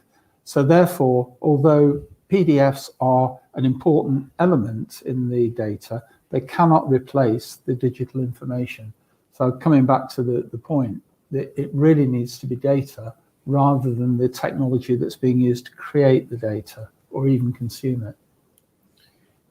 Johnny, what's your thoughts on this one? From Ryan's, the question again was on how do we know what information? Getting that clarity early on. So I think with hard work and competency, I think the first thing is regarding the Golden Thread, you can't just outsource it. I think that's been our traditional approach to many things in the industry, pay somebody else to do it. And, ultimately the responsibility is going to land with principal designer, principal contractor, client, duty holders, accountable people. And they need to understand, they need to have a very good level of understanding of what it is they need. They need to understand their buildings, be able to manage their risks, and you can't outsource that. And that comes with spending time, bringing in expertise, really spending the time and the energy to find out what it is that you need for your organization to be able to manage and control the building and the risks, and be able to produce and have that Golden Thread and be able to produce a safety case and safety case reports. So I think, it's lots of effort, lots of learning, upskilling, competency. There's a related question actually on this. Is it's hard when you don't know what the end result is for the client, what they need. Perhaps this is one for you as well, following on from what you've just commented. What's your take on that? What does a client need in relation to that information? Yeah, so that's trying to depends on what we're talking about here. You know, again, it's understanding what is it they're trying to do. Are we talking about what is their need to produce a building safety case, or what is their need to provide services to the resident? It's about that sitting down and doing that hard work, understanding what things are, putting it down in writing processes, you know, writing information requirements. You know, it's lots of like dull, boring stuff. The technology then and the digital really helps with all of that, because you can then automate it, you can validate it, check it automatically, you can collect it easier, you can get after it. But a big part is for clients having to sit down and do that hard legwork, understanding what are your requirements for each individual need, and then look at them holistically. There's no point in saying, I need a piece of information to do X, but not thinking about how that relates to providing customer service or billing to a resident. You know, how does that, for instance, thing on fire alarms relate to service charges? You have to sit down and look at this as a whole. And there's so much information, which is where then technology comes in, because once you start getting vast amounts of technology or vast amounts of information and data, it's the technology that helps you find that, organize it, manage it, control it, you know, provide that golden thread. So we've had a question come in saying, how do you overcome the problems with trade-specific technologies which don't talk to each other during this construction process? Scott, you've probably got experience in this bit. Yeah, I think there is a big challenge around collaborative, you know, really achieving collaborative working with model information or data arriving from multiple sources. As architects and lead designers, we often find ourselves kind of in the middle of that. It can be very challenging. So I think it's, I mean, I guess picking up some of the comments already made, it's about clarity on the objective. You know, what am I trying to achieve by integrating and federating this information? So is it about primary geometry and I'm looking at fit? Is it about performance? I want different information. So it goes back to that clear plan, objectives. Is it, you know, design coordination? Is it compliance and validation? Is it justifying performance? Each part of the team thinking very carefully about what it is they're trying to achieve as the interface with another member of the team. So it's not about pushing all the information into one place. In fact, hopefully it's not about pushing all the information in one place. It's about kind of layers of information and different streams of information and moving in the same direction towards a high quality database at the end of the job. But you talk, the different bits of the project and the different team members can speak to each other in a common language towards that objective without getting too cluttered and too on top of each other that frustrates the process. That makes a lot of sense. And Ken, what's your experience from an architecture point of view? Well, Nick, I'm just thinking that BIM level 2 was mentioned earlier on, and MOD mandated BIM level 2 for their frameworks. And obviously the contractors working on these frameworks took responsibility to attempt to achieve that level 2, because I don't think when it was mandated, they didn't fully understand it. But the point of this story is that the MOD didn't tell the companies who were actually maintaining the estate that they were going to get BIM level 2, and they didn't bother to, they hadn't tendered the maintenance of the estate in the right way to include interpretation of the data. So as architects and contractors, it was a waste of time actually delivering the information, because the people actually who would have benefited from using the information couldn't interpret it. So from an architectural perspective, it's a case of basically repeating what's been said across the panel, understand what your client needs, understand what your client can use practically before you launch into a massively complicated, all singing, all dancing federated model.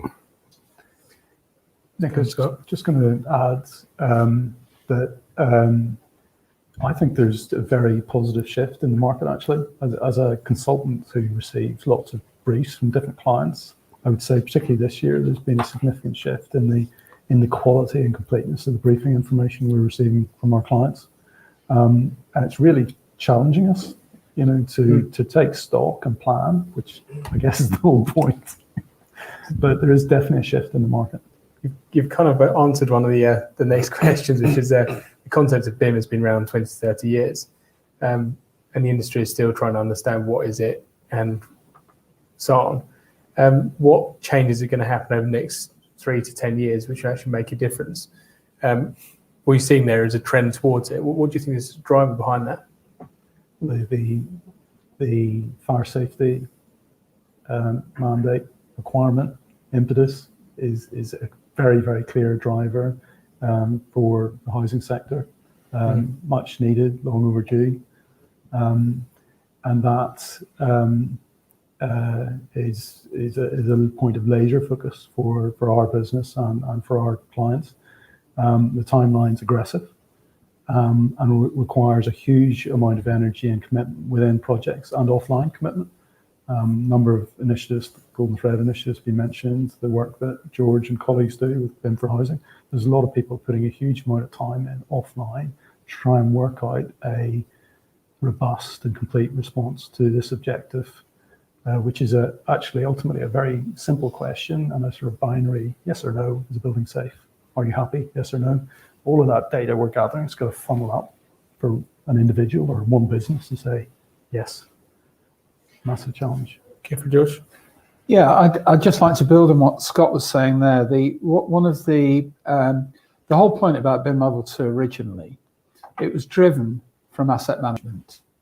That was the objective. That was the government's objective, to actually get better information about what products and materials go in the buildings. And one of the reasons it hasn't been as successful as it should have been is because the design and construction process is so fragmented. And therefore, we don't actually get the handover information in the way that we need. But that driver is still there. We still need to know what products and materials go in the buildings. Now, if we then take that, the operational performance of the buildings as being an important driver, and then we overlay the need for knowing what products and materials have gone in the buildings from a fire safety point of view, it's the same information. It's just different parameters. And now we've got exactly the same thing that's driving us now with carbon. So we've got 3 important business drivers that are all looking for the same outcome. And that's knowing what products and materials have gone in the building, how they were installed, and being able to do stuff with that information. And I think that's the real big driver that we're going to see change coming from. Andrew, what's your experience with this? Kind of like what's already been said, in all honesty. There's been a dramatic increase in the number of customers that have come in, projects that have been specifying BIM requirements. As George said, to begin with, a lot of the time we were providing COBie information and massive spreadsheets to Joe the caretaker, who'd been working at the same school for 30 years and fixed things with a hammer. So his technological need for that was relatively low. But we are seeing a massive increase in people asking for the clear structured data as time is going on, particularly in the residential sector. And I was up at CIH not too long ago, and the number of stands that were there that were talking about digital information in some way, shape or form, software companies that were providing point solutions to help local authorities, registered providers all look after their residents. All of that has to be based off data. And even if they don't necessarily follow the golden thread side of things, in terms of they may not be fully aware of what's happening with the golden thread, which would be shocking if they don't, they will be aware of the requirement for data because of these systems, because they can see how valuable it is for them to understand what is going on within their properties, understanding where things are, where things need to be fixed, etc., etc. So there's a huge shift, and as has been touched upon so far, the amount of data that's required is tremendous for this, and the only way that we can do it is by having interconnected systems that are simplistic to use. You let the machines do the hard work. Humans define the requirements, machines do the hard work. You get, at the end of it, everyone's happy and they get this building is safe. That's where we want to be. So we've got a question here of how can supply chain members help in this process, machine manufacturers and so on, to actually help an early pre-planning stage in the BIM process. Ken, maybe start us off with this. We need collaboration. It has to be a delivery team rather than a design team or a construction team. It needs to be a collective approach. There's a nervousness about obviously engaging with the supply chain too early. But then again, when it comes down to DFMA, you probably need supply chain input early, at very early stage of a project to make it actually work. If you're going to pursue construction industrialization as well. But there's always been a general approach and certainly from some of the larger contractors that they like to be second to be first. Or is it first to be second? Sorry, first to be second. They like somebody else to prove the technology and the innovation before they adopt it themselves. So it's a challenge for the supply chain and always will be. And then collaboration contracts, various forms have been tried over the years, but they seem to, it's the blow hot and cold. They work sometimes and then they disappear.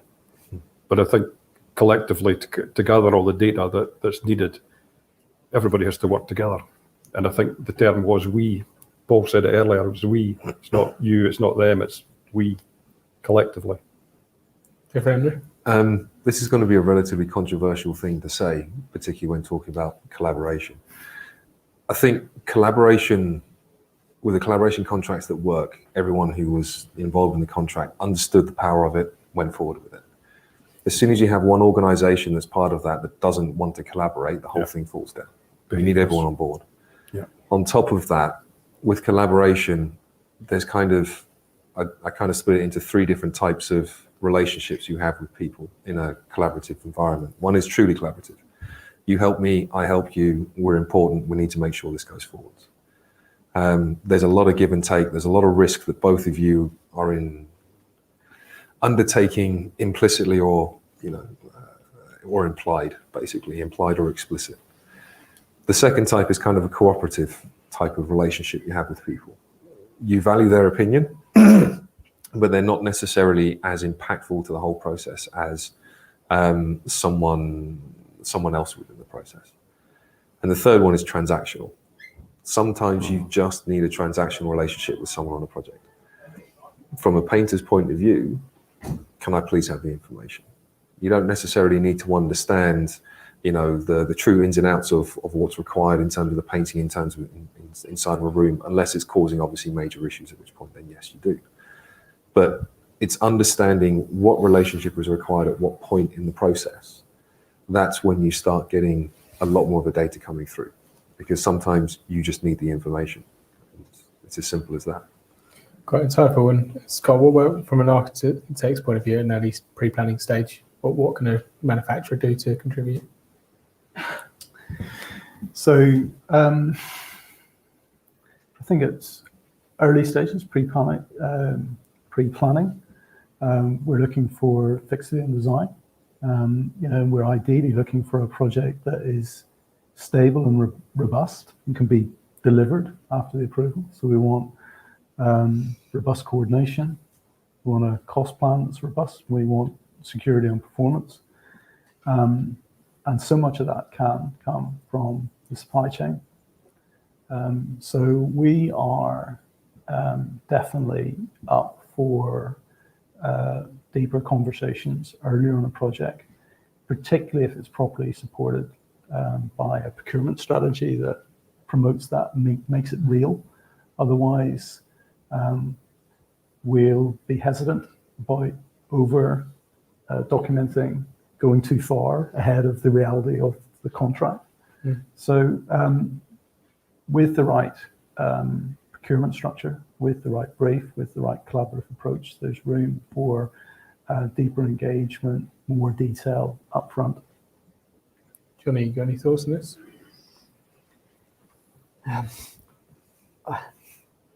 I think sort of thoughts are that I think with a whole new legislation coming in, I think the good companies are going to survive, and those that can't and aren't up for it won't. I really see there'd probably be a lot of consolidation in the market happened.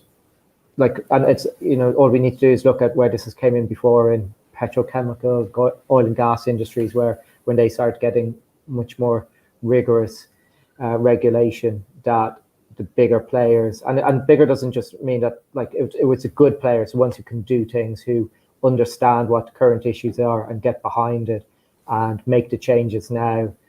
So that's one of the sort of things that I see potentially going to happen out of this, and I don't see it as a bad thing, because I think actually what it will do is drive much better quality. It will increase profit margins for those who are there. It will allow more innovation, allow more investment in things.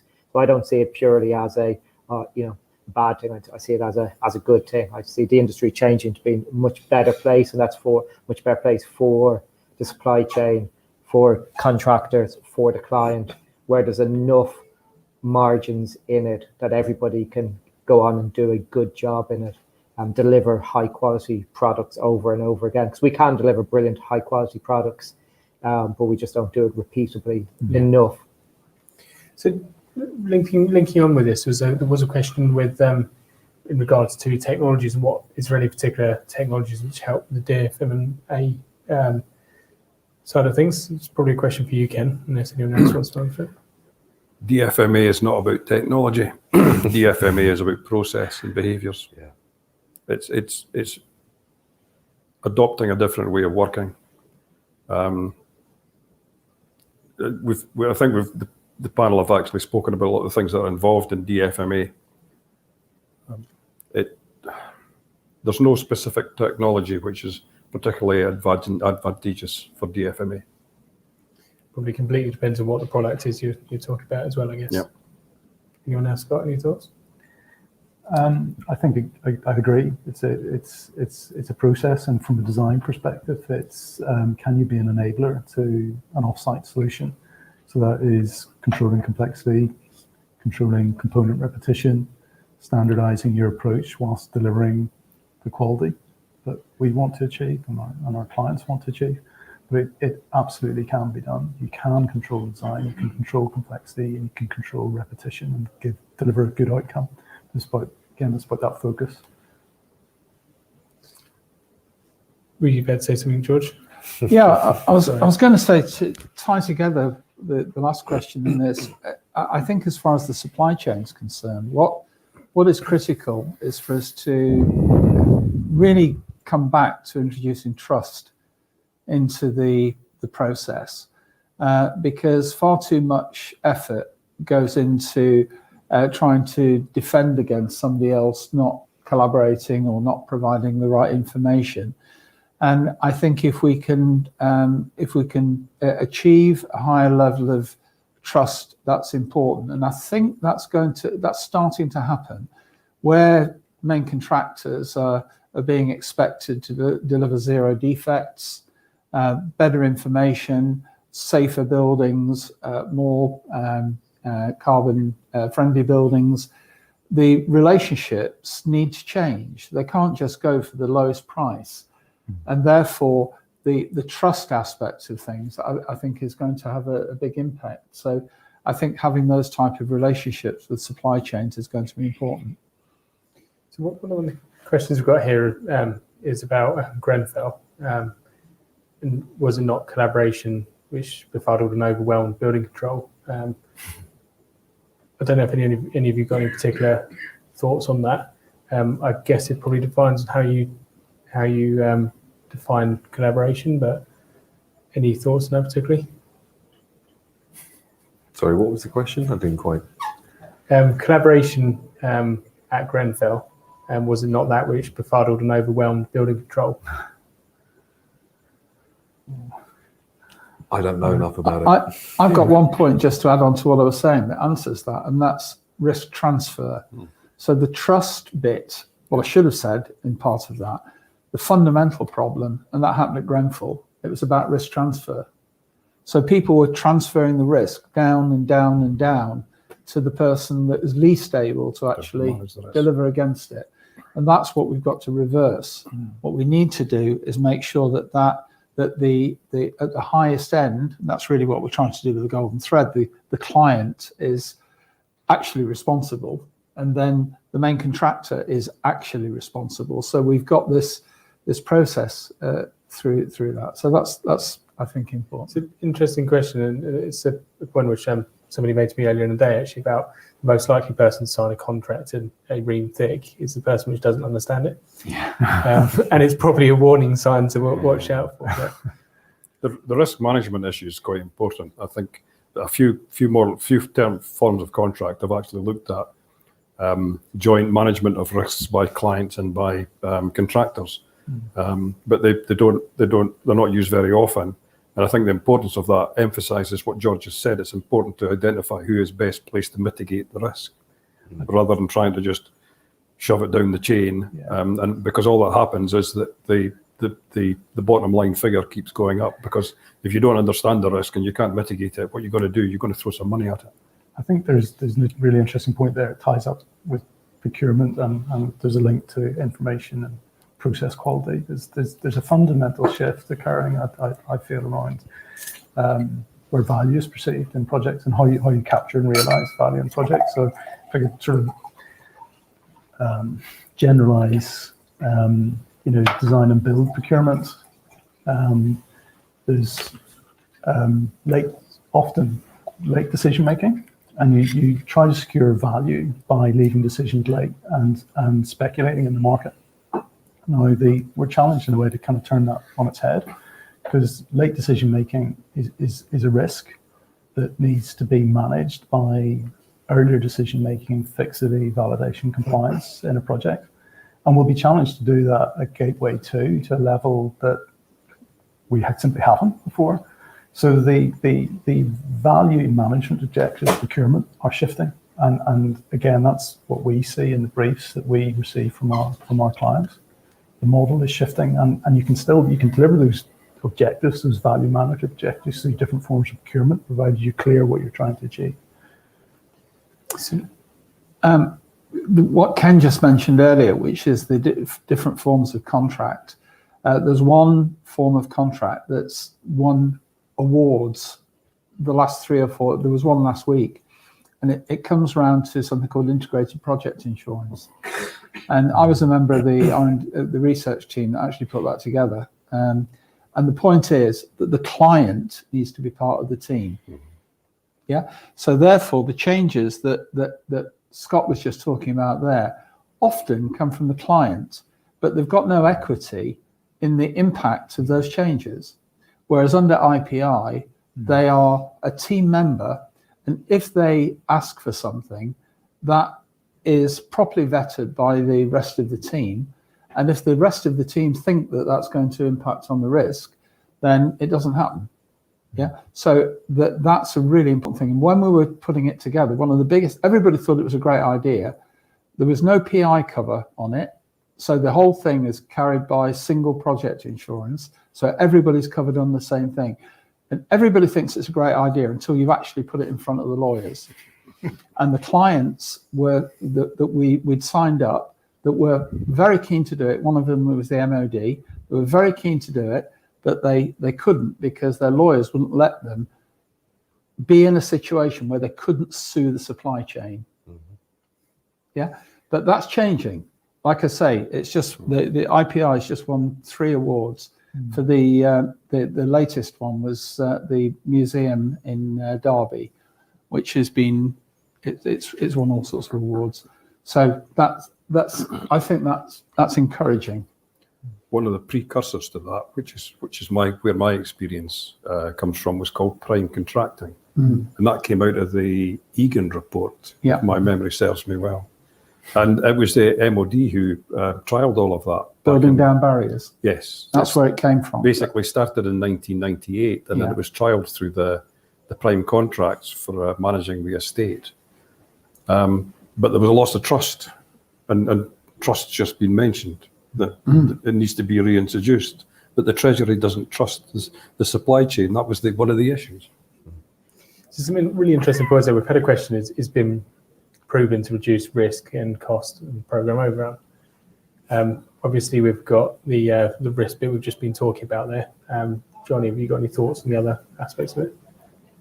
Yeah, so I think to get back to what is it that the BIM Golden Thread audit is trying to do, it's by control. A lot of it for me is by controlling of things, and that's what like, and understanding the risk. That's where I think BIM really comes in. It's like you need to be able to understand that risk, have data on the risk, being able to do analysis on whatever the risk is, and then being able to control that risk. So I see BIM as information management is really big part of being able to do risk on buildings, and obviously we have all our existing stock now that needs to go through it, and we need to fully understand that. What the HSE are going to know is like, what are your risks in your building? How are you controlling those risks? How can you tell me that building is safe? And it's the digital control process of information that enables you to do it.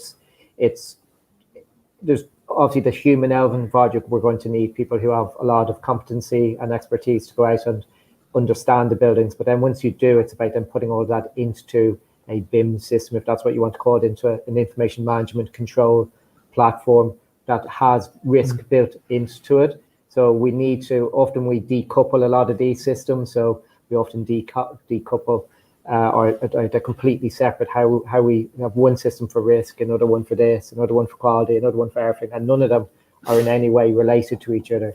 And that has to change. This is where, like, the golden thread of pulling all of that together, you're managing it in a unified, like, holistic way. I see BIM ways of working really helping out with risk management. So this is back to Andrew's point about kind of technology being a means to an end. Don't know if you want to say any more about that, Andrew. Yeah, everyone focuses on technology as being the be all and end all, and it has to, throw some technology at it, it'll work. No, it doesn't happen like that. I think there's plenty of examples in construction, outside of construction, where people have tried throwing technology at something and it's not stuck, and it's not proven to work for a while. Going back to the whole, does BIM work? One of the biggest difficulties, that was one of the common questions I used to have when I was doing digital management, BIM management, a couple of years ago. Proved to me that it works. And it's very hard to do that because who's to say whether a clash that's being picked up at an early stage in a project wouldn't have been picked up by a competent site team that wouldn't have noticed it before it went up into place. It's very difficult to say without running two buildings with exactly the same people, with exactly the same design, the same supply chain, one using technology, one not using technology. It's almost impossible to try. But what it 100% is proven is that it does increase communication. It removes a lot of grey. A lot of construction is grey. You spoke about early or late decision making. A lot of the time, I've noticed that if you put in front of people room data sheets, spreadsheets, RDD, so reviewable design data, C sheets, all these various other forms of information that we in construction deal with on a day-to-day basis, the vast majority of people, it's hieroglyphics to them. They don't get it, which means that they can't make a decision. If I asked you, if I gave you a bill of materials for a BMW and said, I need you to approve this before you, and I need you to buy it, you'll take months looking through it, trying to work out what's going on with it because you don't understand the information. So the advantage of BIM was the information management, which then helped provide or helped better communicate the complicated information in an easier format for people to understand what's going on. And like Johnny said, with the Golden Thread initiative, there will be a lot of data involved with that. But if done right, the ability to communicate quickly and efficiently, the difficult stuff to allow people to sign it off because they understand what it is, that's the point of it. There's just a lot of process in the background. We've got a question of how can we drive a sustainability agenda better with BIM?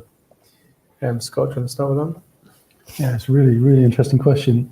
So in our business, we're looking at a more integrated modeling approach. So we're looking at ways that we can use plugins with Revit to analyze building performance and carbon earlier in the process. And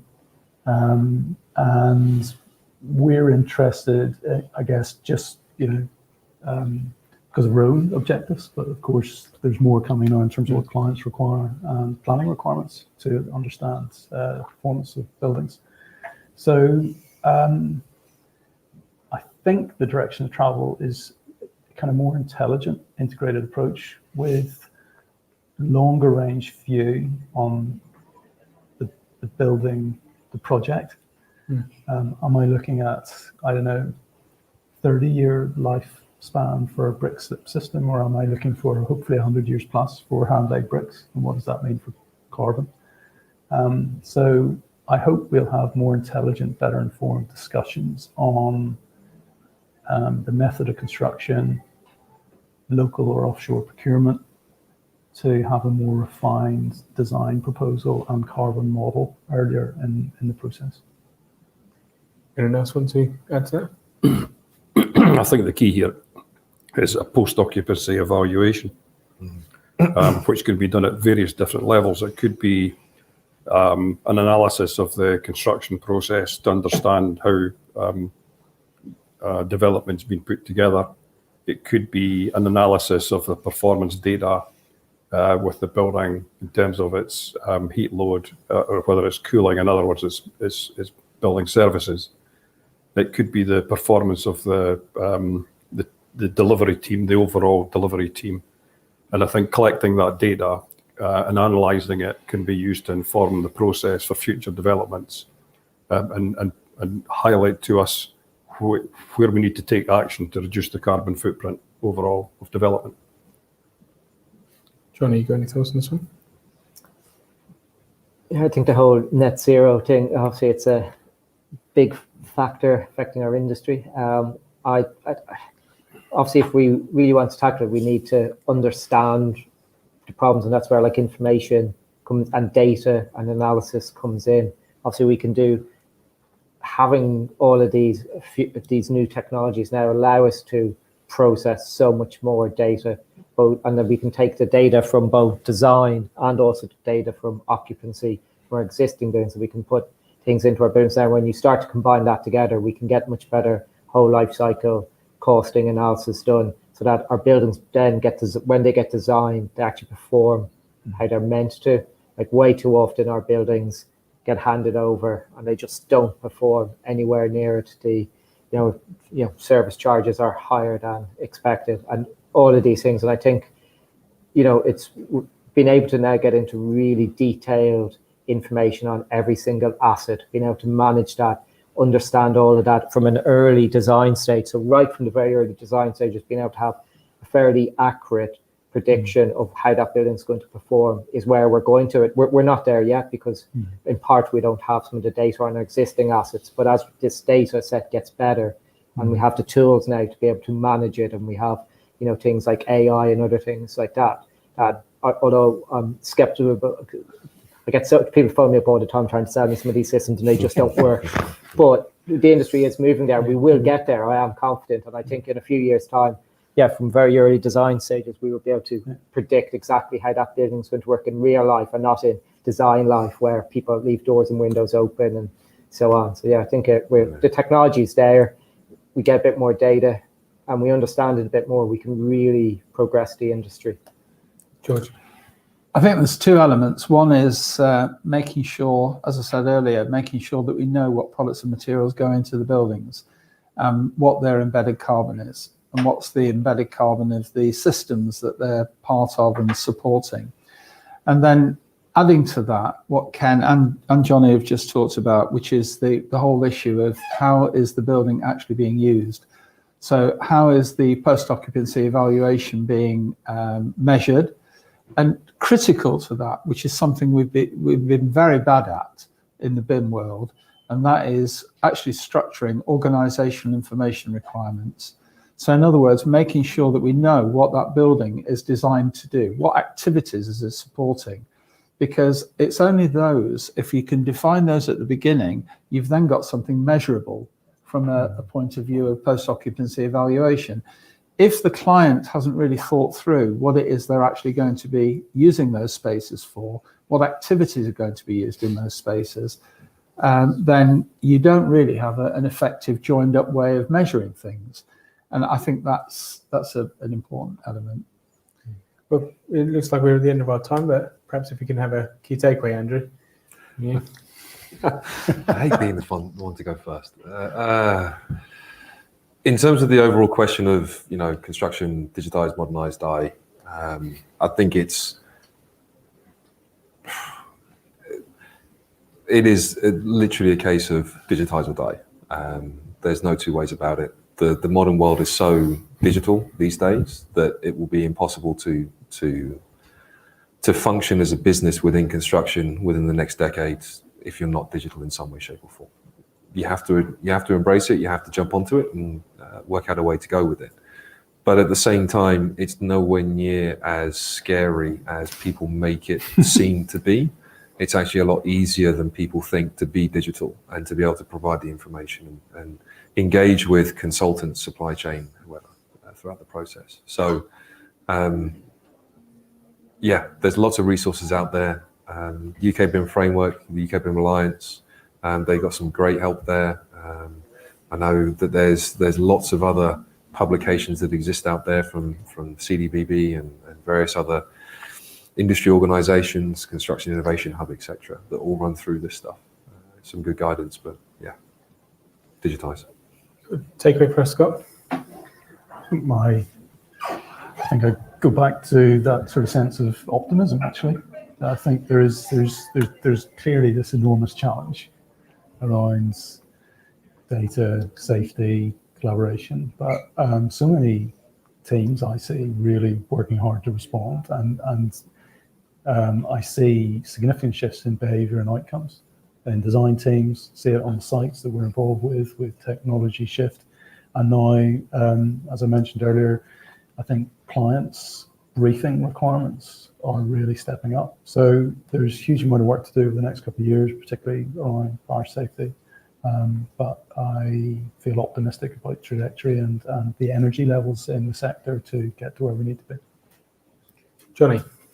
Yeah, I think very much the same. I also think that the change is going to happen very quickly. I think we're at that tipping point now where there's lots of things from MMC, obviously legislation, building safety. Legislation is brilliant for driving change because you just have to do it. There's no out of it, So I think the technology has advanced a lot. That tipping point now where our industry is going to change to be a much better place, for everyone, from the people who are working in hopefully be in a less stressful environment, obviously, as we've seen with the charities and stuff here today, I think the whole industry will change to be a better place. I think that's going to happen much quicker than we think.